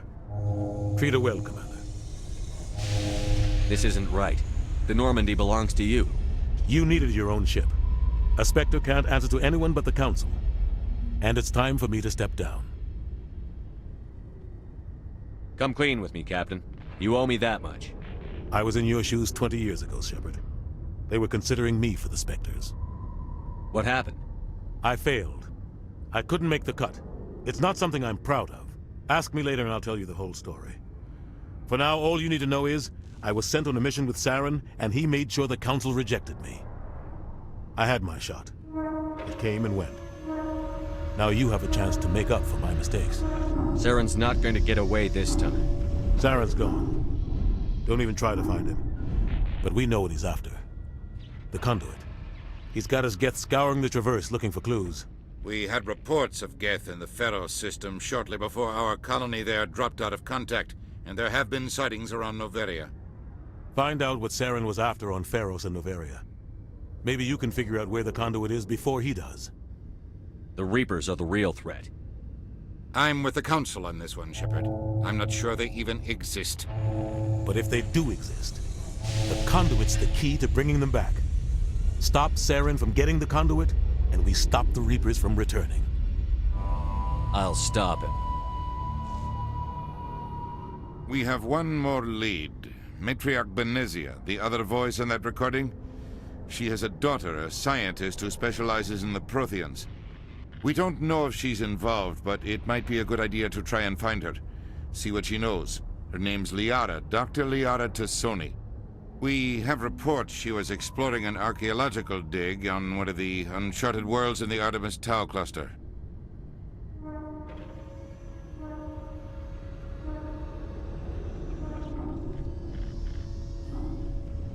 Sounds like we should head for the Artemis Tau cluster.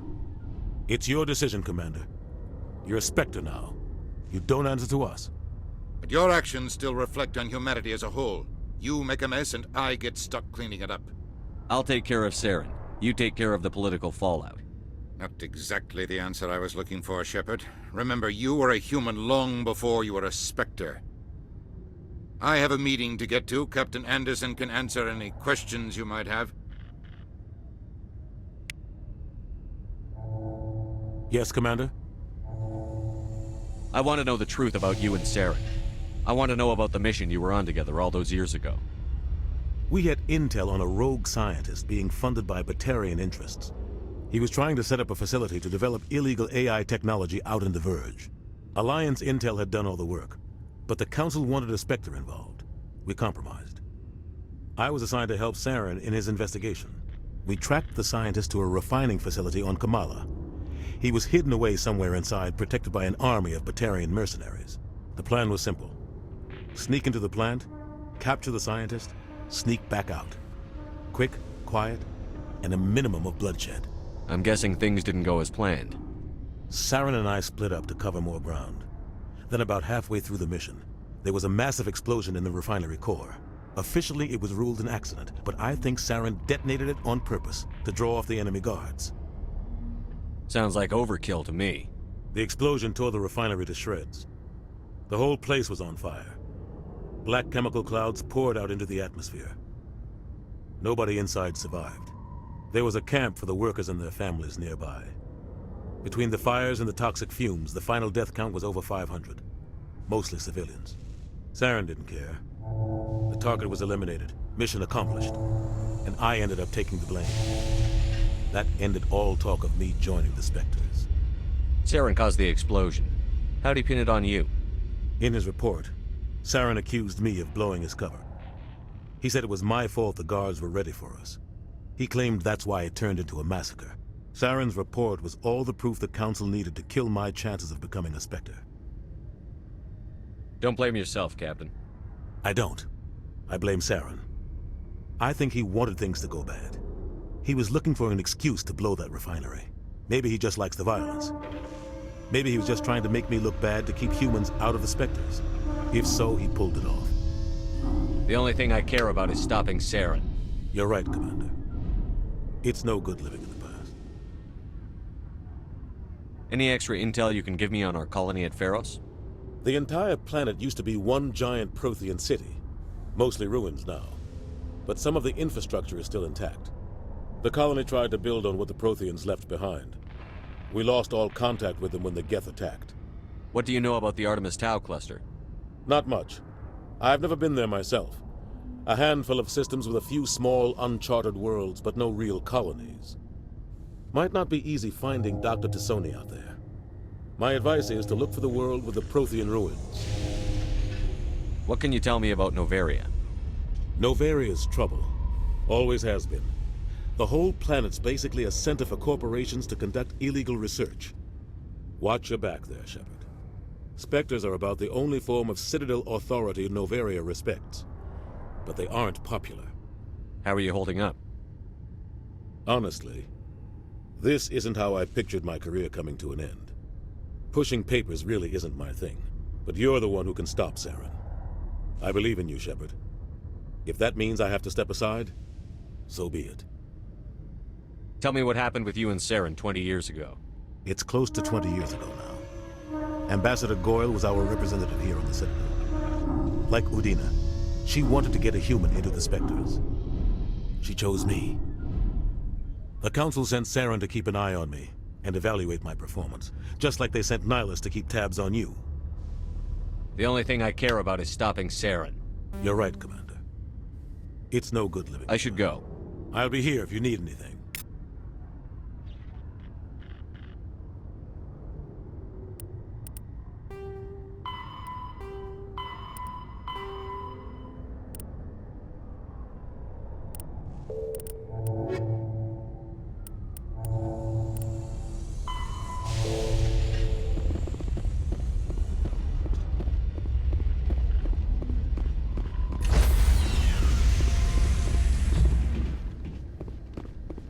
Stand by, shore party.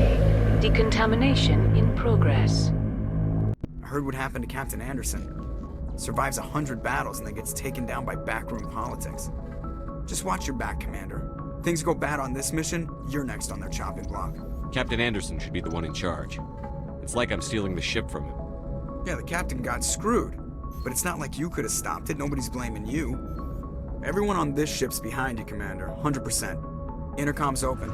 If you got anything you want to say to the crew, now's the time.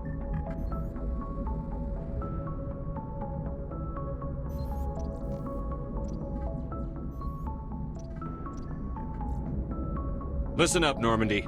This is your commander speaking. We have our orders. Find Saren before he finds the conduit. And I refuse to let anything get in the way of that mission. The Council wants to ignore this. That's no surprise.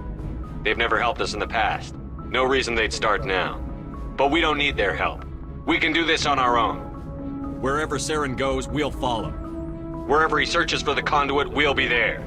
We will hunt him to the very ends of the galaxy and bring him down. None of the other species has the guts, grit, or balls to deal with this. So it's up to us. We're the only ones who can stop Saren. I swear to you all, we will stop him. Well said, Commander. Captain will be proud.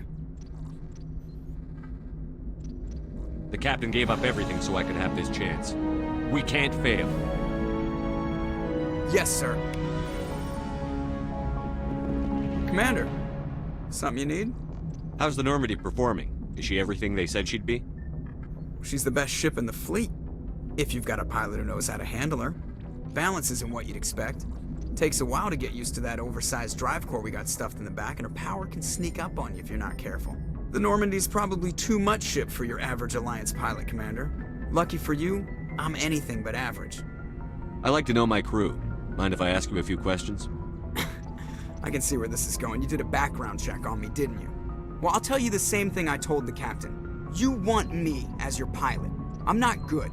I'm not even great. I am the best damn helmsman in the Alliance fleet. Top of my class in flight school, I earned that.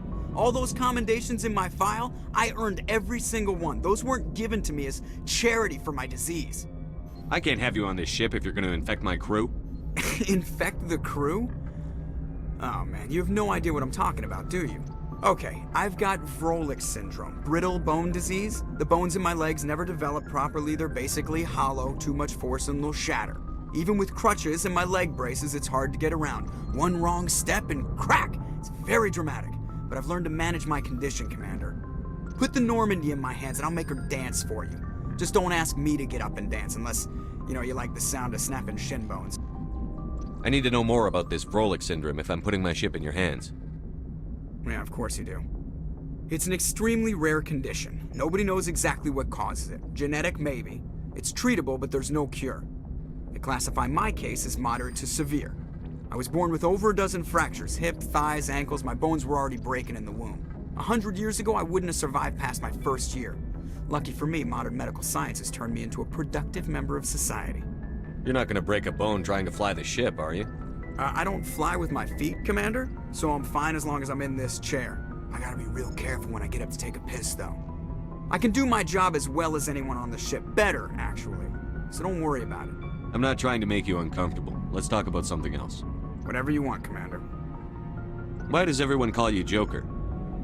It's a lot shorter than saying Alliance Flight Lieutenant Jeff Moreau. Plus, I love to make little children laugh. You're dodging the question. Look, I didn't pick the name. One of the instructors in flight school used to bug me about never smiling. She started calling me Joker, and it stuck. Why didn't you ever smile? Hey, I worked my ass off in flight school, Commander. The world's not gonna hand you anything if you go around grinning like an idiot. By the end of the year, I was the best pilot in the academy, even better than the instructors, and everybody knew it. They'd all got their asses kicked by the sickly kid with the creaky little legs. One guess who was smiling at graduation? How'd you end up joining the Alliance?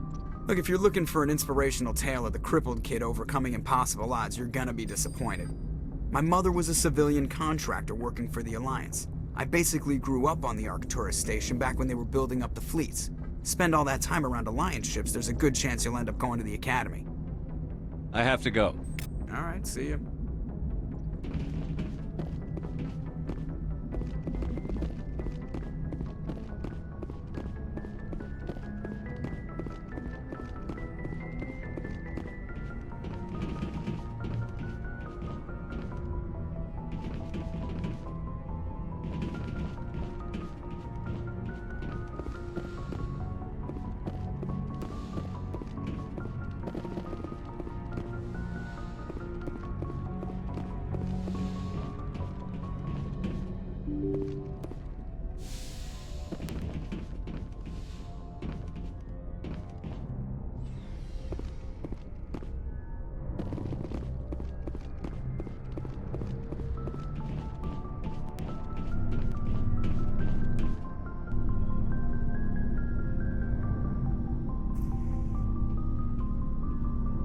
Anything you need, Commander?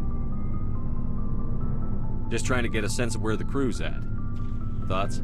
I've wasted enough of your time for now, Commander. We'll have time for personal debriefings later.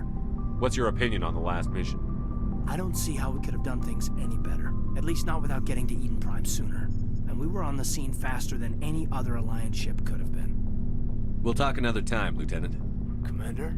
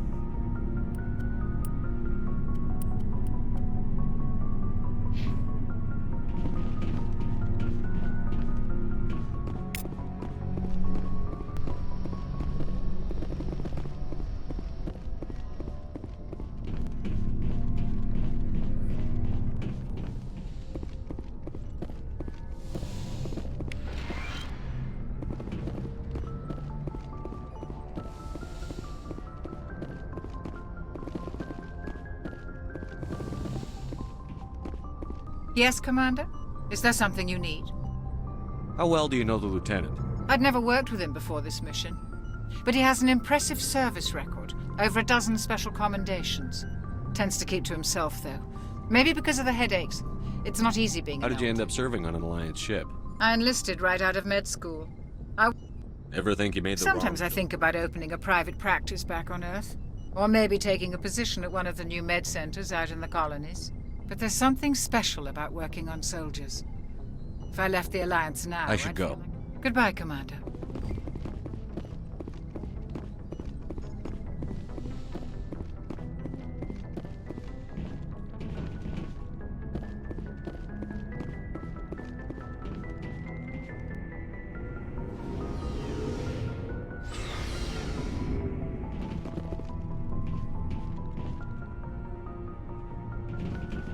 Hey, Commander. Looking for some extra supplies before you head out? What have you got? Whatever you want. Armor, weapons, mods. It's not standard Alliance issue, but that's not necessarily a bad thing. Well, as long as you don't mind paying for it. Why should I pay you for my weapons and armor? My stuff doesn't come from the Alliance. I have to purchase it myself, and it's not cheap.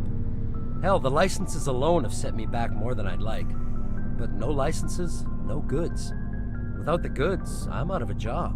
What are licenses? Why do you need them? Manufacturers sell licenses. Each license allows me to buy and sell a certain brand of products. I already have several basic ones, but you'll need to buy more if you want me to bring in different brands. Many of the best licenses are hard to get, but they're well worth the cost if you can find them. What do the different manufacturers offer? There are too many for me to keep track of, but each license will explain what it's good for. How often will you get new items? Well, that depends on how many licenses you've purchased, but I'll rotate items on a regular basis regardless. And anytime we land someplace with a big enough port, I'll buy, sell, and trade whatever I can. Check back often. I need to move items quickly, so only the most basic items will be stocked consistently. Let's see what you've got. You bet, Commander.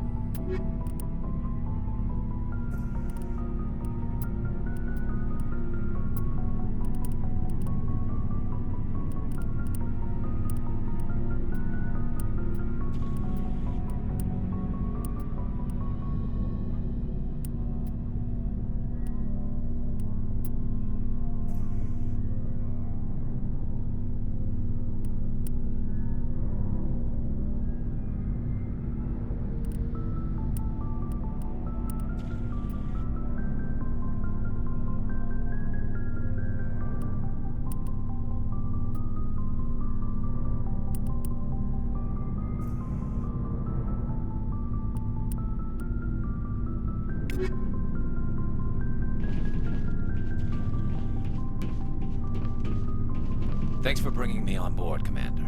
I knew working with the Spectre would be better than life at CSEC. Have you worked with a Spectre before? Well, no, but I know what they're like. Spectres make their own rules. You're free to handle things your way. At CSEC, you're buried by rules. The damn bureaucrats are always on your back. Being a Spectre does have its advantages. Exactly my point. If I'm trying to take down a suspect, it shouldn't matter how I do it, as long as I do it. But CSEC wants it done their way. Protocol and procedure come first. That's why I left. So you just quit because you didn't like the way they do things? There's more to it than that. It didn't start out bad, but as I rose in ranks, I got saddled with more and more red tape. CSEC's handling of Saren was typical. I just couldn't take it anymore. I hate leaving. It's not the end of the world. You'll have tougher decisions soon enough. Yeah, I suppose you're right. Either way, I plan to make the most of this. And without CSEC headquarters looking over my shoulder, well, maybe I can get the job done my way for a change. As long as you do your job well, you're free to go about your business as you see fit. Thank you, Commander.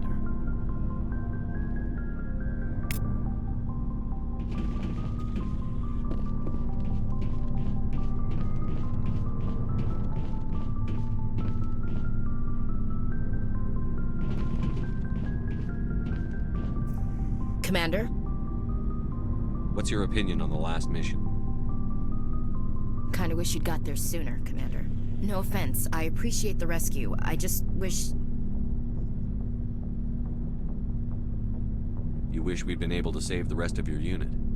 Yes, sir. If I had been more alert, we wouldn't have been cut down by an ambush. We never trained to fight synthetics. The Geth haven't gone beyond the Veil in 3 centuries. Our training's supposed to make us able to adapt. I'll make sure it doesn't happen again. Do you have a few minutes to talk one-on-one? I'm sorry, Commander. I need to get my duty squared away. I wouldn't mind talking more later, though. Dismissed, Chief. Sir.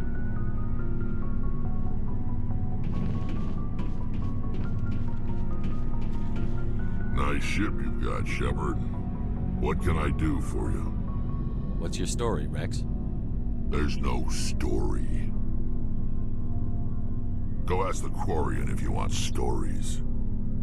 You Krogan lived for centuries. Don't tell me you haven't had a few interesting adventures. Well, there was this one time the Turians almost wiped out our entire race. That was fun. They tried the same with us, but we fought them off. It's not the same. It seems similar enough to me. So your people were infected with a genetic mutation? An infection that makes only a few in 1,000 children survive birth? And I suppose it's destroying your entire species? I suppose it isn't all the same. I don't expect you to understand, but don't compare humanity's fate with the Krogan. Sorry, Rex. I wasn't trying to get you upset. Your ignorance doesn't upset me, Shepard. As for the Krogan, I gave up on them long ago. The genophage infected us, but it's not what's killing us. Are your people really dying? We're sure not getting any stronger. We're too spread out. None of us are interested in staying in our own system. Lots of species have left their homes and prospered. But they go to colonize new worlds. We're not settlers. We're warriors. We want to fight. So we leave. Hire ourselves out. And most of us never go back. What can you tell me about the genophage? Ask the Solarians if you want details. They made it. All I know, it makes breeding nearly impossible. Thousands die in stillbirth, and most never get that far. Every Krogan is infected, every one. And no one's rushing to find a cure. Why don't the Krogan try to find a cure? When was the last time you saw a Krogan scientist? You ask a Krogan, would he rather find a cure for the genophage or fight for credits? He'll choose fighting every time. It's just who we are, Shepard. I can't change that. Nobody can. So long, Rex. Shepard.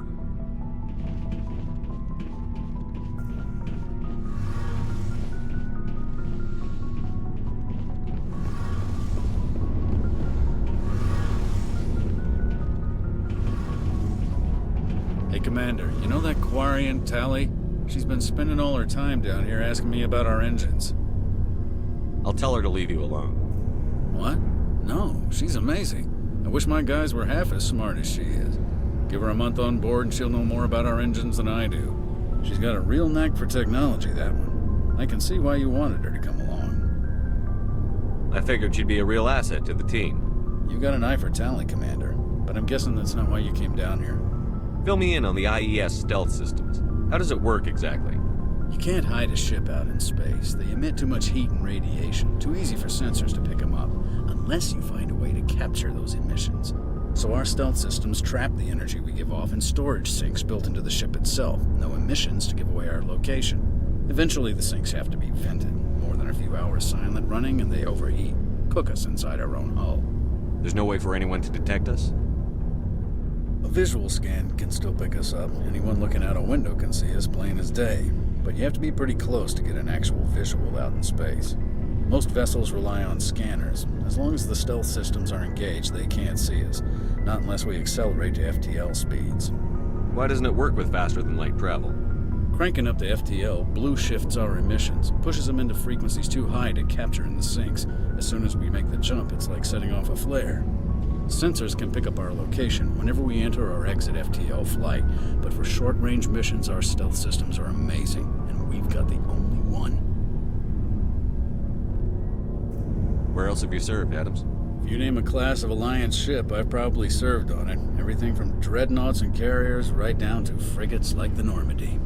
My last assignment was on the Tokyo, only a cruiser, but she was a good ship. Couldn't hold a candle to the Normandy, though. I want to know more about the Normandy. She's the best ship I've ever served on, probably the fastest vessel ever designed. And she's the only one using the new Tantalus drive core. What's so special about the Tantalus drive core?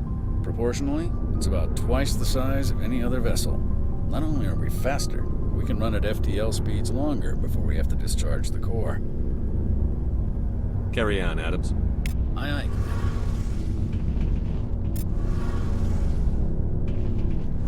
Your ship's amazing, Shepard. I've never seen a drive core like this before. I can't believe you were able to fit it into a ship this small. I'm starting to understand why you humans have been so successful. I had no idea Alliance vessels were so advanced. I don't like the idea of aliens studying the architecture of Alliance ships. We're on the same side here. My people have more reason to hate the Geth than anyone, remember? But you can't blame me for being a little excited. I never dreamed I'd get a chance to travel on a ship as advanced as the Normandy. I had no idea you found ship technology so interesting. It comes with being a Quarian. The migrant fleet is the key to the survival of my people. Ships are our most valuable resource. But we don't have anything like this. We make do with cast-offs and second-hand equipment. We just try to keep them running for as long as we can. Some of the fleet's larger vessels date all the way back to our original flight from the Geth. I can't believe your fleet's still using ships that are 3 centuries old. They're constantly being repaired, modified, and refitted. They aren't pretty, but they work. Mostly. We've tried to make ourselves as independent as possible on the flotilla. Grow our own food, mine, and process our own fuel. But some things we just can't make on our own. A patch to maintain the hull integrity requires raw materials we just don't have. That's why our pilgrimages are so important. Tell me about your people. Our lives aren't easy. Resources are scarce, and we are constantly on the move. Everything we do must in some way contribute to the continuation of the migrant fleet. There are 17 million Quarians in the flotilla, and each of us relies on the others for survival. The bonds among my people are strong. Unfortunately, we have had to surrender many of the freedoms and civil liberties other species take for granted. What kind of freedoms? Well, it's illegal for parents to have more than one child. If our population grows too much, it would strain our resources to their breaking point. Of course, we also can't allow our numbers to become too few. If our population is in decline, the rule against single births is temporarily repealed. In extreme cases of population decline, incentives are even offered to encourage multiple births, though the Conclave hasn't had to take such measures in nearly a century. That's your government. The Conclave is our civilian branch of government. Each ship can elect a representative to serve on the Conclave and make decisions that affect the fleet as a whole. On matters that affect an individual ship, however, the captain has the final say. It's a tradition that dates back to the early days, when the fleet was governed by martial law. Fortunately, most captains nowadays are smart enough to have an elected council from their crew to give them advice and guidance. So the ultimate power rests with elected officials. In practice, the Conclave and the respective council for each ship tend to set the rules that govern our daily lives. But in theory, we are still under military jurisdiction. The 5 top-ranking military officials in the fleet serve on the Admiralty Board. These 5 have the power to overrule any decision by the Conclave in case of emergency. To do so requires unanimous agreement among the Admiralty, and they can only do this once. After that, the entire board must resign their posts. It's a safeguard that served us well. In nearly 3 centuries, the Admiralty Board has only overruled the Conclave 4 times. I want to know more about the Geth. I doubt I can tell you anything you don't already know. It's been almost 3 centuries since they drove my people into exile. All I know is the story of their origins, what they were when we created them, and how they turned on us. Interesting. The Geth were originally created to serve as an automated manual labor force. Initially, their intelligence was as limited as any VI. Over time, we made small modifications to their programming to allow them to perform more varied and complex tasks, bringing them closer and closer to true AI status. How come the Council didn't step in and stop you? This wasn't true AI research. We may have been skirting the bounds of the law, but we never did anything that was actually illegal. The changes were so insignificant, so gradual, that we were able to control them. Or so we thought. But one thing we underestimated was the power of the neural network. 1 million Geth thinking simultaneously created an inherently unstable matrix. So, the Geth share brain power? Many of the Geth's logic systems were designed to work in concert with other nearby Geth. Basically, the more of them you have in the group, the smarter they are. So there's some sort of group consciousness? No, nothing like that. They cannot share sensory data or information. Their programming cannot handle that much simultaneous input. Each Geth maintains an individual awareness and identity. The neural network only operates on a process-based level. It's basically the synthetic equivalent of a subconscious.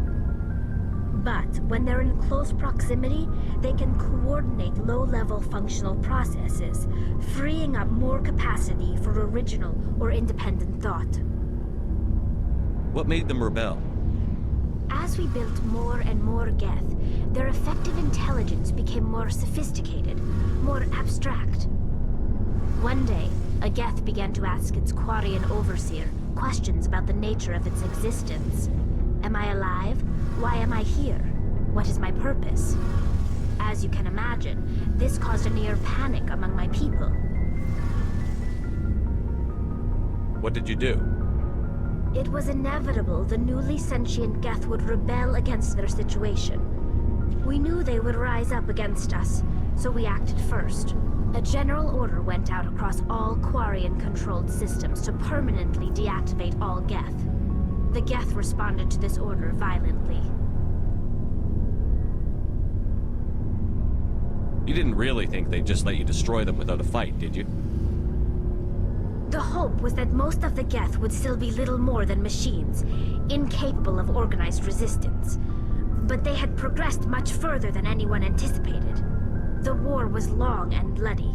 Millions upon millions of Quarians died at their hands. In the end, we were forced to flee our own homeworld. We feared the Geth would pursue us, but they never came beyond the Veil.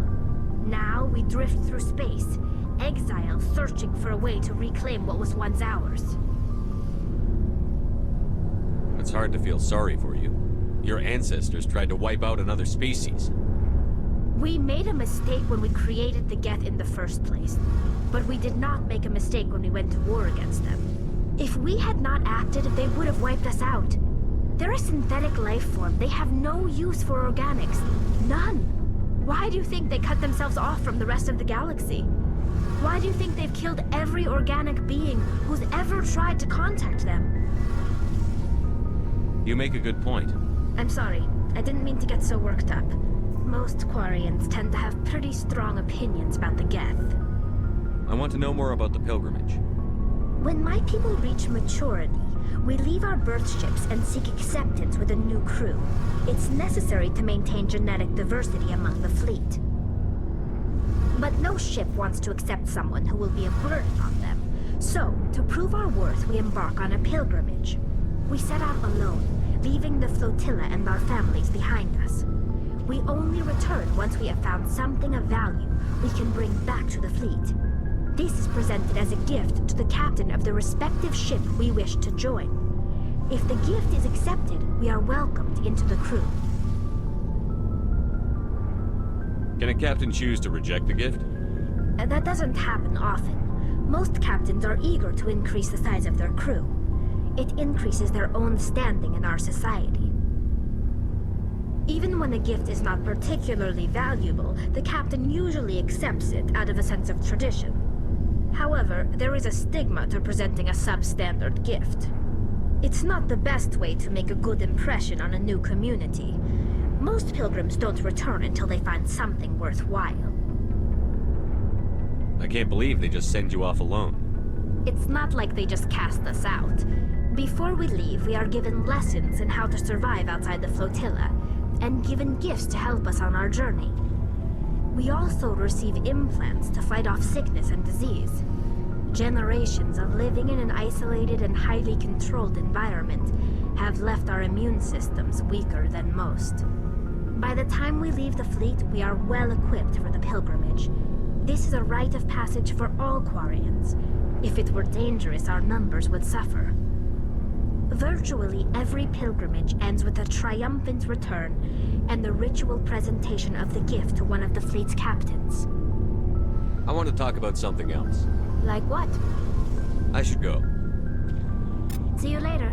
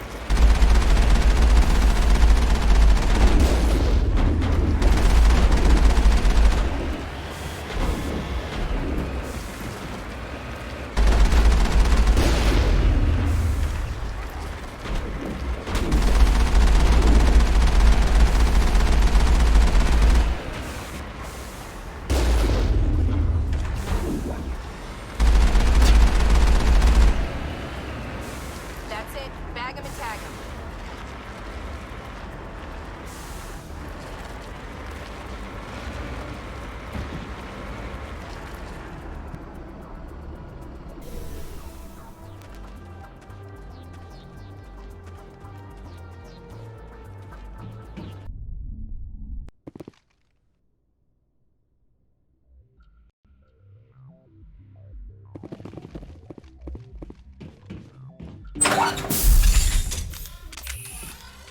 Go, go, go! Enemy is everywhere!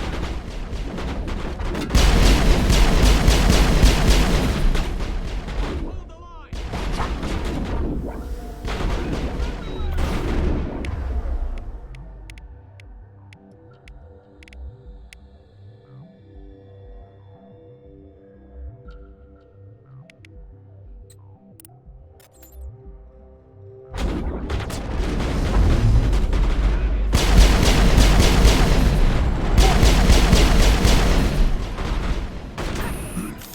I've lost shields! You must die!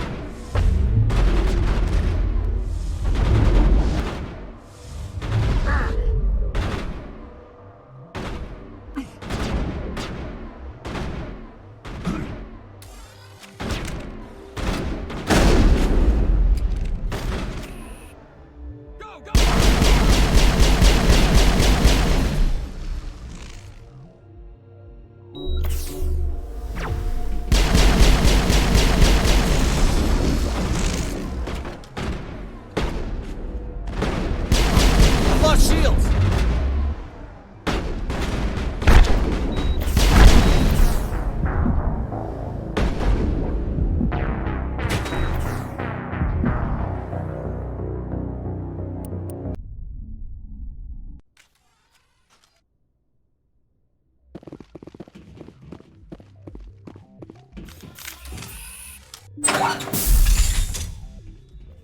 Go, go, go!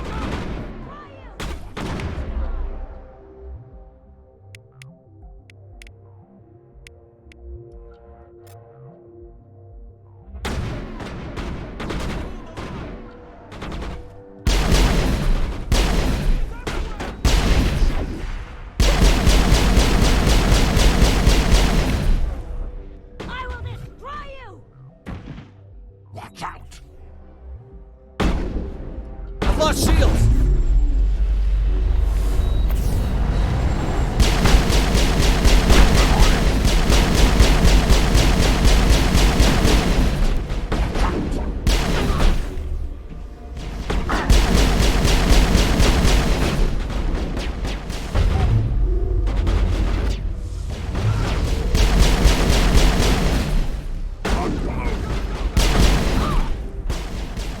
I'm on.